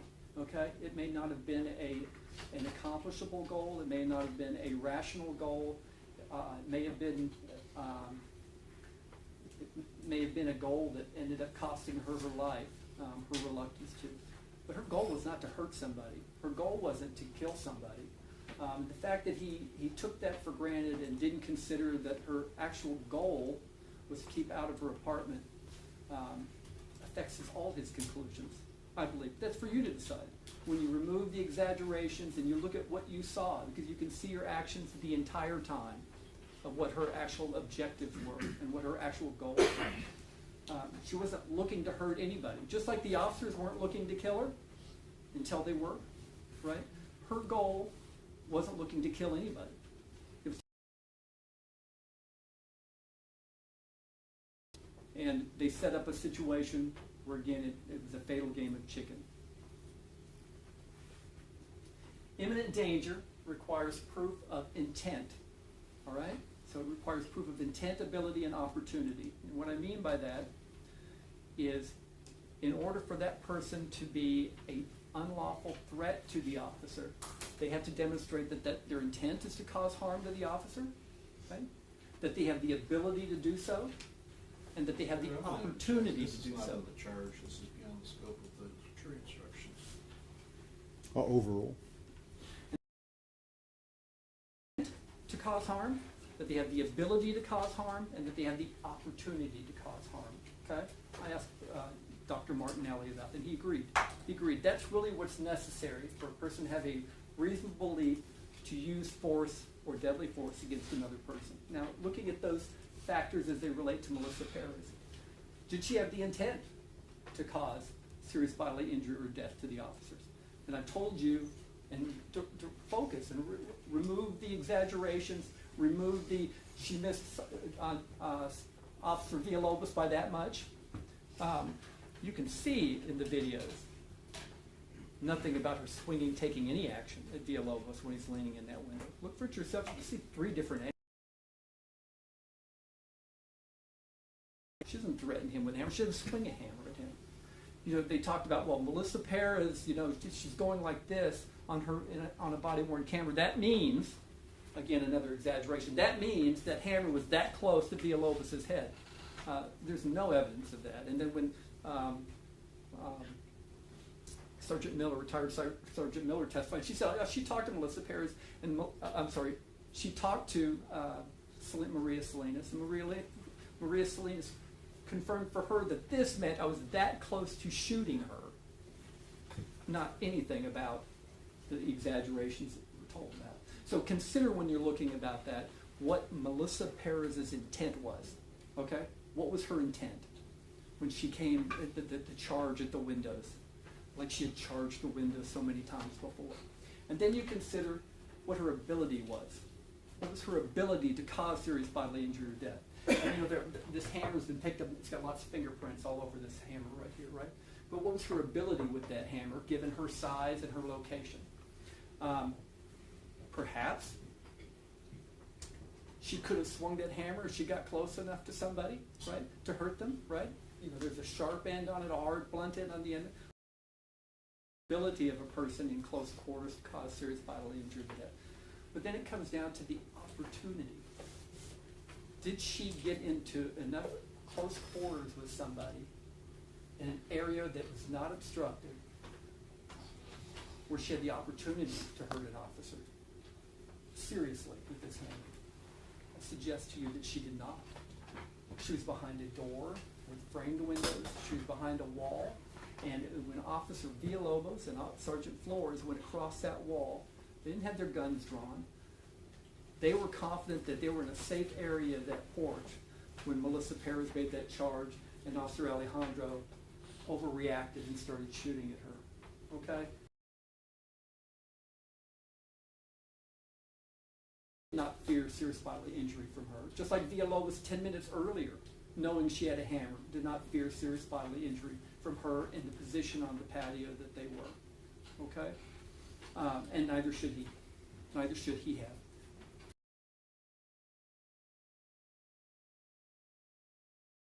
Who was emotionally captured in this event? Well, I suggest to you that's what we see here. We see that Sergeant Flores became emotionally captured by the stress of this event. Actually, he's the one that got this whole thing started by saying you can go in. He's the one that ended up feeling responsible that the Salians got hit with the candle. And he's the one that formed this rudimentary plan that put him in this position. But even from that position he was in, she did not have the opportunity to cause him serious bodily injury or death when he fired 3 shots at her. So when the justification fails, when there is no justification, then you look at the elements of the crime itself, right? And I've tried to do this with any of the people that they called as witnesses or any of the officers who testified about. What about the elements of the crime themselves? Did Officer Flores, or Detective Flores, did he, on or about June 23rd, 2023 in Bexar County, Texas,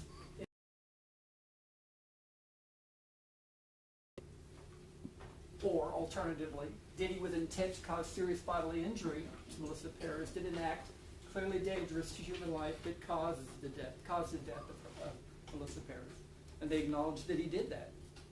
The state did prove that he did those things. You can see it all in the video. He wasn't shooting recklessly. He was shooting purposefully at her midsection, knowing that's an act clearly dangerous to human life, to stop her from charging, okay? He admitted to that. I think I even heard the lawyer say, we own that, right? She did. Sergeant Flores did commit the offense of murder absent the justification. Then the intent then is that caused her death. And we know it caused her death because we heard from the medical examiner who told you that the bullet Sergeant Flores fired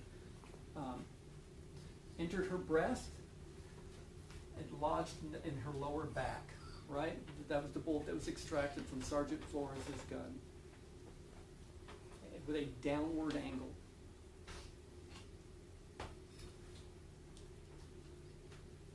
Alejandro, Officer Elizar Alejandro, what evidence do we have whether or not he committed the offense of murder? The death of another? He did. The second bullet from the autopsy, you remember, entered under her arm, right? And exited kind of her upper back, or the middle of her back, in an upward angle. Do you remember that from the medical examiner? Not a downward angle, an upward angle, right? And you look at the size disparity between the two, right? Sergeant Flores' bullet's going downward. Sergeant Alejandro's bullet is going upward, okay? And then you can see from the video, from the body-worn camera, you can look at Thompson's or whatever, at that precise moment where you can see the bullet blast from Officer Alejandro's gun at the time her arm was raised in precisely the same way that it had to have been for her to have been shot there. Was that an act clearly dangerous to human life of him shooting her? It was. And did it cause her death? It did. Aggravated assault by public servant. You know, these crimes, aggravated assault, there's aggravated assault by causing bodily injury with a deadly weapon, and there's aggravated assault by threat using a deadly weapon, right? So any shot that's fired that missed, right, is still a threat to that person. And again, there's testimony of that, right? So any shot, and Alejandro fired 10 times, Forrest fired 3 times, Villalobos fired 3 times, right? So any shot that they fired that missed is an aggravated assault by threat by a public servant. Any shot that struck her, in the cases of the 2 bullets that struck her, both of those bullets caused her death or murder, and that's the difference between those 2 kinds of crimes, right?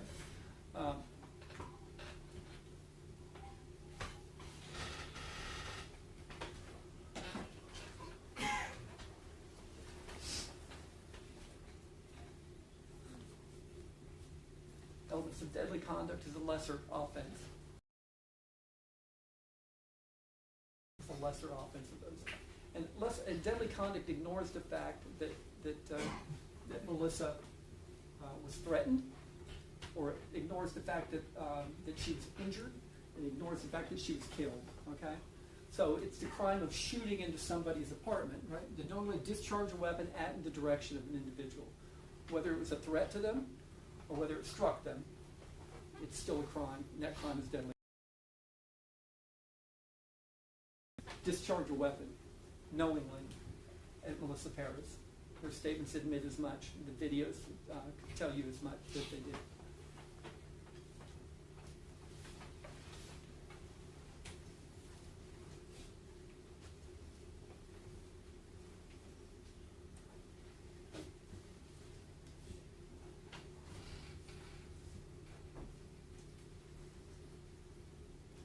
So you'll be given, at the end of your charge, there'll be verdict forms at the end of the charge and stuff that look like this.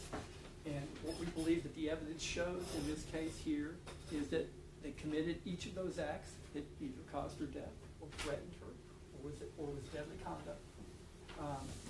And that the place to sign off on that is at the bottom of the pages of each one of those verdicts for each of those offenses. No person is above the law. And there's a lot of talk about whether officers should.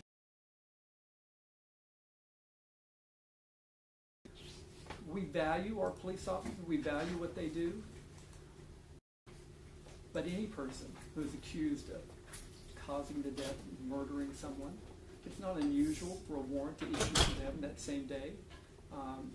Just because a person is a police officer that engages in the conduct does not mean that they have to be treated differently, that somehow they have to be put off, that the charging decision or the arrest decision has to be put off long.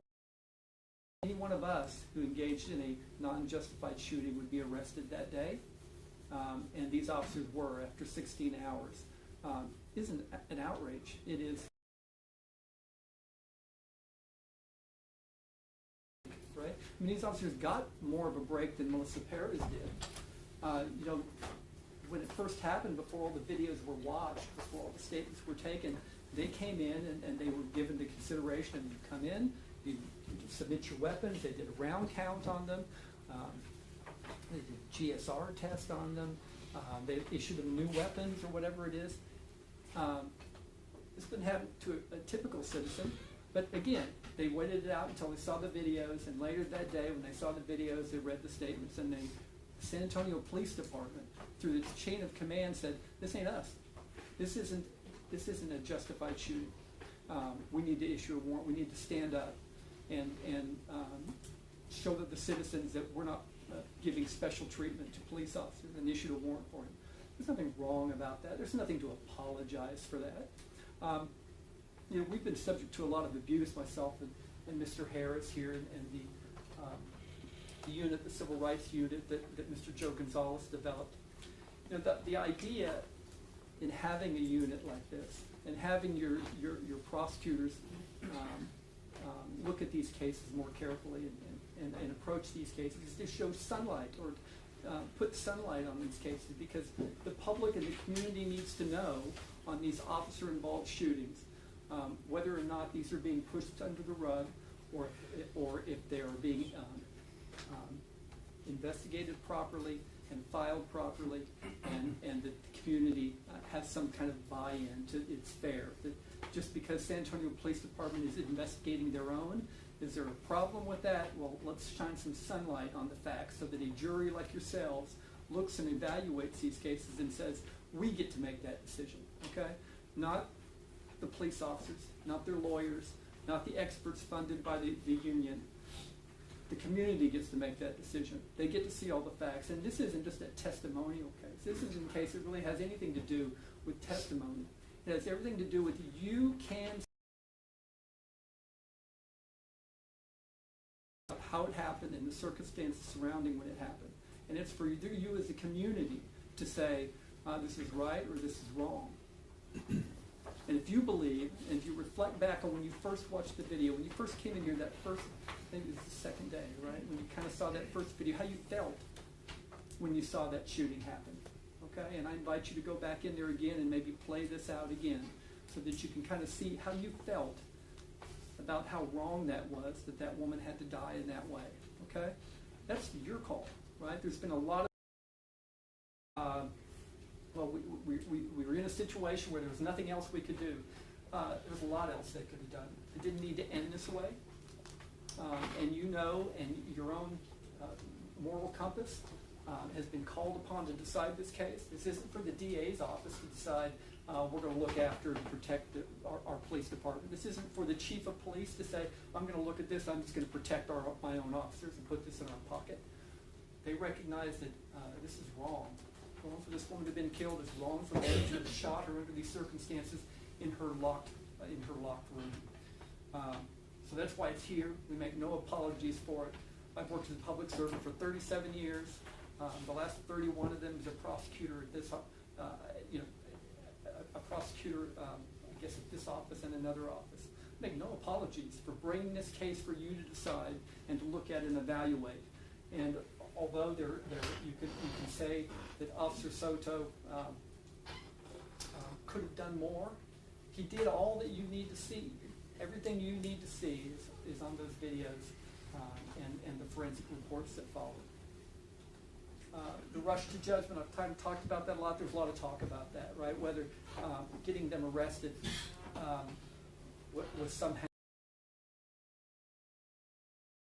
any citizen who isn't a police officer, given the facts that we have, would have been arrested just as quickly, and they don't deserve necessarily to be treated special in those kind of circumstances.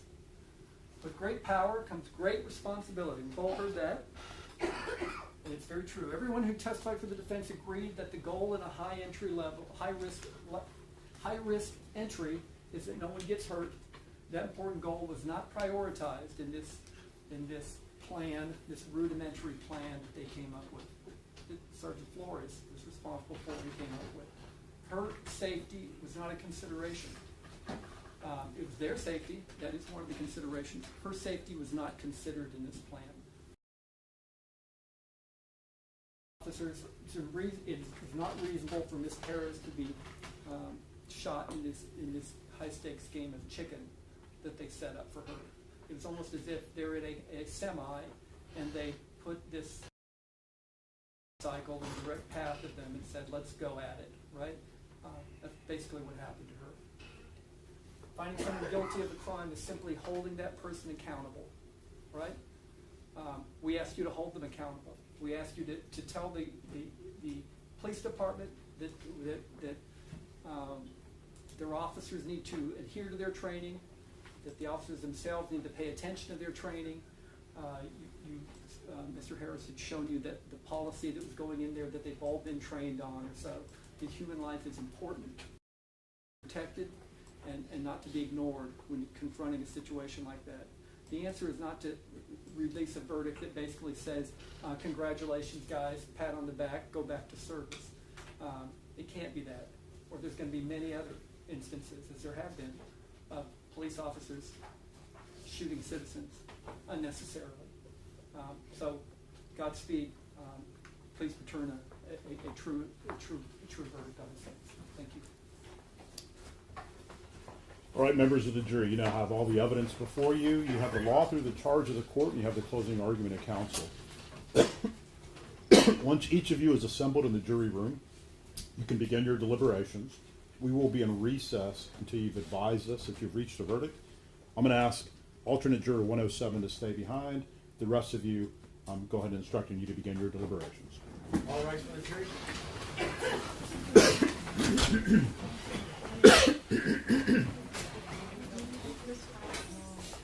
Yeah. Let me give you all those. So remember the notes. You're welcome to use them for your own purposes. You're not allowed to share them with each other, just for your own purposes.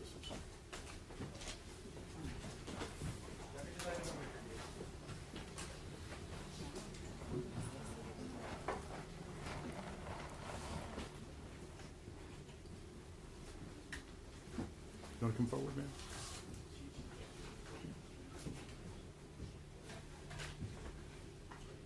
Come up here. On the record. We're on the record. All right. Currently, because they're beginning their deliberations, you're the alternate. We still may need you. We don't know. So you're not allowed to leave, but you can't be in the jury. You may be seated. So if there's a verdict of guilty, then we would bring you back in. So you got to stay around the courthouse. Where do I go? You can go anywhere in the courthouse if you want. Did we get her something? Yeah, they did. I think so too. Yeah, we got you a sandwich. Okay. So we'll get that for you. You probably should not be here just because you don't want to see the defense attorney in the courthouse.